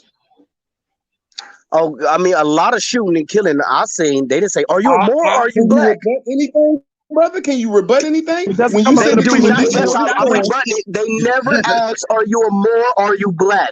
They never asked your status when they busted on. No, bro. Never. When we're saying, look, when you brought more up. I said indigenous people of America. When you change your status up, they will treat you different than being black. You brought the Moors up, so I'm just showing you a lot of indigenous people. You could be indigenous, Indian, or nothing. They never ask, "Are you indigenous or are you black?" before they shoot you. Can you rebut that? No, bro. What Ruth is saying is that even though you a lot of these niggas don't even have guns and they get shot up. You feel me? You got certain people that got guns and they don't get shot. Why is that? Semi-automatic weapons and they ain't even get shot. But you got niggas that's unarmed. So why does unarmed reaching for a candy bar get fucking killed? Why is that? They didn't ask him if he was black or not before they start shooting. This is a good lesson, though. I mean, So in 1968, there was an Indian Rights Act. They got his ID first. So is anybody aware of the 1968 Indian Civil Rights Bill you always refer to? Anybody aware of the content inside that bill? How does it apply to you guys in here? The 1968 Civil Rights Act. Let's talk about it. Yeah. But yeah, when you talk about the Civil Rights Act, that's shredded by the color of law. Let's talk about the Indian Act. That's a benefit or a privilege. Do you know anything about a benefit or a privilege? Do you understand that's what a benefit and a privilege is? All right, cool. I like that. Who decides if you get to keep your benefits and privileges? Who decide that? The government. We're talking about a modified law. I'm asking you a question. My fault. Right. I'll ask you a question, man. You talking about 1968 Indians? That's modified. Go back to 1789 Indians that was here on their land that was doing contracts. Yeah, go to 1628. Let's keep this all the way real. Let's keep it all the way real. The law that we're talking about was established by Europeans, enforced by Europeans, and expanded by Europeans, and y'all don't have no say-so over that law. Stop the bullshit. And why are you not part of the tribal council now? So that pertains to tribal council. Why are you not part of the tribal council now? They was only in 13 colonies when he said the Europeans came over here. They was only in 13 colonies. Hey, you want to tell you what's crazy is civil rights played into a lot of shit that gave birth to a lot of shit that goes on, like government housing, HUD housing is a direct impact of the Civil Rights Movement, which is an Indian Act, and HUD housing is Indian housing affairs. And we see the demographic of people who live there. Like, nobody can get around it. You guys are dweebs when it comes to this information. Oh, no, that's cool. That's cool. I got a question for you. They're giving you shit on your land. How they gonna give you something on your land? Would you be willing to talk to me about this Indian Rights Act for an hour? No, me and you. I want to talk to you of Aboriginal power. I want to talk to you about this Indian Rights Act for all you people for 1 hour. Are you willing to do that? How did they just come in our land? So you keep saying, how did they just come in our land? Nobody's responding. That means it's a confirmed yes. I want to talk to you about this law. Yes. With the law in front of us. Listen, the U.S. Interior Secretary. I saw that response, right? Constitution for the Cherokee Constitution on Wednesday, ensuring citizenship for the. I know the law. I want to talk to you about a law. 1 hour. Black people once enslaved by the tribal citizens, right? The Cherokee nations also have brought the long-standing issue to closing out an important forgotten of the freedmen. So the freedmen, you know what the freedmen is? That's us niggas. Issue. So you sound knowledgeable, man. Let's talk about it for 1 hour with the law in front of us. No, or any other claims that you established in front of all your people. We'll have that discussion. Backing out of it, bro. Mute yourself while speaking, and then I don't want to boot you off, but just mute yourself. I hear you. I'll mute myself, but say yes. You ain't talking about shit. I got you. Cherokee Nation. Why don't you just tell him to rebut you, Absent Power? Just tell him to rebut you. He can't rebut this stuff he's pulling up. That stuff is genius.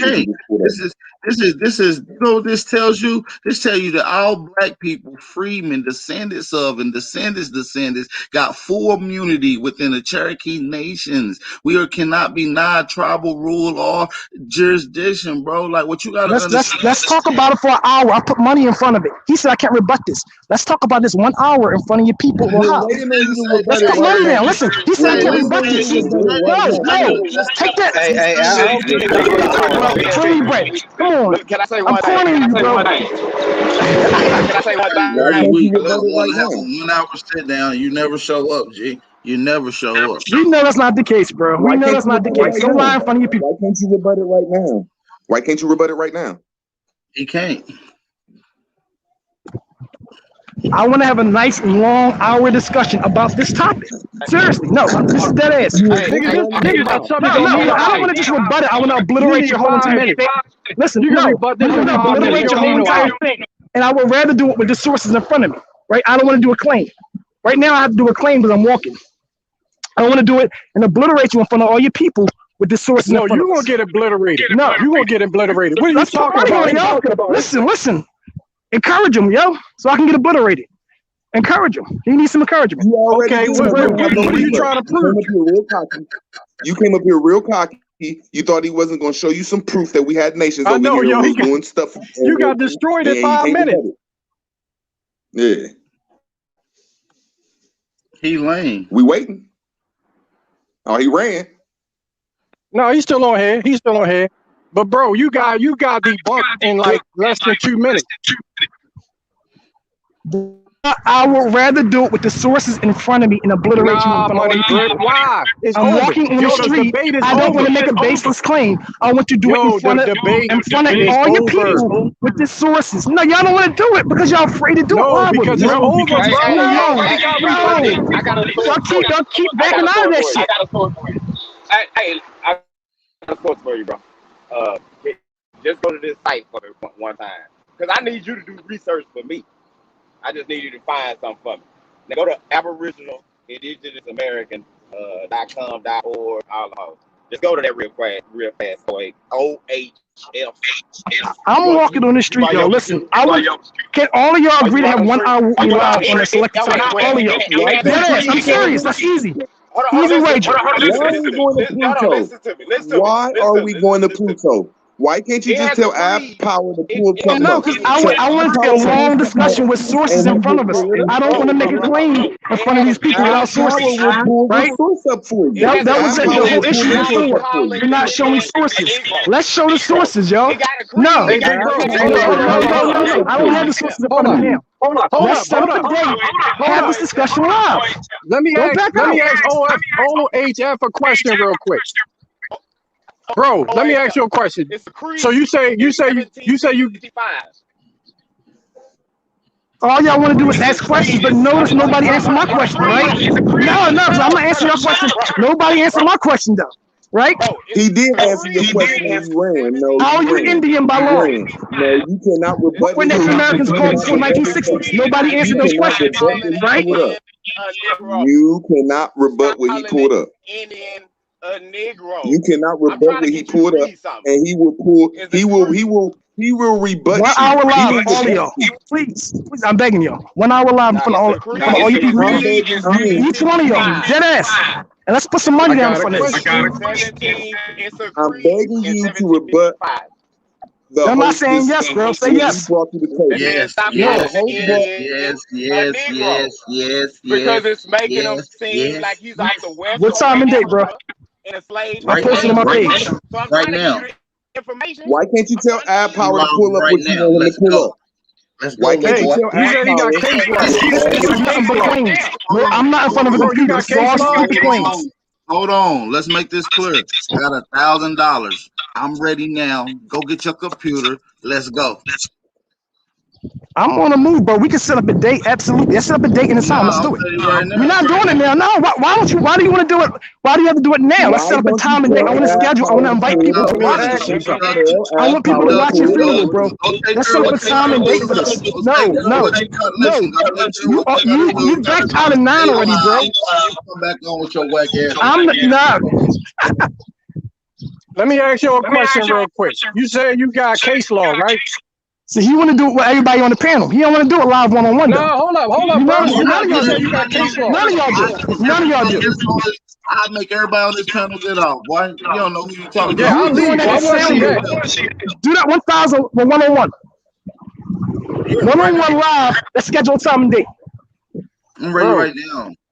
Let me ask him a question real quick. I got 1,000 right now. Power, that was gangster. You want to do it now because you don't want to do it in front of. You don't want to get embarrassed in front of your people, bro. That's all. Hold up. Hey, we got almost 200 people in here, and I ain't even shared this shit yet. Really, all I gotta do is get it cracking. We lit right now. All you gotta do is go get your computer. Schedule a formal debate. 1 hour. One hour. I'm on the street, bro. I'm on the street. Welcome to a place. Fuck up then. If you ain't, why don't you just tell him to pull it up? Just tell Ad Power to pull it up. I'm ready to go right now. And so till you get ready, until you get your computer, then shut the fuck up. I'm ready now. No. You schedule a time and debate, a formal debate in front of everybody. All optics. Let's do it, man. All optics. All you gotta do is tell him to pull up your resources and resources. You get an hour too, bro. No, you too. I want you too. You get an hour too, bro. No, you get an hour, bro. Everybody get an hour. How about that? No, Power. All right. You was up here talking. Tell your girlfriend she get an hour, nigga, not us. Yo, look, this is what I want to ask you, bro. 20 sound bite, bro. Let me ask you a question, bro. Listen, you've been on here for a whole hour talking your little goofy ass shit. I just been sitting back listening. 1 hour live. You heard me say a question that nobody answers. Y'all can't answer my questions. Your whole body language changed. I sit back and don't play these. When I ask them to debate, and when I bring up back out of 9 already, his ass run like a you little back out of 9 already in front of all your people, bro. That's why I'm fucking with you, bro. Listen, if I ask Black Power Banging, redeem yourself, bro. Banging that bitch out right now. Like, watch this. Hey, Black Power Banging. Let me ask you a question, G. Yeah. Go ahead. All right, I can hear you now. All right, cool. So let me ask you a question, G. When did the first slaves come over here to America, G? To tell you the truth, I couldn't say that, but I would say that some of them came on the ship with Christopher Columbus, but they also had black conquistadors as well. So black conquistadors also settled on his land. You just confused your whole self. Christopher Columbus never enslaved nobody from. Who did he enslave? Africans? So you gotta understand this. The war.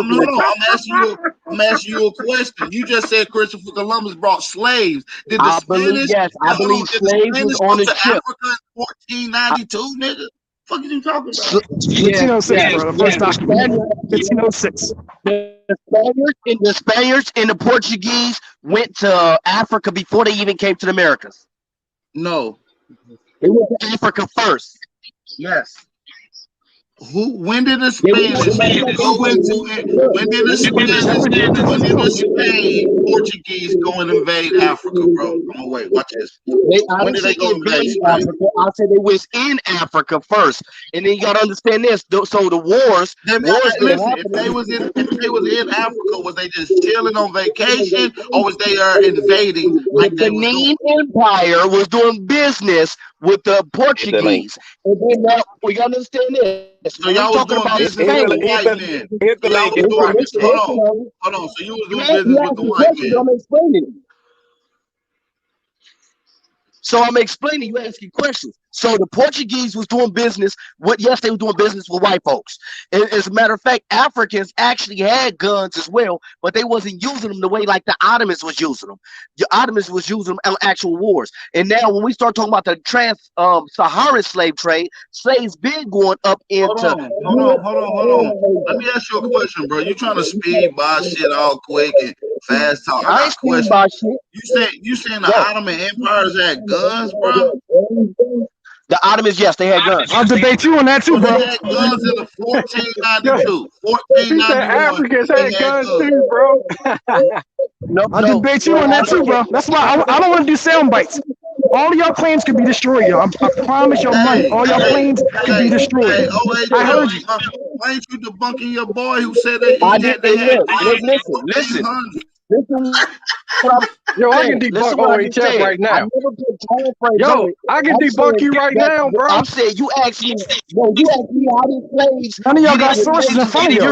No, nigga, you don't know what you're talking about. Go live with me 1 hour and let's have a discussion with the sources in front of you. I promise you I will embarrass you from all. All I need is 1 minute and you debunk. No, I want an hour. No, I can debunk you in 1 minute and it's over. You could take the 59 minutes and go with your boyfriend. Nigga, look, I'm gonna ask you this question. I'm gonna ask you a question. You said you got case law, OHI? Huh? OHF, you say you got case law? Answer the question. I do too. Get to your point, bro. Get to your point, man. You said okay. So you said you got case law. I want to ask you this about your case law. Did those cases Article 1, Article 2, or Article 3 courts? If it ain't an Article 3, it don't mean shit, stupid ass. Yo, answer the question, nigga, because I'm about to debunk you in 1 minute. I'm about to debunk you. Are they Article 1, Article 2, or Article 3 courts? Indian law, that's white man's law. Nigga, white man's law. Answer the question. Answer the question. Answer the question. You'll never find that same law you talk about in the Indian language. Hey, you so slow. The white man don't whip your ass so much. Y'all think the whip is the white man tool. Nigga, get y'all slow ass out of here. So let's listen, bro. Let's have that discussion. Let's have a discussion on white people being the real slaves. Live with the case law in front of us. Let's have it. Listen, 1 hour. For everybody. No, Money Grip, you ain't answer the question, yo. You debunked because you talking about Article 1 courts and that shit is commercial. Y'all didn't answer my question. Nigga, that's why you debunked. Get out of here, nigga. Hold on, everybody. Hey, this dude Media Weapon. Pop on. Hit the link, Media Weapon. Hit the link, Media Weapon. Let's get it in. Tell Chris to come on here. We watched him up a couple times. I watched him on ESPN. I've seen him on some other pro black channels. Tell him come on in. I asked 5 questions. Nobody answered. I'm not answering none of your questions. Let's go live. Man, I said let's have a debate right now. You running, so I ain't answering shit you say neither. So you might as well. I asked y'all 5 questions. None of y'all answered. Kick rocks, then, Buster. You ain't ready to show no work. You ain't ready to have no debate. Nigga, get the fuck out of here, nigga. I already smashed you and showed my sources.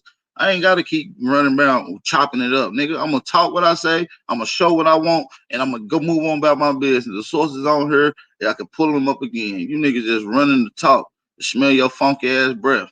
Nigga, bring some sources next time. I told y'all in big boy class. Hush your mouth, you're disrupting. Scooch your chair up to this motherfucking death. You understand me? You say you want to set the debate up? Let's set it up.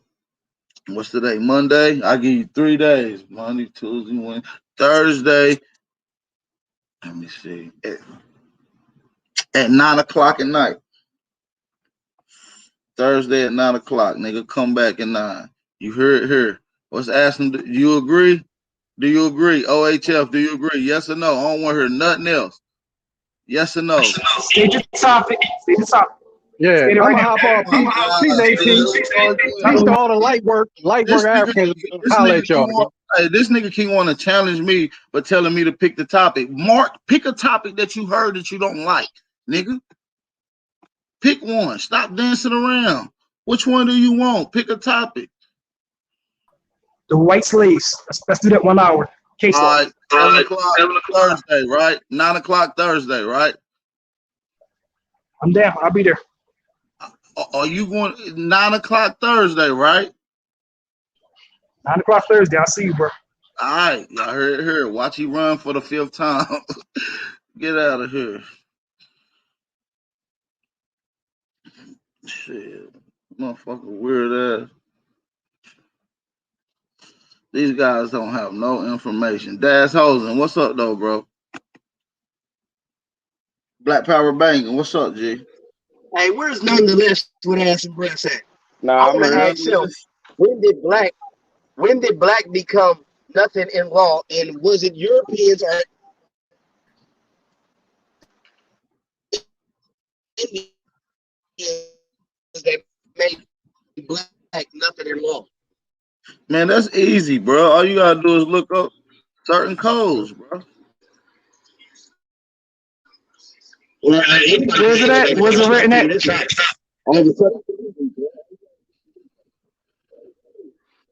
No, what race of people made black not work for? Say what? Because evidently, if a law was set in place, that meant it was enforced by particular. Your mic fucking up. I want to make sure I heard this. Your mic fucking up, big bro. Go to a better location or turn your Wi-Fi off. I want to be able to hear what you got to say real clear. It was put in. I'm about to go on smoke the game. Particular culture.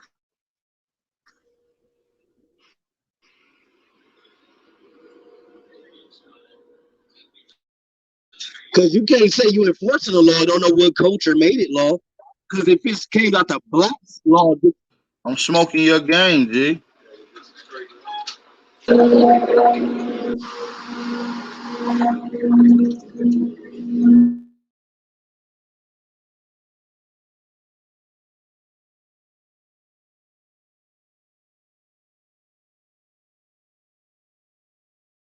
Y'all ready? Black Power, can you hear me?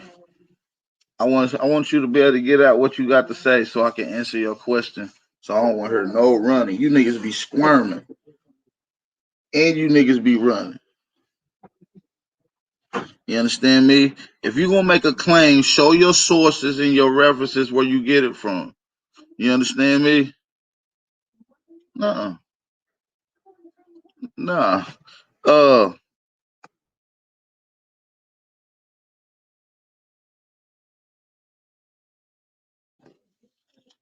Man, these guys are just plumb idiots, G. They don't know shit about law.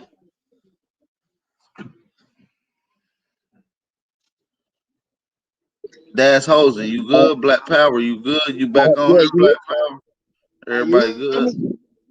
Nah, you still sound crazy. Hold on, let me see if there's something going on. Let me get to my car. I'm outside right now. Let me take another break. Good. I was just trying to I'm just trying to tell them about the creed that's on my site. You know what I'm saying? 1755 says stop calling the Indian a Negro. You know what I'm saying? Because it was talking about taking their land and saying that they was from West Africa and they gonna be slaves to the whites. And that was in 1755 when they kicked the Jesuits out of South America. All right, y'all hear me? Is that You better? can go to 1774, brother, just to piggyback off of that, and you got the Christian black color codes during the Reconstruction, which played a big part to what was going on. A lot of the southern states adapted adapted these codes, preventing black people in certain situations. Okay, so can I ask you a question about 1, those? 2, 3, 4, 5, 6, Are the all the way down to Christians 10. Indians or Europeans? Excuse me? Are the Christians Indians or Europeans?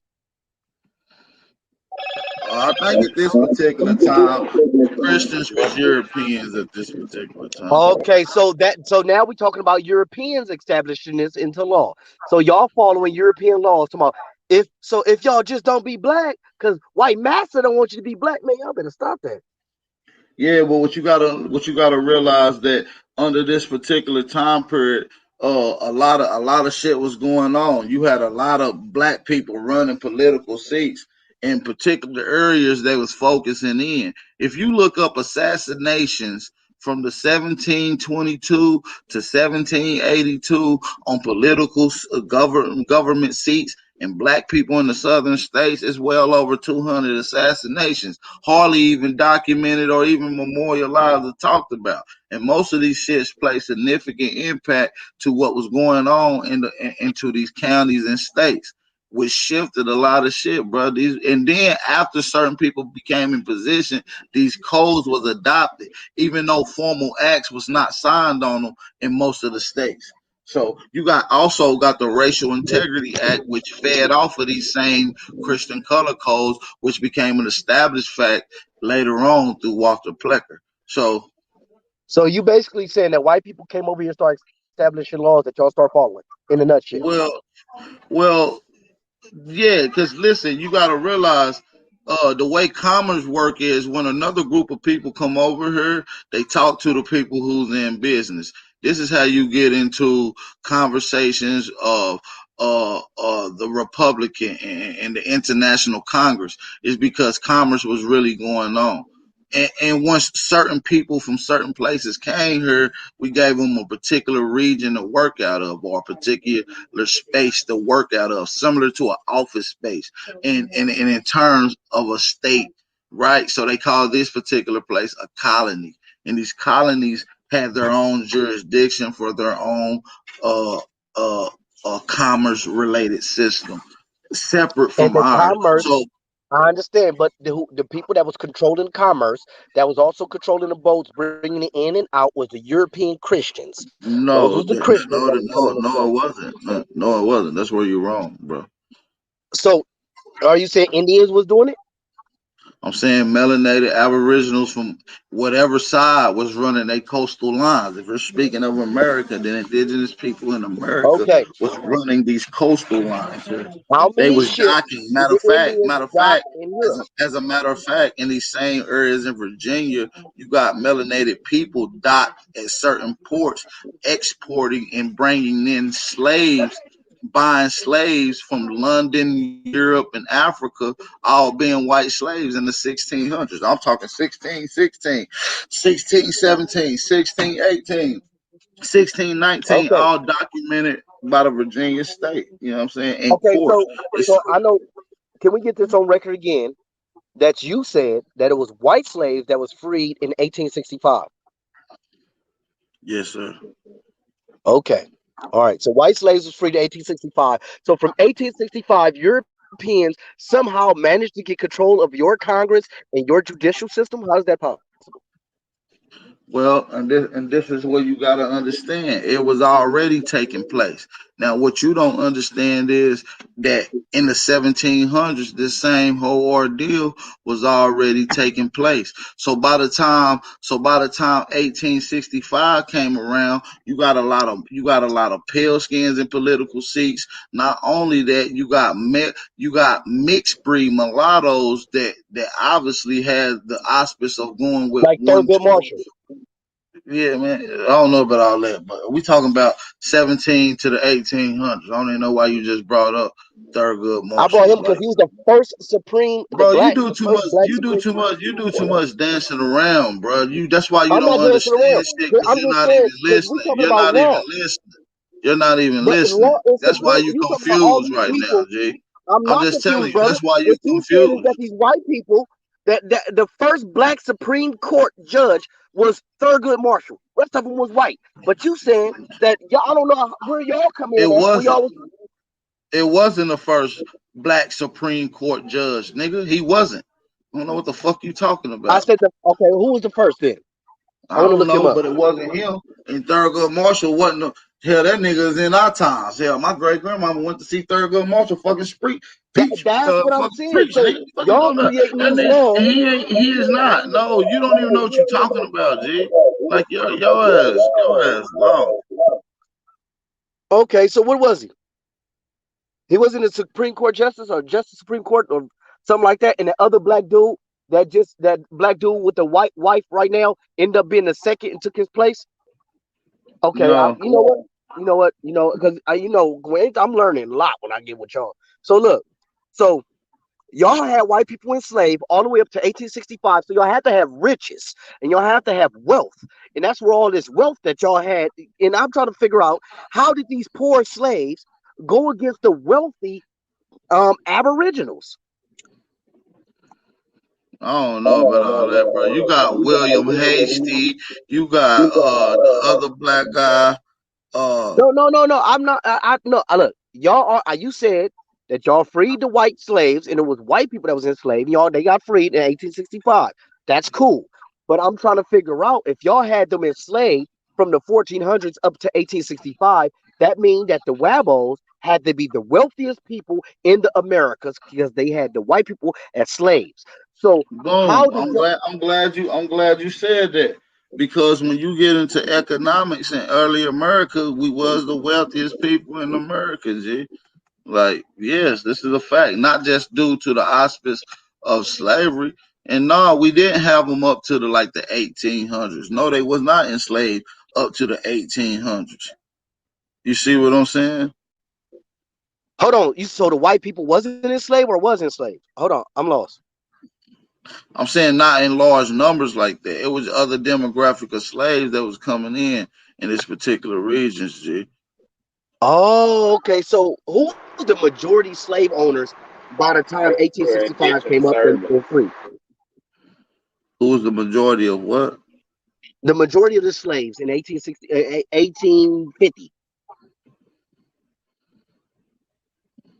In 1850? Because I know you and Truth, and I see Truth up in here. So you and Truth did it and said it was Irish slaves and all white slaves, right? So would you agree that whites was the majority slaves in 1850? What I say? I can't hear what you're saying, bro. Would you agree that white people was the majority of slaves, made up the majority of the slave body in the 1850? Like they were the slaves, 1850, most of them across the United States. That white people was the majority enslaved? Yes. Yeah, I would say that. You say in the 1800s? I'm talking about throughout. Let's say throughout the history of slavery in the Americas that we know from from 1500 I see all the you way to the skipping to 1800s. the 1800s, but why you don't like to start from the first time y'all heard of slavery in America and then work your way up? How come y'all never do that? That's why I just said from the But I can 14. start. We can stay right here, commonly talking about what's going on. No, because what I'm trying to figure out is if y'all had them enslaved from the 1500s all the way to the 1800s, and y'all freed them in 1865, and it wasn't Negroes that was I don't freed. know It was about having them.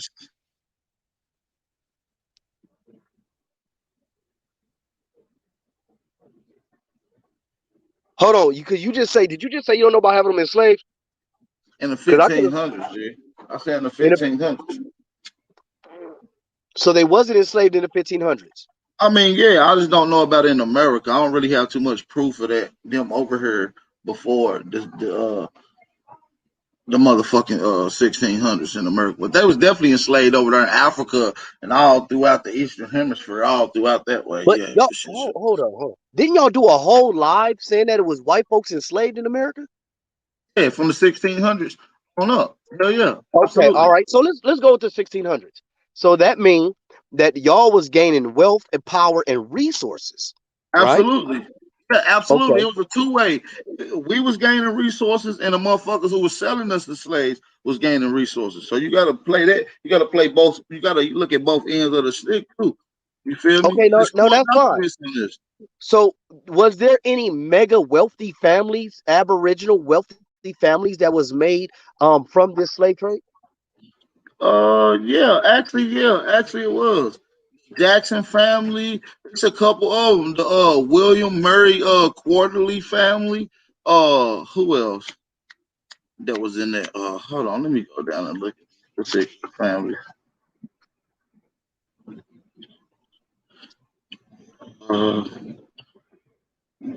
Shit, I can't even tell you something right off Because the these top of my same head. But yeah, families it's a should be. gang. It's a gang go. You know what I'm saying? You got the Warren B. Smith. You feel me? These was large groups of people, black groups that ran like a factory where they just owned slaves and had shit going on. You know what I'm saying? So the reason why I asked that, so these powerful families right now should be able to run shit in the United States right now. Like they should be in Washington and like dominating.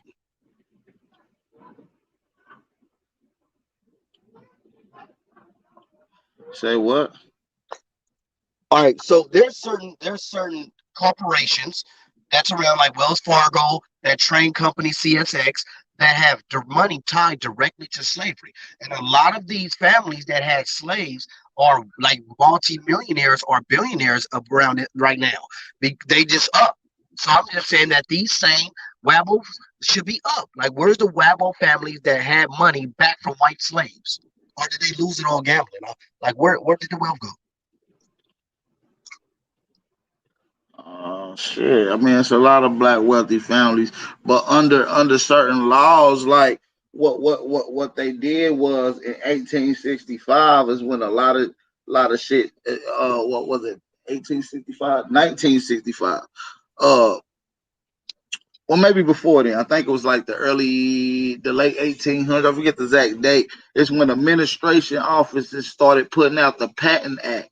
So if things wasn't patent and copyrighted, other people couldn't take it, issue it, manufacture, and make money off of it, which forced a lot of people into, not having money and just due to not having the resources. You know what I'm saying? Short stopped, for the lack of arguments. So now who got the majority of the patents? Because we, like, from my understanding, and some of our master teachers say during the administration, white people. But you got to realize one of the biggest factors is Walter Pecker, which is one of the main reasons our Aboriginal people is in where we are today. He was a register for the administration office. He had a direct impact for that shit. You feel what I'm saying? So. Yeah, because so when our Pan-African teachers say pretty much the same thing, that the only thing white people created was the patent office. And why did the Wabos let them create the patent office? I don't think it was necessarily created by white people. I think it was created by people with good intentions. Throughout time, certain people became in positions, certain mixed breeds and mulattoes came in interest that had different mixed interests than what normal people would in historical past. And this is how shit started to take a shift. I mean, it's documented though, you know what I mean? This is something that it can be easily broke down in a nice bill that I got to definitely got to. All right, because I would love to see how y'all go from being in power enslaving white people, because you had to have dominant power. And Well, this is another. it's a book that's out that I'm actually referencing pretty much right now as we speak that goes through that. It's called They Were White and They Were Slaves. It goes through this whole concept of what goes on in America in historical time, leading all the way up to present time, and even how things even took a shift. And it brings in the 1724 Christian Color Codes. It talks about the acts in Virginia that forcefully, I forget that. I gotta go to it. Let me see if I can find that shit in here. And another thing I don't understand is, if y'all had them enslaved, why do y'all speak their language? Well, that's what's confusing is because under the auspice of an indoctrination, which do you agree that you've been up under indoctrination, brother? Oh, yes. All right, so yeah, during the indoctrination that you have been lied to, and one of many of the lies is that the language that you're speaking now comes from a group of people that barely even survived the Dark Ages and lived during the time of medieval times, which was often argued as white Europeans, one of their worst times in history. Not a count that they went through slavery right before that. For thousands of years, so there's really no period in time where they even had time to create anything, yet alone even had origins to anything, yet alone create a language such as right now that is being used today. You see what I'm saying? So which this language does not has any phonetics inside of the English language, which shows the superiority and the complex conglomerate and mixing of other language in the totality of it. So I mean, it's just a lot, bro. I think you just got to step up your research, G. I mean, look, I'm trying to step up my common sense first before I step up research, because all the research I'm reading, y'all tell me that's wrong. Like, from my understanding, English come from England, and Europeans, which is white people, the pale ones, speak this language. Well, like I said, you was lied to, bro. Because in historical time, right, England, what you think is England today, was not called England. And where England is where England was historically, ain't what England is, and it ain't called England today neither. You see what I'm saying? So what I'm saying is you have to do a whole historical reconstruction. You see what I'm saying? When you breaking down these things, because you're looking at it from colloquial sense when trying to reconstruct. I'm not even trying to reconstruct. I'm using logics. You're using indoctrinated logic. No, bro. You're looking at everything through an indoctrinated lens, and you just agreed to that. That is false. I'm not. No, I didn't. Never agreed. I'm looking at everything through indoctrinated lens. I didn't say everything. You said, was I raised in indoctrination? So look. So if we was raised in Nigeria, right? If you and I, from children, elementary school, raised in Nigeria, we'll speak one of the African language. Any place in Africa, we'll speak a language that they speak in Africa. But I'm raised in America, and I don't speak any of the ancient indigenous language in America by being raised right here in America. And neither do none of the Wabos I know. So all the black people I know either speak two things. They're going to speak Spanish or they're going to speak English. And now y'all saying that those are melanated languages? Man, I don't know a time in history that my people ain't speak English or write in English, bro. So I don't know, bro. I don't know. You can't show me a time period in history where my people didn't write or speak in English neither. So till then, nigga, we were speaking English. So Algonquian never existed in Americans then. I mean, in North America. Algonquin can be spoken in English, nigga. No. Whoa, shit, you fucked me up. So that's like saying Spanish could be spoken in English, huh? Yeah, it can. Real shit. You don't even understand it, nigga. You just saying Algonquin is because I know Algonquin is a language family. You saying Algonquin is an Algonquin word. So when you say words like terrapin, when you say word like possum, when you say certain words that you use on a regular, you're saying Algonquin words inside of the English vernacular. So even though you don't understand that, nigga, you can speak English and still speak Algonquin, nigga. You might not understand it, But yeah, No, I understand exactly what you're saying. So I know basically, you do. if you You got a ain't group dumb. of people, a large group of people that come live with another group of people, you have what they call like adopted words. It's words that end up get integrated. Now, but you just say Algonquian is inside of English, which means that the dominant language would be English and a sub language would be Algonquian. That is, Algonquian is native to America, and there's multiple Nah, different languages. it ain't that English is a dominant language. What we saying is English don't exist without the indigenous language, not just Algonquin, but a mix of a lot of indigenous language. So overwhelmingly, let's just say there's 500 nations, there's 500 languages. Let's just say 250 of these nations languages was inserted inside of the English vernacular to create what we call English today. That means that majority of the words that you're speaking, the dominant language that you're speaking, is an indigenous language, not from one tribe, but conglomerate from all, comprised from a lot of tribes. So, I mean, this is documented. I can easily show you the proof right now. All right, so I just pulled it up. It says 150 indigenous languages. So there's 150 indigenous language right here in America, and it says 112 in the United States and 60 in Canada. So in those languages don't sound like English.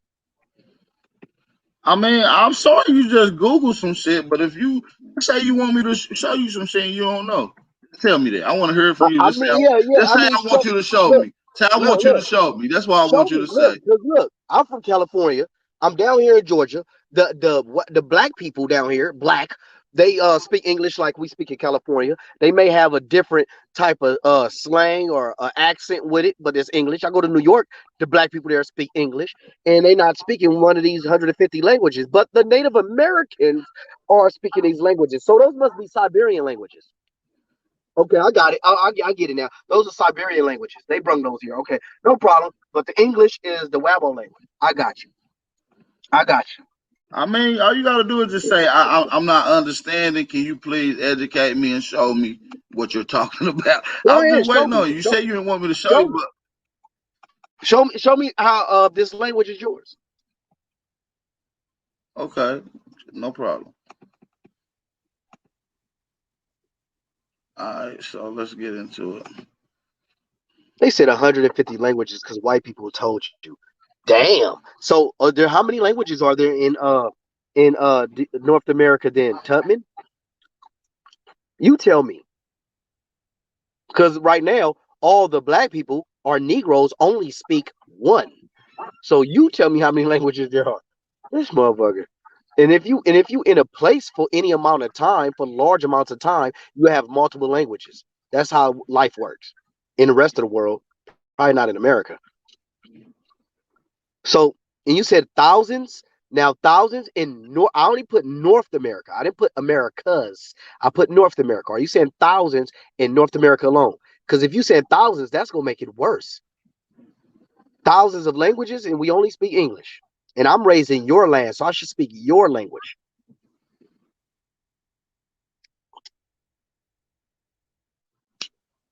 I'm raised in your, says the English speaking, but this is how ignorant people is. If I'm raised in your land, I'm speaking your language. I'm raised under your culture. I should be speaking what you speak. Not, I should be speaking. Man, that's like, but they got people that never been to China. And they speak straight, good, perfect English. They don't speak no Mandarin. None. They got Chinese people never been to China. Nobody ever questioned them being Chinese, though. They got Mexicans never been to Mexico. You never questioned them being Mexican. As a matter of fact, the Mexicans in Mexico closer to the pyramids and all the stuff that y'all talk about, and y'all talking about they not indigenous. When they bloodline is closer to the Olmecs and the Aztecs, their bloodline closer to it than yours because they've been there since they've been living. That's not true. They don't even know who built those pyramids. Hey, whether they know who built them or not, the people that live closest to them getting the credit. All right, well, let me rephrase that. They know that they didn't build them. Okay. Well, the Mexicans or the Native Americans? Either one of them. The Mexicans know that they did not build the pyramids in South America, and the Native Americans know that they did not build the mounds in what we call North America. That leaves us, bro. Because we were here, and AP's proved that for the last 3 years that I've been listening to him. Hey, look, I'm gonna tell you the truth, homie. Them dirt hills don't impress me. I went to them. I just see Whether you're impressed or not has nothing to do with who built them. Hey, look, whether you say you built them or not doesn't mean that you really built them, homie. You can't just say we did it, man. Come on, homie. When all of the archaeological proof says that I was here, why would I not assume that I'm the builder when no one else is? So you believe that there's a mythical, magical group of people that no one's ever seen or heard of before that built this stuff? When we start talking about the they're not actually pyramids, because pyramids got a point. They got another name for them. But what they did in South America, that's different. I'm talking about right here in North America. I'm not talking South America. To me, it's all America to me, from the tip of what we call South America to the Arctic Circle. It's all America. So that's what we're talking about. All right, cool. So how much family do you have in South America? None that I know of. Okay. But how whoa, hang on. That doesn't mean that my family lineage didn't migrate up here from South America, though. I didn't say that. The reason why I say that is because Wabos always asks about our aunties in Africa, but when you ask them about their family next to the pyramids that they love to claim, they can't find none. So now they know how life works. That's just been, unfair. I just threw that out there, and I'm still waiting for this English language. I'm still waiting for this English language to be aboriginal to America. Because I'm gonna tell y'all the real. If y'all can't prove the English language is y'all, then y'all got to throw all that law book and all that Black's Law Dictionary bullshit. Y'all got to throw that shit out the window. Well, y'all got to throw it all out the window. But hang on. Here's what I can prove. The Europeans didn't speak English. The British. Hang on a second. All the Celtic people spoke a Celtic dialect. French speak French, German speak German, so on and so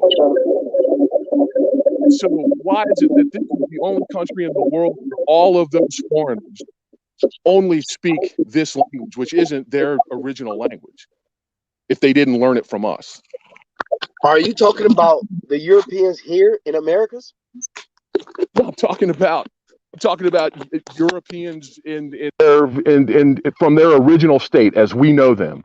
They all spoke foreign languages before they came here. Since they've been here, they've adopted our language. Okay, they sound like us, Okay, but let me say this, homie. So are you meaning to tell me that your language migrated to England and you taught those people English? No, I'm saying they came here and learned our language. They learned our system of trade. They learned our systems of government. I'm saying that everything that we see them doing right now, they got from us. That's not true. Well, prove it. Prove that that's not true. So right now, we could start talking about them getting attacked. English was not speaking English. They were speaking Germanic languages when they came over here. Nordic languages when they came over here. Under the comprise of the English of the Aboriginal languages, and these foreign languages comprise what we call English today. Even went through stages where they called it Old English, because they were still adapting certain words from the indigenous languages. This is facts. Okay, we understand that words get adopted, but it don't matter. The majority of it comes from across land. So let's go back, because one of the two places I really studied, one was Benin, and I was getting into the Ottomans, because I was supposed to have a debate that we never had. But anyway, so the Ottomans was going into the Balkans, right? And they was taking the white people. The Ottomans had a functioning empire, had over a 600-year reign dynasty. So they was already operating in dynasties, and not only that, you got to look at Constantinople. Constantinople, which now is Istanbul, was a fortified fortress that they had cannons that they was bombarding on the side of the ship and put cannons on boats. You feel me? It took the boats across land. Not to mention the Ottomans was the first one to have cannons on movable cannons on chariots. And when you start talking about they adopted everything from over here, it's asinine. When they had advanced civilizations on the other side of the planet. Young man, can I speak to you? Black Power. Let's go, brother. As I pulled to the side of the road, I was listening. If they would drop bombs on Tulsa, Oklahoma, why wouldn't you think that they would try to erase the history of melanated people here in this country?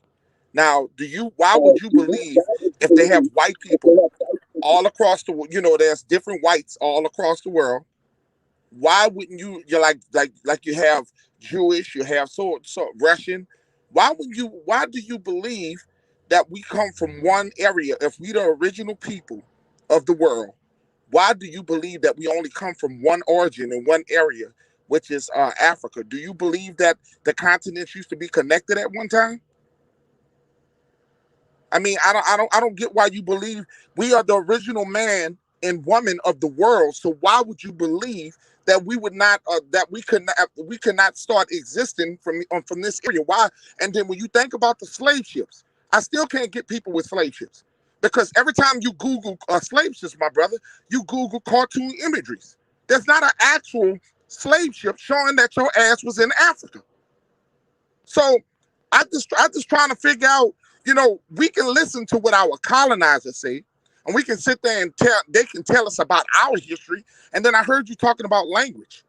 And that was another thing that I was confused on, because do you realize that Africans, I know some Africans who come over here with their children, and their children still know their languages, even though they were not born in Africa. But we may not be the same people as them. Okay? So when you talk about English and we're fighting over what's the name and what's the and that's to me irrelevant, because some of us come from South America. Some of our history is from down for South America, my brother. Canada is our land. This is one continent. This is not a country like they told you.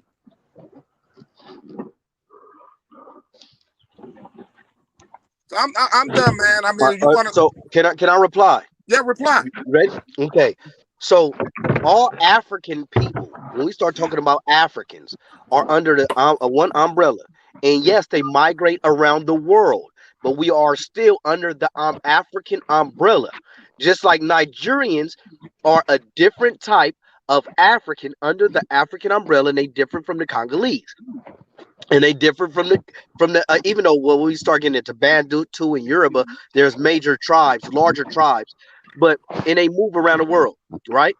So to say that African people sprung up over here and not connected to the larger body of people is foolish. My brother, there's black people everywhere in every continent. Black people are not just in Africa. Black people are everywhere. They are the original people of the world. So when you state that, you're limiting the original man and woman. And that's just not correct, my brother. And another thing that I'm listening to you say, which is, I want to ask you one question. Where do you find your people? And you do probably take DNA tests and everything. Where do you find your people that you what I want to know what skull that you are connected with when they say that you from West Africa? What part of West Africa are you from, my brother? So let's get into that. Right? I mean, let us find out where you from, your land in Africa. Tell me what part of West Africa do you from?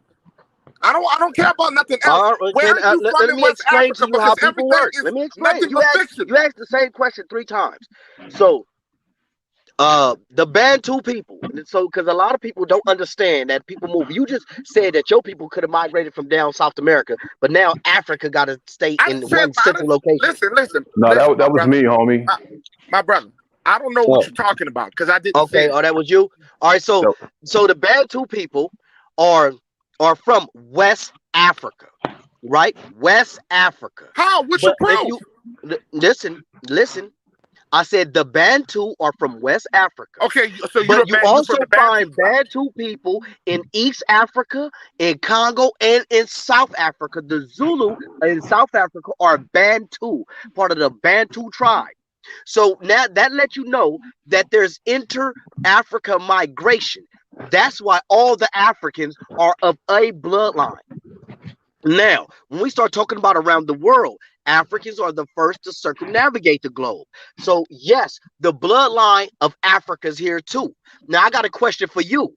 Do you believe the Native Americans are Asian? Well, yes, I do. Siberian Asians. Yes, I do. Okay, so you mean to tell me the Native Americans that been here for over 1,000 years are Asian, but Asia is on the other side of the world, but Africans can't be here? Wait. I guess you don't understand. I guess you don't understand the bridge that connected them over here. Have you done research how they got here? Brother, Bering Straits and all that other things, that's great. I'm saying, my brother, now you asked me about the Siberian Asian. Do you understand that we're not saying that we're Native Americans? We never claimed to be. No, that's not why I asked that. I didn't ask that to say you're Siberian. I asked you, do you believe the Siberians are Asian? Do you know that they were brought here and they have taken a lot of the names that were originally from the tribes that were already and here, that's fine, brother. They were already My whole here. question When William are Penn they Asian? William Penn stated that he saw people that looked Ethiopian. He did not say that he seen Siberian Asian. All right. Let me ask you another question. That's William Penn. Do you believe that they have Asian people in South America? Do I believe that they have they got every nationality in America, in all parts of America, that people have migrated over ever since then. But we're talking about the original man, the original woman who was here were melanated people. It was not that you cannot compete with that, bro. Okay.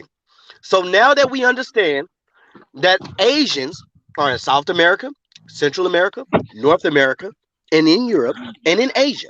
But and now that you know that we are here, that we've been everywhere also. But brother, I got this. But you failed to realize that we were here, right? You failed to realize. So you got a mindset that only Africans did the traveling, that our people was not migrating. Brother, look, I'm talking about Asians right now. I'm talking about Asians, not you. I'm not talking about you. I'm not talking about you. So you feel me? I'm talking about Asians. I got this. So Asians, now if you notice that Asians, when you start talking about Native American, they don't call themselves Japanese. Native Americans don't call themselves Vietnamese or Chinese. So there's different types of Asians, but because they they'll lose their benefits. Family. Right. Now when we're talking about Africans, there's different type of Africans that connect to the but African they'll lose their benefits if they did that, though, brother. There's different type of Europeans that connect to the European family. What family do you Black connect Power. to? Hey, of course they wouldn't say that because they'll lose some free benefits that they get. Nigga, why the fuck?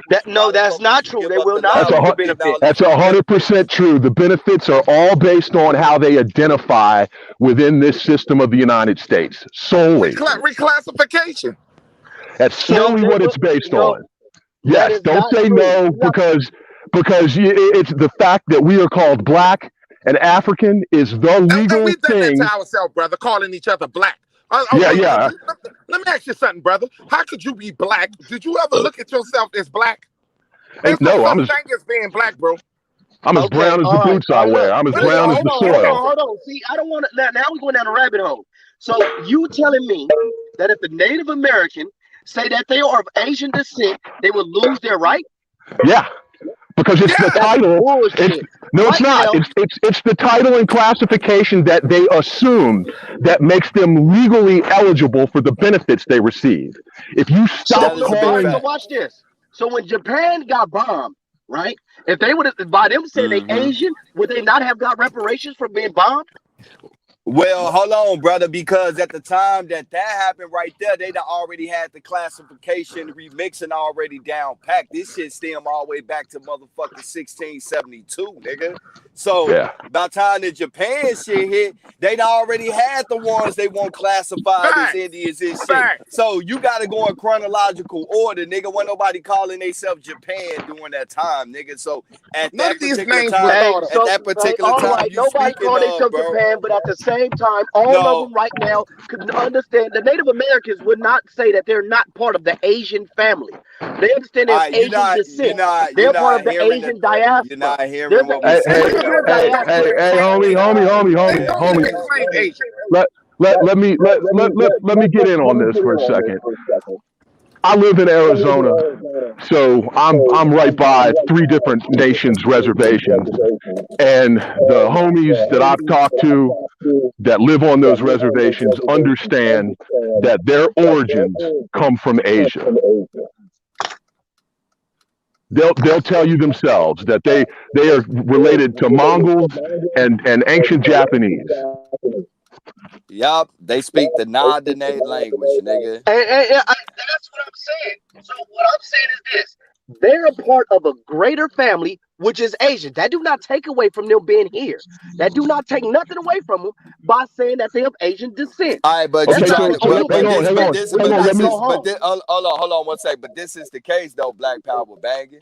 It ain't about their Asian descent. They can't fucking deny it. They're moving on the premise that they was the first people here. So that's why they run on the term Native American. So when you start connecting that actually that we already know they Asians, but when you connect the fact that it was niggas here before so-called Asians showed up, how can they be the original Americans? Brody. Who are the original Americans? Because I know you still on that, bro. It don't matter, bro. If it don't matter, then why are they receiving benefits? But they're receiving benefits. That's not true, bro, because they're receiving these benefits based off the fact that they're allegedly the first people here. Okay, look, check this out.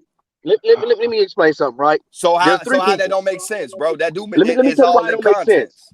Because if we was I'm gonna use an analogy, right? I'm gonna use an analogy. Friday, y'all. We all seen the movie Friday. Right. Debo is a European. Y'all will be red, and Craig is somebody different. Y'all, no matter how much you show the motherfucker that you had the bike first and you got the paperwork to show bike, unless you could go to war and take your shit back, it don't matter who had it first. They are holding it by military power, not paperwork. First off, bro, that's bullshit, bro. You trying to allocate a bike to motherfucking landmass. That's the most land. Hold on. Damn, bro. We just listened to your bike analogy, bro. The fact of the matter is, when it comes to land and heritage and business and shit, it does matter, because that's the whole motherfucking argument of Europeans between their nations was who was in this area first, and they make deals and bids off of that shit, homie. So it does matter, and you can't allocate that shit to no motherfucking bike, bro. Okay, all right, cool. Let's not do it to a bike. It's some land. Okay, no, let's do it this way. Let's do it. Hold on, because I can end this. Why did the French sell some land to the British? What was y'all at doing the sale of the Louisiana Purchase? Since the land we talking about can't do it. Nigga, I wasn't born, nigga. Check it out. Check it out. They were still in our land. My people was in Union Parish, Ward 1, all through the Delta of Mississippi, and then motherfucking Alabama, and then the Midwest. They were still there. And then I had family in Arkansas and also Oklahoma. No, I'm talking about where was the Wabos during the time of the Louisiana Purchase? Bro, we ain't no Wabos, nigga. I don't know what the fuck that is, nigga. You know what a Wabo is? They don't agree with that shit, nigga. They didn't agree with that Louisiana Purchase. That was some white man shit, nigga. Stop playing. They did not agree with it, but it still happened. Debo, they hold it by military power. Not no paperwork. Nigga. We were still on our land, but we were still on our land, nigga. We didn't leave. So what are you talking about? Y'all still stuck on this Trail of Tears shit that they pushed all the Indians out, nigga. That ain't true. Real. Whether they pushed them all out or not, homie, my argument is not who was here first, and I'm watching them do deals through military prowess. They not doing it through paperwork and treaties. Man, they broke every treaty they ever made.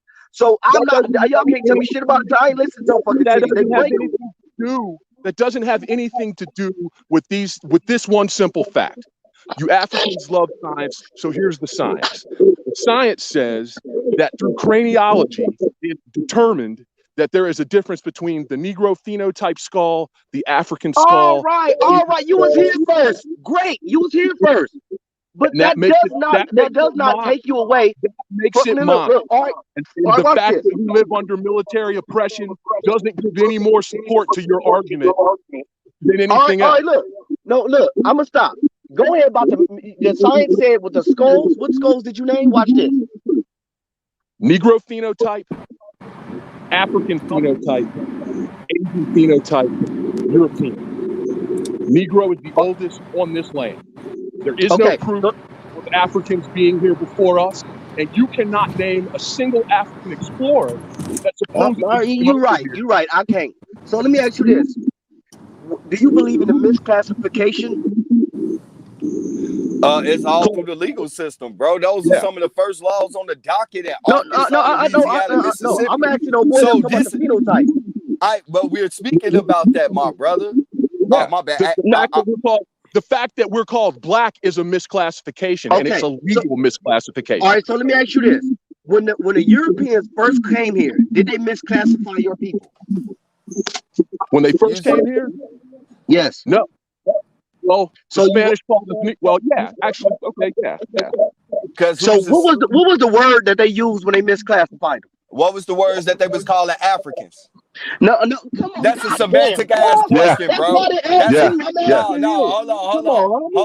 I'm asking about the misclassification. I want to know what word they use. Hey, misclassified. Goddamn, cuz, don't get emotional on me, man. We friends, bro. Look, P Gang, this is why I asked that, because no, just answer the question before you answer it, and I answer for you. I am gonna answer it, bro. But what I'm saying is this right here, my G. All of the world was colonized. Everybody was put up under this colonization. So to ask a question like that is semantics, because even over there, they don't even call themselves their proper name. They're saying it with English lettering or French lettering. So who's to say we want them? That's awesome. We want them. So those are semantic questions, bro. We using the same English lettering right now. I don't care about my brother. The original word was the oldest word. I know you don't, I want to know it don't what go word. Y'all say they misclassified y'all. What word did they use in that misclassification? Okay, you want all they of was them? calling us Negroes, No, the Indias. They was calling us us Negro de Terra. They was calling us Indios, and shit, and Negros. I mean, we can call ourselves these names. These are the names that they was calling us and shit. And here it is, just like anybody. Hold on, anybody that's doing interaction with a foreign person, you know, and they start studying saying names to allocate, like, oh, that's what we calling you. You not knowing it's derogatory or changing you. You just accepting it. Oh, okay, this how we understand each other. We don't even go into all that.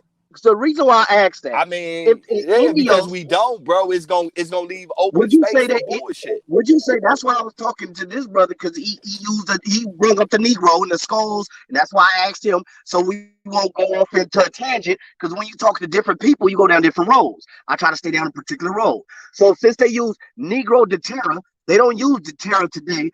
So Negro is a misclassification. Indios. Would you say that Indian is a root word or come from Indios?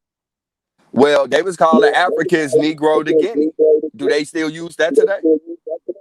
Oh, there we go. Negro. So the term, there's a Negro. No wonder why, because they saying, oh, these are the same people. Negro is not necessarily a classification. It's just basically mean dark people, bro. So a lot of these terms that we're using for racial classification never was really racial classification and no shit. The structure of the times wasn't even based on shit like I'm just that. talking That about was what just the to white people describe the use. Who care about the actual science of it? I just want to know what they use. Keep well, it if you simple. don't care, bro, then it ain't gonna make Keep sense to it you, bro. simple. We Keep it try to simple. keep it. We try to keep it simple The in simple thing is, chronological order they, so you can understand what's going on with I'm these not. terms Look, being used. You bro. got See, to. because you going too far. The reason why I said that is because they was calling us Negroes on both lands, and then now when we start talking about But they was Negroes on called both they lands, had Negroes in Asia too, though, bro. They was calling them Negritos. They was calling the fucking Australians a different type of Negro as well, bro. So any place that they went and seen dark people, that's all Negro really meant. The back word was letting you know what landmass they was at. So when they say Negro, they mean motherfucking black, dark-skinned people. But when they say Negro the terror, they mean dark-skinned people of America. When they so say what Negro the language? What Guinea, language is hold Negro in? on, bro. When they say Negro the Guinea, they mean dark people, the dark races of Africa. When they say Negritos, they mean the dark races of Asia. So what's your Okay, next that's cool. question? What language is Negro in? Come on, bro. Stop playing. All this shit is coming through the Portuguese language, the French, the Spanish, and the English language, bro. So you would agree? Like, I have stop to playing, bro. ask because y'all learn shit totally different. So No, Negro nigga, do I mean learned black. shit to say, nigga.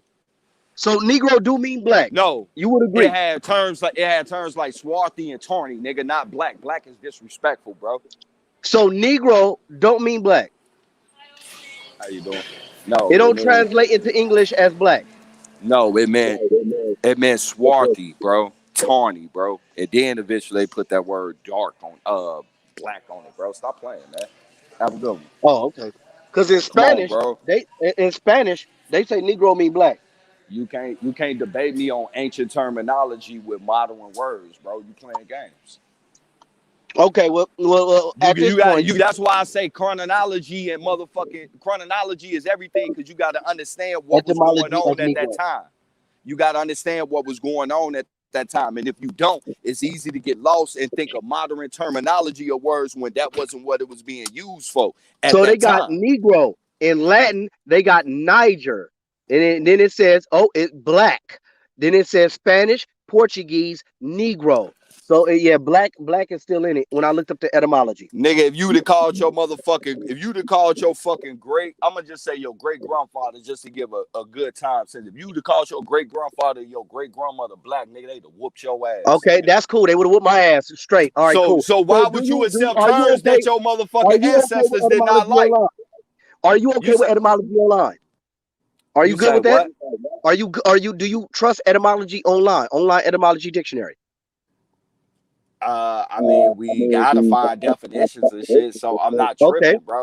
So Negro, noun, 1550s, member of the black-skinned race of Africa, from Spanish or Portuguese Negro, black, from Latin Negrum. It says nominative, Niger, black, dark, off, Africa. It wasn't even no such thing as fucking Africa in the 1500s. So how can that be the etymology definition of the term Negro when you didn't even have no fucking? Hold on, bro. This is what common sense come in. If you didn't have a fucking continent called Africa in the 1542, how can the definition of an etymology even have it being associated with Africa when that's a modern term, bro? Africa wasn't even fucking alive, nigga. All right. Africa wasn't a term in the 1500s, bro. Let's pass it. Let's pass it, cuz. Look, if they change the name of Africa to Dirtland right now today, the etymology would say Dirtland and it will not say Africa, even though Dirtland is a word that was invented today. What was Dirtland? Why would they call it Dirtland? I don't give a fuck. They could call it shit stain. It was a shit stain. That's why they was calling it Dirtland. Yeah, okay, cool. So the word is, when they start talking about the definition, they would tell you the land that we call it today, so you could know what they're talking about. All right, so once again, and that's why you have terms like black and African American. It's the modern term. It's the modern term. Hold on, bro. I'll let you get your definition out. Let me get mine out. Don't all right me, bro. No. Read the definition. Read it. I mean, bro, I'm on my phone, bro. If I go to the definition, I'm not gonna be on the stream with you no more. So I'm not tripping. I'm not tripping about that, bro. Is that when we start looking at these words and terms that we're using, we got to understand what is a modern term and what was the meaning of terms back in those times that we speaking of. That's why I always say chronological order is fucking important. Because if you try not to use chronological order, you would be using the definition for a word that wasn't even defined at that time. So what was going on during that time? What did these words mean at that time? It wasn't no fucking Africa. How about this? It wasn't no Africa. It wasn't no Africa. Tell me where to find the definition of Negro or the history of Negro. Once Tell me, again, and I'll brother. go look for it when you tell me to go. Once again, brother. It wasn't It no just means Africa. black. Thank you. Thank you. It means black. Just tell me where to find the etymology of Negro. I'm gonna go wherever you tell me to go. All right, my brother. Is you're not even gonna let me get it out? Because when I'm trying to, you keep cutting me off. Like, what's good? Cuz I thought we was friends, bro. You and your feelings? Tell me where to go. All right, once again, my brother, you read the etymology that meant dark skin races of Africa. And that's based on modern terminology. Anybody black is automatically associated with Africa now. Africa wasn't even Africa then. So how can that be the definition of a word in the 1542, bro? Okay, we can't it's get not the past definition, that. brother. We I can't agree. get past It's not that. the definition. Can we pass Okay, that? so I okay, want so to know now, where the real definition so now that we're dealing with that part right there, once again, Negro just means dark ancient races. definition of Negro. My God, Negro means Let me dark just look races. that So up. when you start, Mission Portuguese, derived from the Latin word Niger, meaning black. Okay, it still mean black. I looked up ancient. It still mean black. You Okay, describing my it. You're not telling me where to find information. all right, once again, because you keep cutting me the fuck off, G. Now look, when they use the term I know Negro, it's modern terms. I'm not gonna cut you off no more. We know about modern. I You don't gotta wasn't repeat finna that. say shit about modern, my G. God damn, you don't know what I'm finna say. So stop acting like you the fucking God, nigga. You know what's finna come out my mouth, G. Come on, bro. We better than that. Once again, Negro meant Negro, Negress, Niger. That shit just meant dark races. So when you start seeing words once again, I don't know how the fuck you can't get this. Negro mean dark races. Okay, Negro de Terra, dark races of the Americas. Negro de Guinea, dark races of Africa, or what is Africa today. So it wasn't even called Africa, it was called the Guinea at the time. So when you got the word, the compound word behind the word Negro,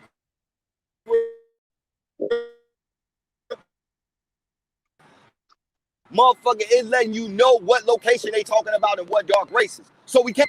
Negro de Guinea meant dark races of Africa. They wasn't calling motherfuckers over here Negro de Guinea. They was calling them Negro de Terra. And So you said Antarctica all fell up that under to tell that me where to same find it term at? too. You told me all that to tell me where can I find You this at? good, What you're cuz. saying? You with good, Negro. cuz. I mean, honestly, bro, I'm You keep looking at it explaining like me out of your this. words. I don't I'm want to trying to read talk to your you to words. have. I want to I'm read it. trying to. I want to I mean, I gave you the word, nigga. Look it up. Negro de Terra, Negro de Guinea. Look them up, nigga. I don't know want how no the fuck you a suffix. research. I want to look up the root word. God damn, nigga, you worse than OHL, bro. I thought we was better than that, I man. asked you about Negro, the root word, not no suffix or prefix. All Negro. right.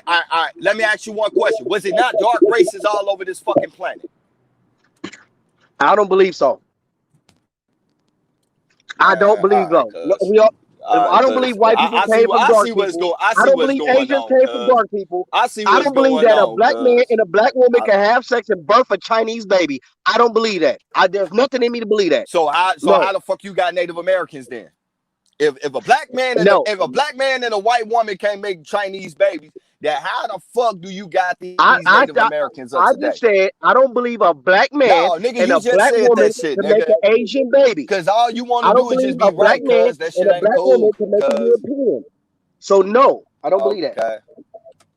Okay, so who the fuck are these Native Americans if you had all the fucking people up over here being called Negro as well too? So who are these Native Americans? You proving my point. Truth. I don't care who the Native Americans are. My argument is not y'all was here first. They was here last. They was here first. So My what's your argument argument? is that y'all are part of the greater family. There's more dark races in Africa than on all the rest of the planet combined. In one place, there's more. There's, matter of fact, they got more Africans or more melanated people, more dark-skinned people in Nigeria by itself than in all the Americas put together. So they got more dark-skinned races in Nigeria than Brazil. Now look, when we start talking, yes, they got more dark-skinned people in Nigeria. They don't die. Look, nigga, no. Yes. Ask that fucking question. You just said that shit. Yes. Matter of fact, no. Look, I'm gonna correct it. Bro, They got more black it's 300 something. Bro, it's over They got 300 more black motherfucking people million in Nigeria motherfucking black than people just in America Brazil and Brazil alone. put together. All right, man. Look, You check this bugging, out. cuz. You playing In games, man. Brazil, they're not even saying it, and you can't find to say that they're Indian. That's the African population. That's the largest African population outside of Africa in Brazil. Y'all can't claim them. We can't claim them. Y'all can't claim them. They bang African. We can't claim. They They bang bang African. Africa. That's bullshit, bro. Send me Only something. the Send me something indoctrinated to my niggas phone. You bang got my number. African, bro. You got my phone number. Send me something to my phone. Yeah, I know. Where they That's why I got don't the understand why largest. you coming with this fuck shit, nigga. I Cause thought we was y'all better than that, bullshitting. cuz. Y'all bullshitting. No, you bullshit, cuz. You bullshit, nigga. Y'all You bullshitting. bullshit. Look. Y'all talking about English is the Aboriginal language now. Man, y'all making up all types of shit. This is like FBI shit. It's due to the fact, bro, with this right here. All the linguistics of the American language, the English language, states that the English language is basically a bottleneck of thousands of indigenous words put into a language. So what the fuck they did was they gave a lettering. Hold on, too. They gave hold on, bro. They gave a If you ever lettering want it, out. I'm Black Power Banging on Instagram. Come get it. All right, okay, bro. All right, bro. Once again, all the linguistics, the people of this field, the scholars of this field, state that the English American language is basically a mixture of European and thousands of indigenous words of the Americas. So all they did was put a lettering alphabet around our words and made us think that it was English. Nigga, the linguistics say that, not what I say. Not what Black Power Bangers say, not what them fake ass Pan-Africans say, what the actual scholars who give the data for this field dealing with language, which is called linguistics. Look it up. How the fuck is you niggas scholars and y'all not seeing this shit? How the fuck are y'all scholars and y'all not seeing this shit, bro? I want to ask you this one question because we always get blamed for this. What race are those scholars that we could believe what they're saying? What race are they?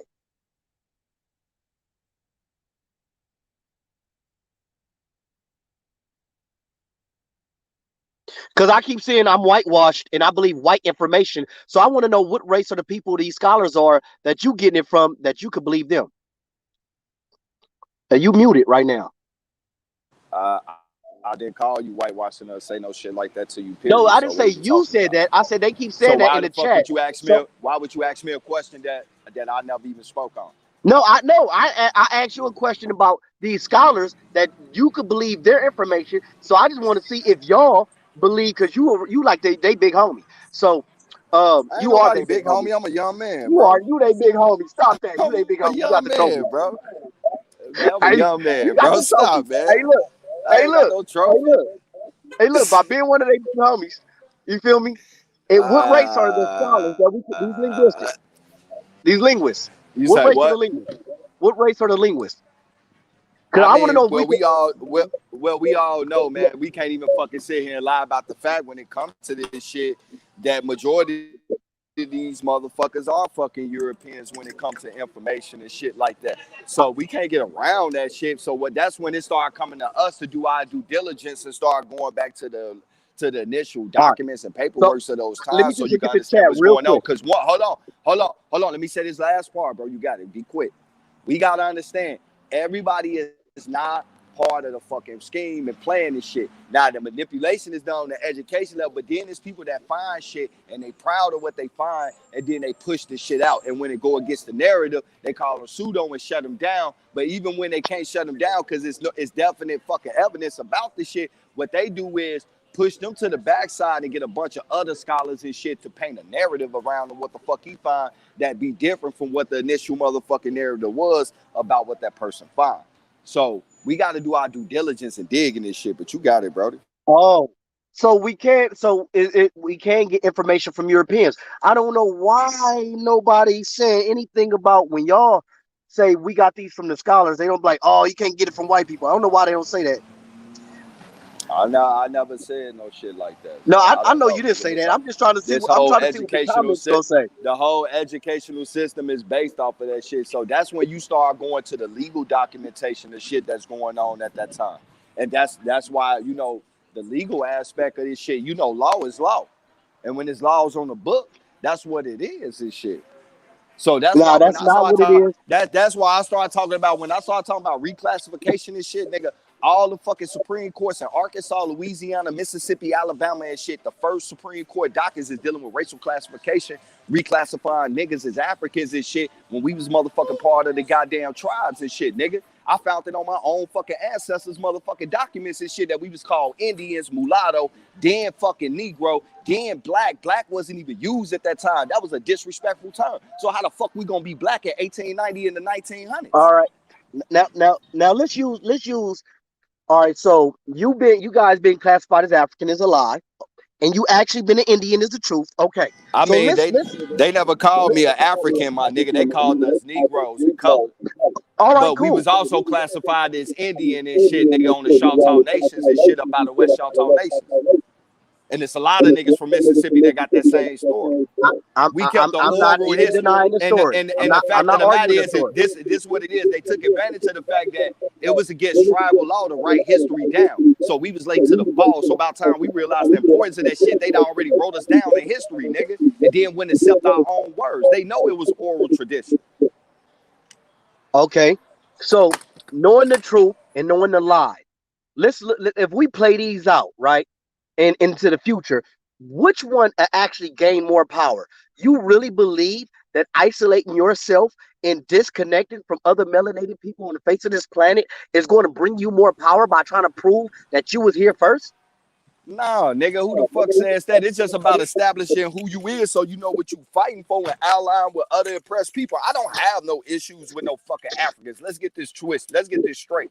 My issues as far as the African shit be with American niggas trying to make me be African, nigga. Ain't no African making me be African. Matter of fact, all the Africans I know agree with what the fuck I'm saying this shit, nigga. And they would tell your ass if you go to Africa, I agree with you too, homie, but I don't agree with Ab, though.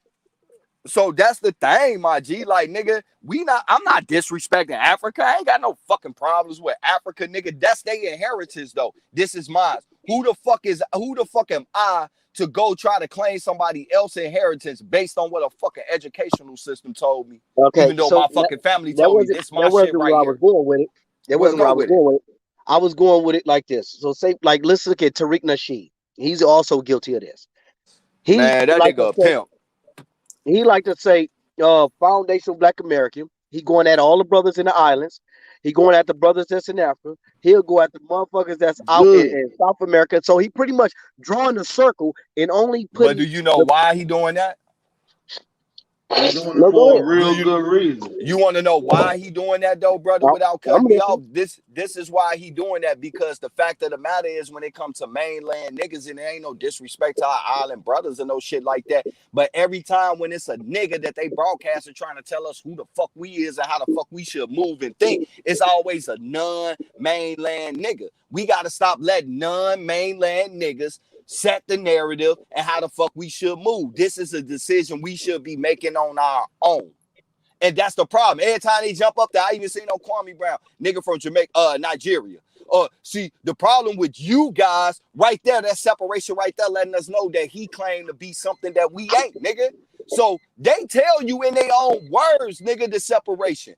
So how the fuck is we gonna keep letting motherfuckers? They just don't like it when we separate. When we separate, right. ourselves. Right, but they ain't gonna let us come up to their motherfucking country or they fucking island and fucking take the narrative on how the fuck they should move. They gonna be like, all right, get the fuck out of here, Yankee. Get the fuck up out of here, Twee. That's what they call you in Africa. Twee, nigga, it means foreigner. They call you Yankee and they call, yeah, right. They call you Yankee. They call you Yankee from the islands, and there ain't no disrespect to them or whatever. But that's the fact of the matter is, my fucking United States American ass cannot go to none of these islands of Africa and then start a movement and tell the masses of they people how the fuck they should move. But it's always a foreign nigga on TV in this rally telling us about how the fuck we should move and who the fuck we is. And I'm saying, fuck that. We supposed to determine that shit ourselves and then ally with other oppressed people who know who the fuck they is and respect who the fuck we is. That's the point. So you have, why is it that somebody like the Honorable Marcus Garvey can come over here and really get all the people together and go in a different direction? But y'all haven't had a movement as great as anything that the Africans are doing on this land. All right, well, this the thing with Marcus Garvey. You had actual mainland niggas and shit out there fucking preaching shit, and it was a mainland nigga that gave Marcus Garvey his first speech in Harlem and shit, nigga. When he tried to do it down on the islands, they booed his ass and told him to get the fuck out of here. So he had to come to New York. And when he got to Harlem, they let him speak. And then on top of that, this bitch ass nigga met with the Grand Wizard of the Ku Klux Klans and told them they clad for the Jim Crow laws, said our people didn't deserve shit, and this nigga was motherfucking connected with the eugenics movement. And not to add on top of that, the reason he did get majority of Black Americans help was through the funding of the church. He paraded himself He not only got here, he also got the islands. He went back to double back and got the islands. He spreaded himself around in America as a minister, using religious indoctrination to panhandle for my community. Okay, so he was able to go around and tap in with people that was lied to and was told they was African. Well, where can we go? And I could jump down, and y'all got as many people as like the Crips and the Blood. They got hoods. Do y'all got hoods where everybody know that they're indigenous? Hell yeah. You talking about it? Lonsdale Community Home, nigga. Before you go, I mean, first off, bro, you talking about in a time where nigga TV and publication of newspapers and shit took time to get to the masses. So who control the narrative? They wasn't even telling you about the niggas that was going against that. Majority of motherfucking niggas didn't even like Marcus Garvey, nigga. And that's what made W.B. Du Bois them turn on him, because they was his friend. But the masses of the niggas was pissed off as Marcus Garvey was saying Garvey is an agent of the crown. If Garvey was an agent, why did agents attack him then? Agents attack him. They protected him and to the point and used all his resources and buried his ass on some European land. Right. On top of that, and where did he go to retire? He died broke. Listen, all the all this shit he did, he died broke. But where he died at though? What location did he die at though? Europe, was it London? Okay, where the crown at? London. Come on, man. Hey, Stop playing, bro. Hey, man, you know what? If that's the truth, man, I'm fucking with the white folks. It's a good thing the white folks gave us. We know y'all do. Y'all pushing a movement to try to get our indigenous people out of our land, so y'all can try to take it over, so y'all can let the white man take it over. But guess what, nigga? We ain't going to Africa. So listen, all you new Marcus Garveyites can go eat a motherfucking potato, nigga, because we ain't going back to Africa. You understand me? We ain't going back.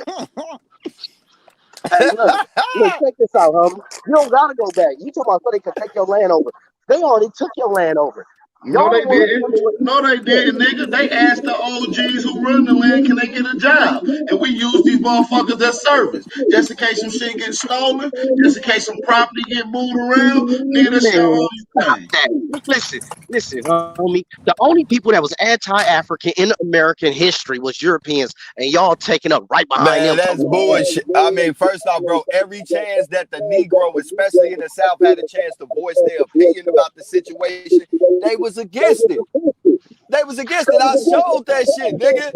In the old Negro. Once again, that's why I brought up the fact about W.E.B. Du Bois was the nigga friend, but then he turned on him. It wasn't because he wanted to turn on him. The masses turned on that nigga. They like deport that nigga. He had to join the wave, but his ass was gonna be destroyed too, along with his ass, nigga. It's a motherfucking political movement. Like right now, nigga, it's Democrats in the political party that is best friends, but one of them niggas get outed out by some fuck shit. They gonna distance theyself from him and talk shit about him, even though we're hard. That's his homie. Cause he got to. Cause he gotta parade the facade, nigga. So stop playing. Hemi Williams Sylvester. That nigga ain't no mainland nigga. Them niggas want mainland niggas. Them niggas got us to take our eyes off the most important thing, our economic achievement, and made our grievances more important than our economic solution. And that's how we got to where we at right now, nigga. They made you convinced that the city was where it's at. So you left the farm, nigga. Family ain't had nobody to lead the farm to. It got lost. It got abandoned. And then people took claim to that shit, nigga. It's laws on that shit, nigga. That's UNIA right there. We're your organization. Marcus Garvey organization still living. UNIA. All right, talking about the UNIA that had secret meetings with the eugenics movement. That's the UNIA that had a meeting with the Grand Wizard and shit, and also said that he was gonna have the same Grand Wizard to come speak at the UNIA movement and shit. That UNIA movement, nigga, that's some bootlicking, cotton picking, turncoat ass movement, nigga, and it's non-American, nigga. Oh yeah, that shit is a foreign entity, nigga. Why did Garvey even have a meeting with the Grand Wizard? What was his mindset? Because low key, them niggas don't really like mainland niggas either. They want to be at the motherfucking master table and shit and get a pat on the head saying, "Good job, you heard it the sheet for us, nigga." That's what it's about, nigga. He even says it in his biography, nigga. He grew up in that system and he had a disdain for American niggas based off of that shit, nigga. So let's be real. He wanted a table with the white folks, nigga. No, I ask you, what was Marcus Garvey's mindset and reasoning for meeting with the Klan? What did Garvey say? Because nigga, he told the way he feel. He was happy of his Jim Crow laws. We didn't deserve shit because we didn't build shit, even though everything that I don't know about all that. That's what he said. That's what he said, bro. I can easily pull that up. Marcus Garvey felt that he was meeting with the head of state and felt like the Klan was the real rulers of the U.S. So he meeting with him because the UNIA was having beef with the motherfuckers, and in meeting with them, he was meeting with a head of state. He was meeting with the head. So when he have any Rabos met with the leader of any movement, European movement. All right, first off, let's keep this G. Even before that meeting, nigga, it was well known in the UIA movement that they loved the Jim Crow laws. They praised the white man for the Jim Crow laws, and they also said we didn't deserve. Hold on, bro. They also said we didn't deserve none of the benefits of America. Who said because that? That was the UNIA movement consensus, nigga. I can Wikipedia that shit. You don't even have to dig deep to find that. Y'all just don't pay attention to it. All y'all want to do is just look at the red, black, and green events, nigga. Because I got the UNIA paperwork. I don't see none of that in the paperwork. Oh, you don't? I bet you don't. You bet I don't. I just showed you a UNIA membership. I'm part of UNIA right now. We are every Sunday. Then in my opinion, bro, with all due respect, and I consider you one of the homies, nigga, but if you're a part of UNIA, nigga, you an enemy, nigga. Shit. I hate to say that because I look at you like a real homie, bro. But if you seriously part of the UNIA movement, bro, I can't do nothing with you on a building standpoint, bro. Cause I am against that shit wholeheartedly. This motherfucker disrespected my ancestors, my G. They was with Jim Crow, nigga. Jim Crow was dealing with reclassification, but also the stealing of an invention of niggas and giving a patent to white man, bro. See it? So I can't do nothing with you because you're an enemy. Red, black, and green. You an enemy, red, bro. Black, and green. UNIA said that's fucked up, bro. Red, black, and green. That's fucked up, cuz. That's fucked up, cuz. You an enemy, bro. You an enemy, bro. You an enemy, G. Hey, but look, Who you preaching? You over here preaching white supremacist rhetoric. I am. Show me why. Show me in any literature All white where white. supremacist rhetoric. Hold on. All white Show me supremacist hold on, bro. Show me in any literature of this educational system, right? The educational system or any white supremacist movement that agree that the Negroes, us, are the original inhabitants of this land. Show me that. Show me that the shit we push. Show me that. Show me. Hold on, no, bro. Hold on, bro. Hold on. Cause you know this be some fuck shit, right? And I'm gonna be quick with it. Just don't cut me off, so I can be quick with it. Y'all, you know, I done heard that statement before, but I never read in any educational literature or any white supremacist literature that states that the shit we pushing is what they saying. But guess what? In that educational literature, I can find that African shit. I can find them white supremacists saying that we African. As a matter of fact, I can find these white supremacists and eugenicists going over to Africa and buying land from indigenous African kings and shit, even at gunpoint, to try to get us to go there. So none of the white supremacists or the educational literature teach what we teach. They teach everything you teach. So how can y'all say that with no evidence? And the evidence actually point more to your theory. Watch this. Who is that? We walk along the sidewalks, let them have sidewalks.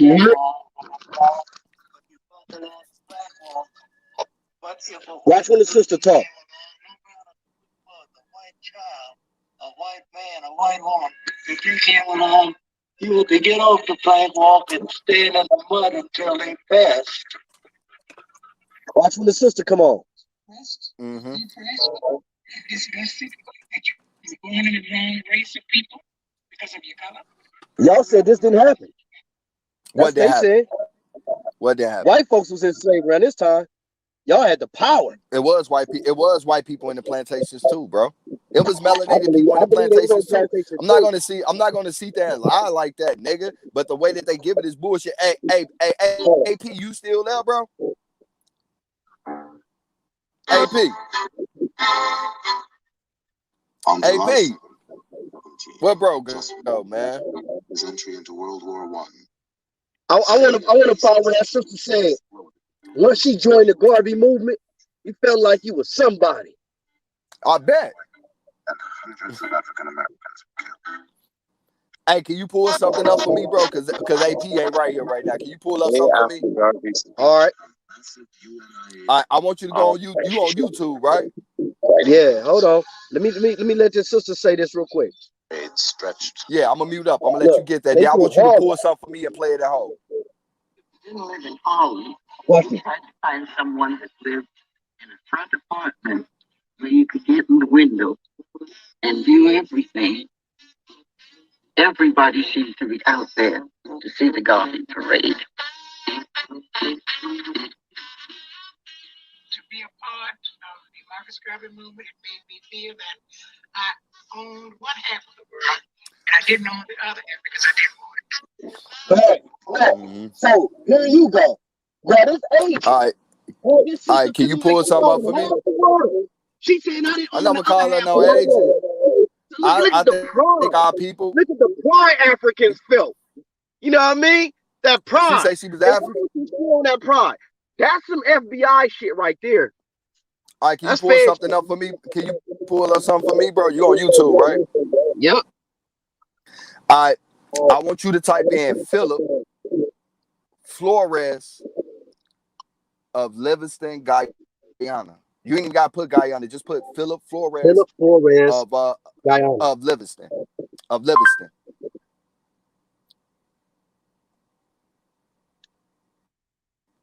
I want you to click on that video at the top. Yeah, that video right there. Click on that video at the top. That black man. With all the support you need in Skechers Archfit sandals. Skechers teamed up with podiatrists using over 20 years of data to create a sandal that provides skip that shit, bro. support all day. I'm waiting. Skip that part, bro. Okay, my bad. Oh, it's one of them play out ones. All right. You can skip to the part just a little bit for when that kid met that black man.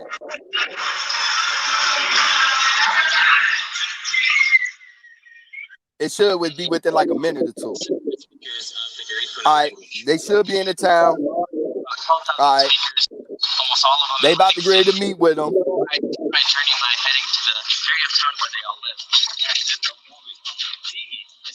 All right, there you go. Turn it up. As far as it go up.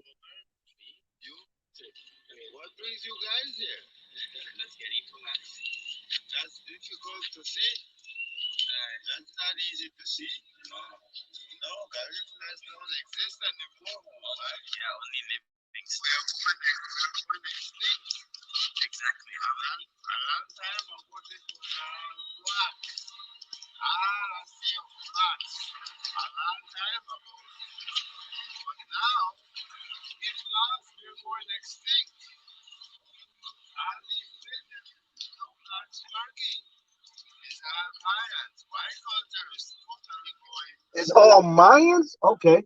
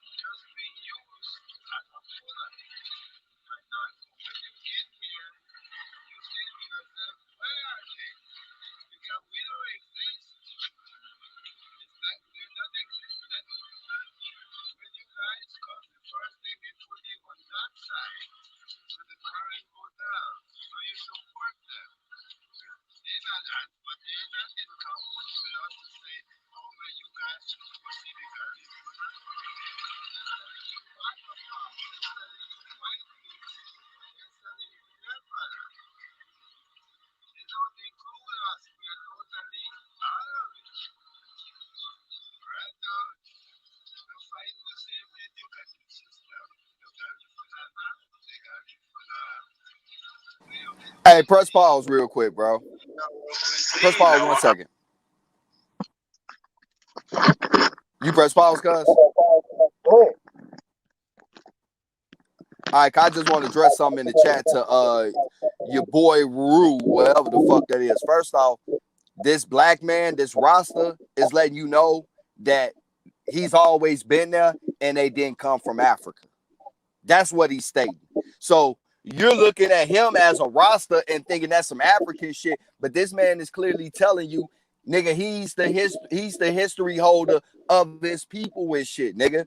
And he let you know they didn't come from Africa. And his shit ain't by way of books because they don't even got no schools where the fuck they at, nigga. So, yeah, that's why I'm playing this shit, nigga. But you can finish playing it, cuz. I mean, honestly, we can barely hear it through your phone. I was hoping AP was by the computer because I wanted him to pull it up so we can hear it better. And you would hear this man clearly states, nigga, that his people has always been there. That they named the sea after his people, the Caribbean Sea, nigga. He say the only place where you will find some Africans at was in Jamaica, nigga. Because they was exiling motherfuckers there, nigga. I mean, that's what he say. That's what he say. But I'm not gonna automatically allocate that all Jamaicans is African. I know a lot of Jamaican homies that don't. Jamaicans African. So yeah, we gotta go. Yeah, but this man, right? I mean, that's cool. But this man is clearly stating nigga has been black. All right, let's get the key point of what this man is saying, right? This man is letting you know that black people, hold on, black people has always been in Americas, period.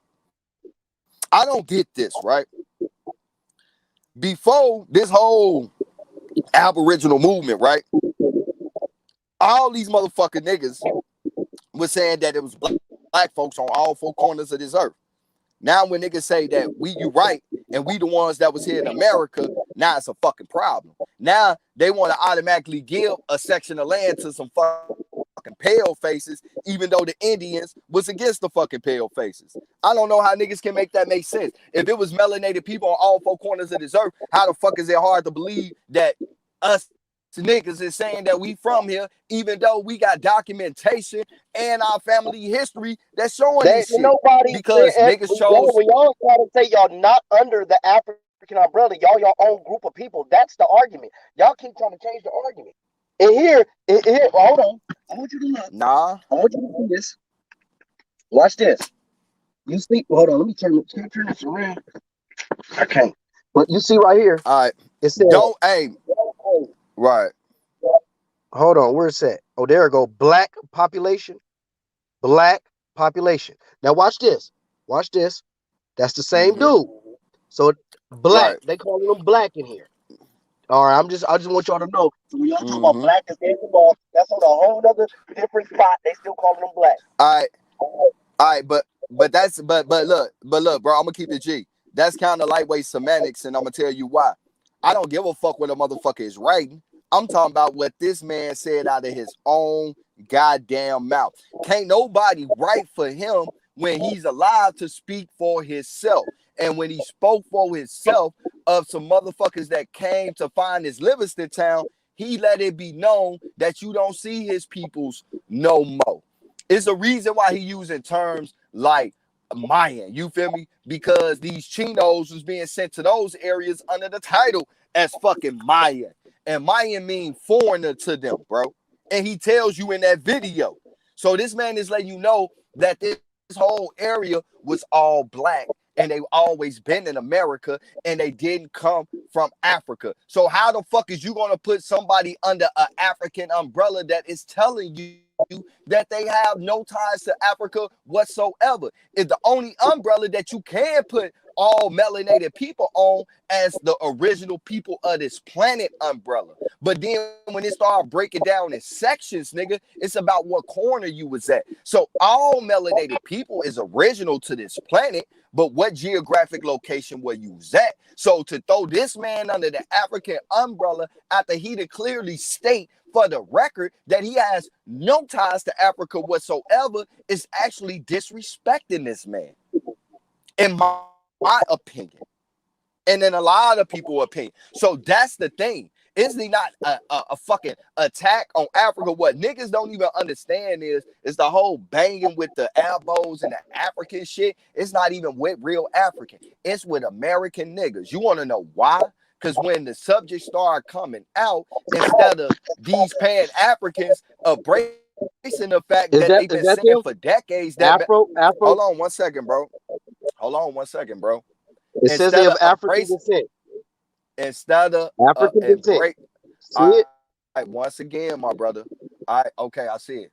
Once again, my brother, instead of these Pan-Africans embracing what they've been saying, that melanated people populated all this corner of the earth, they saying we was lying and some pale faces was to this land. But then again, what you just showed is another disrespect. This man is the leader. Hold on, bro. This man is the hold on. I am being genuine, bro. You not. This man is the leader of his town. When you say we was the Indians. Hold on, bro.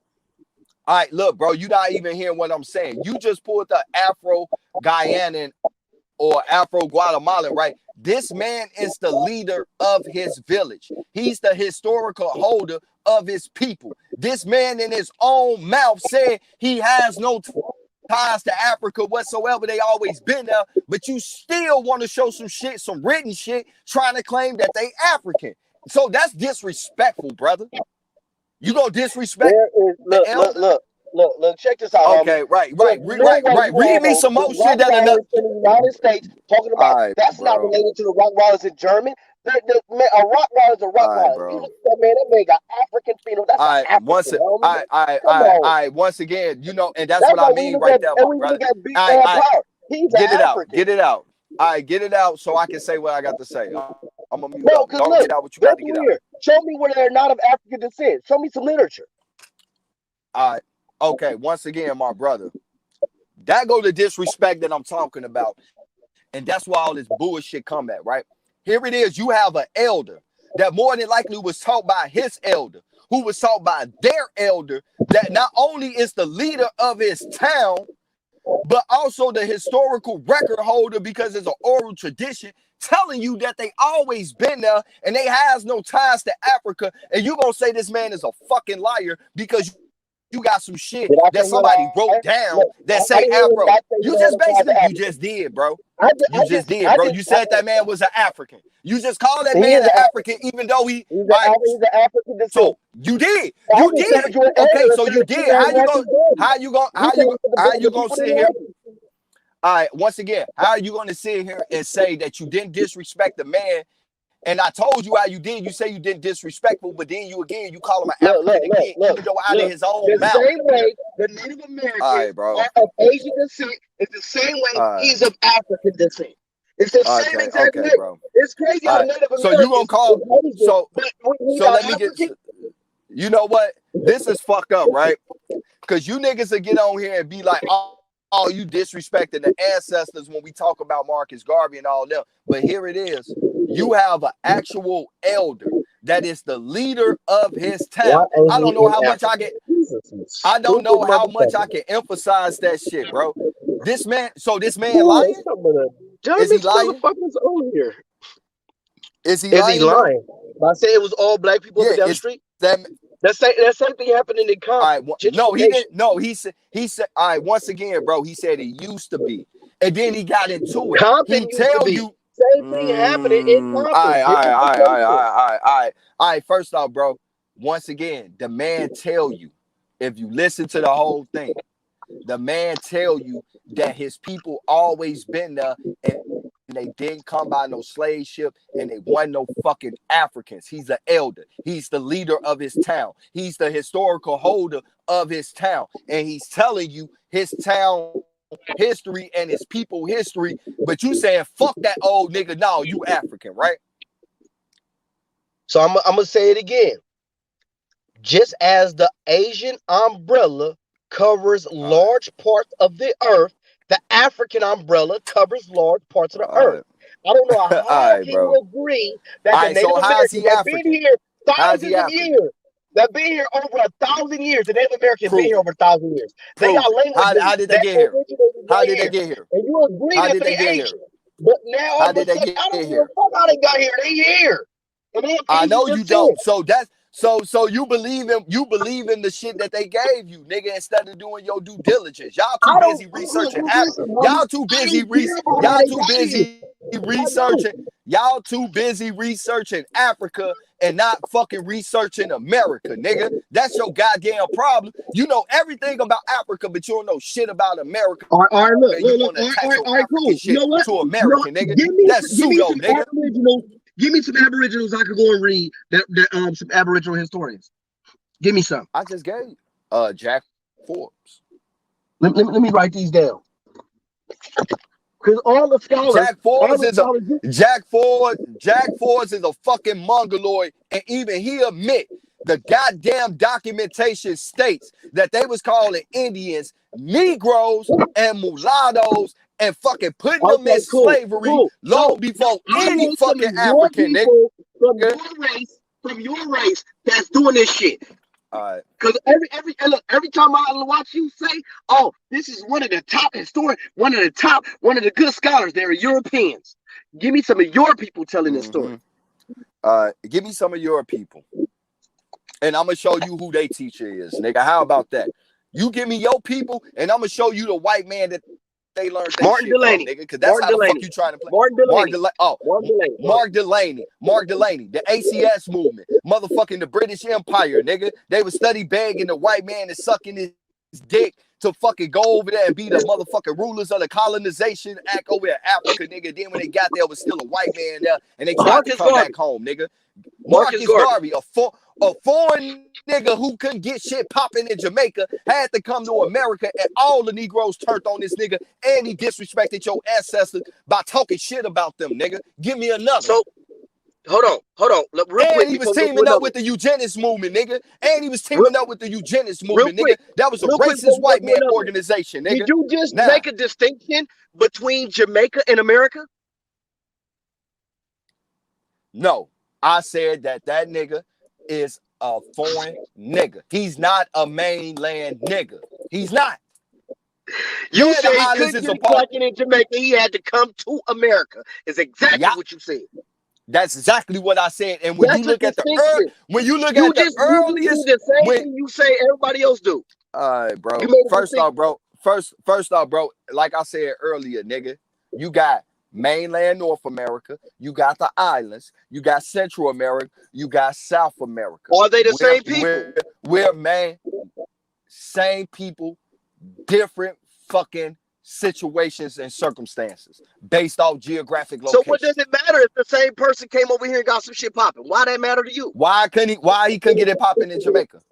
Why couldn't he get it popping at home? Right, where who helped? Where who helped? Why Tupac had to go to the West Coast to get it popping? Why he didn't get it popping in New York? Come on, why you gonna ask a question like that? I mean, first off, nigga, I love Tupac. Hold on.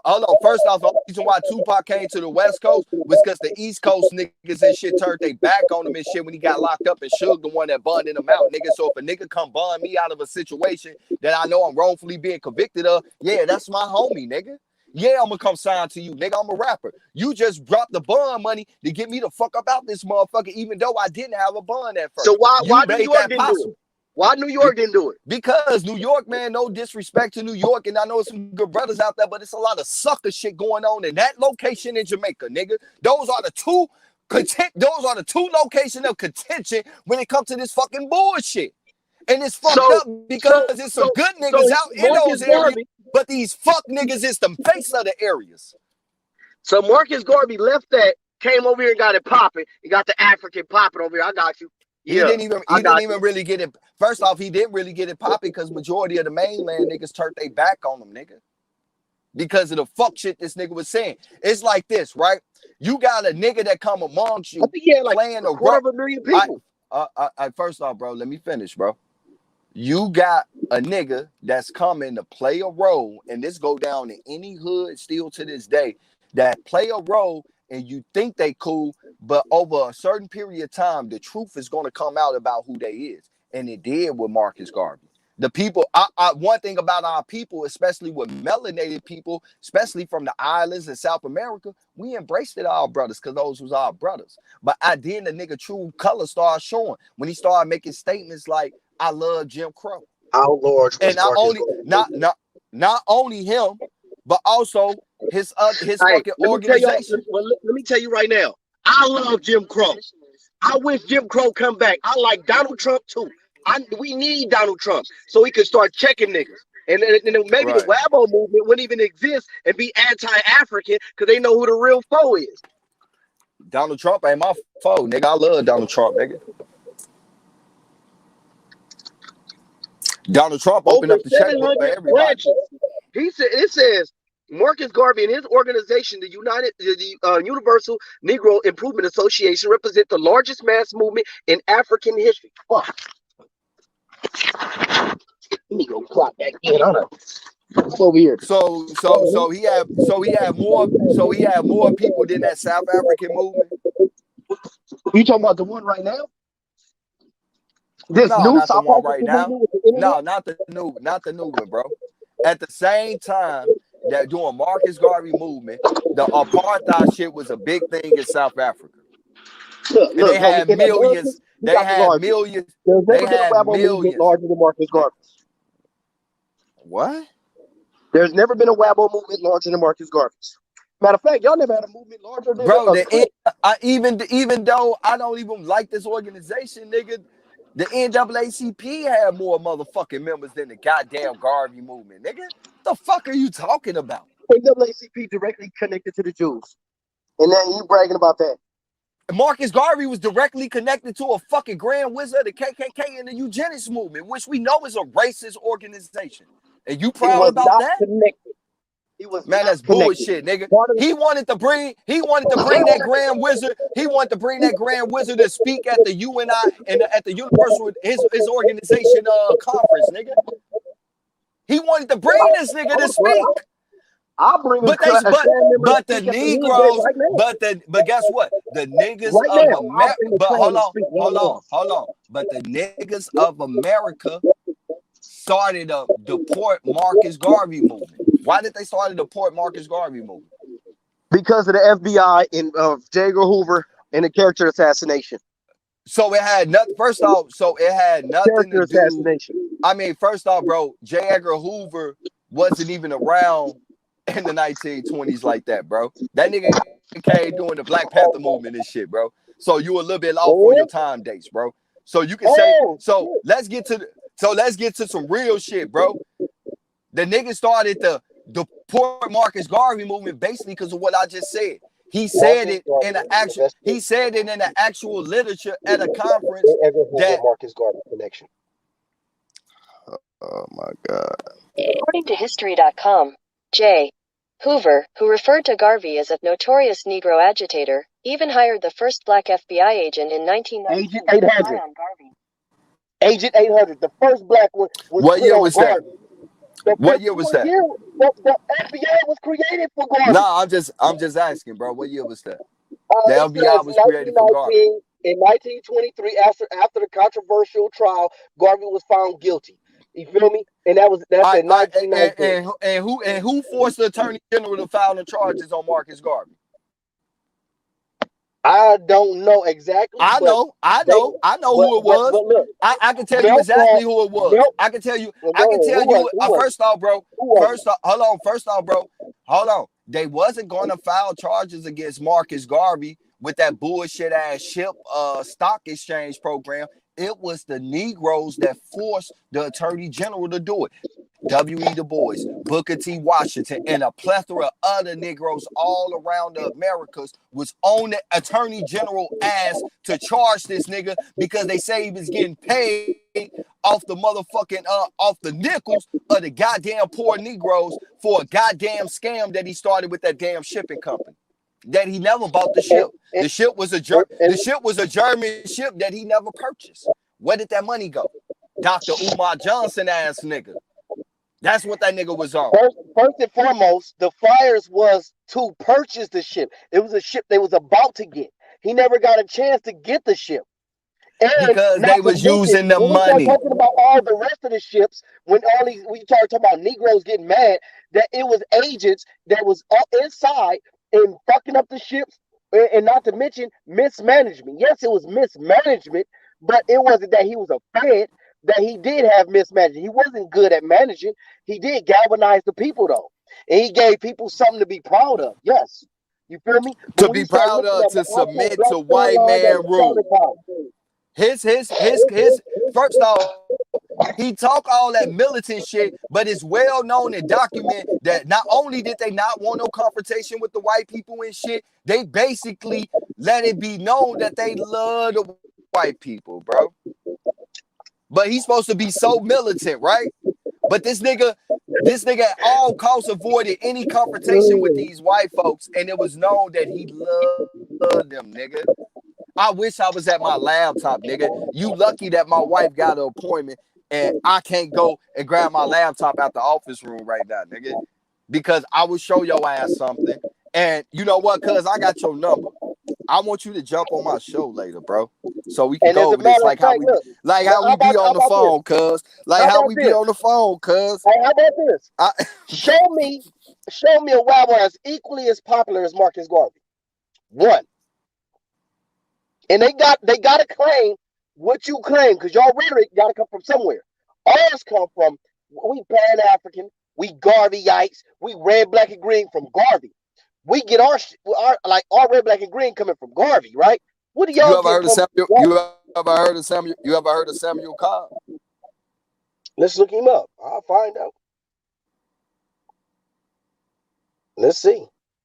Samuel Cobb.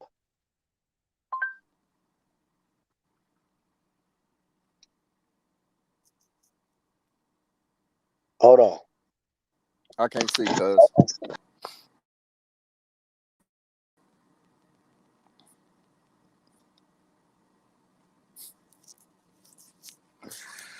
Boy. The foo smell is strong in that one, man. Super strong.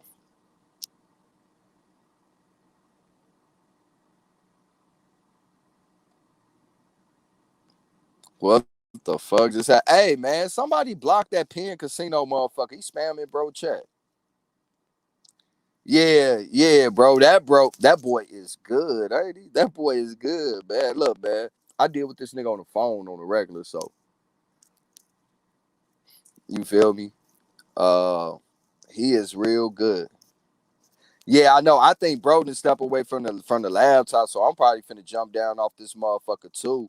But on some G shit, Black Power cuz, Crippin' cuz, I'm finna hit you and OHF up. When my wife get done, I'm gonna start a live, and I want y'all to come over so we can start discussing Marcus Garvey, about who Marcus Garvey really was. If you cool with that. But I am gonna give you a phone call, Brody.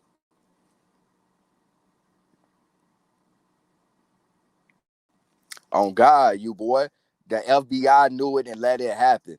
It wasn't until the Negroes got on their ass to lock this nigga up. Matter of fact, they didn't even want him to lock up. They wanted them to deport this nigga. And I don't know how they missed that. They probably read it and then make it, and they said like, oh, the FBI was banging on him and they locked him up. But they don't understand why they locked him up. Niggas made that nigga get locked up. The white man ain't want to lock this nigga up.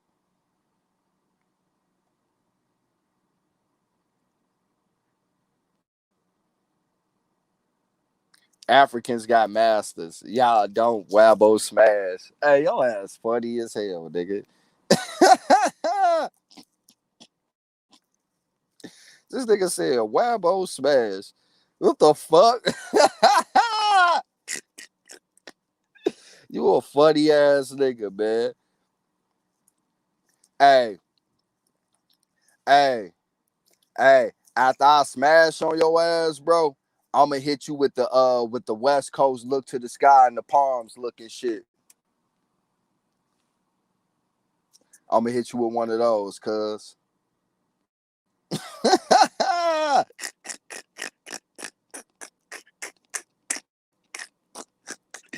Yeah, that's fucked up, man. You was my homie, bro. I don't know if you part of that movement, G. I don't think some of that stuff we be talking about on the phone, I can have no conversations with you no more, bro. But I'ma fall down, man. I don't know where bro went. I'm gonna call his phone to see what the fuck he had. Tell him to end this shit. I know he damn sure wasn't trying to go no motherfucking 7 hours. And I called it in at the 5-hour mark.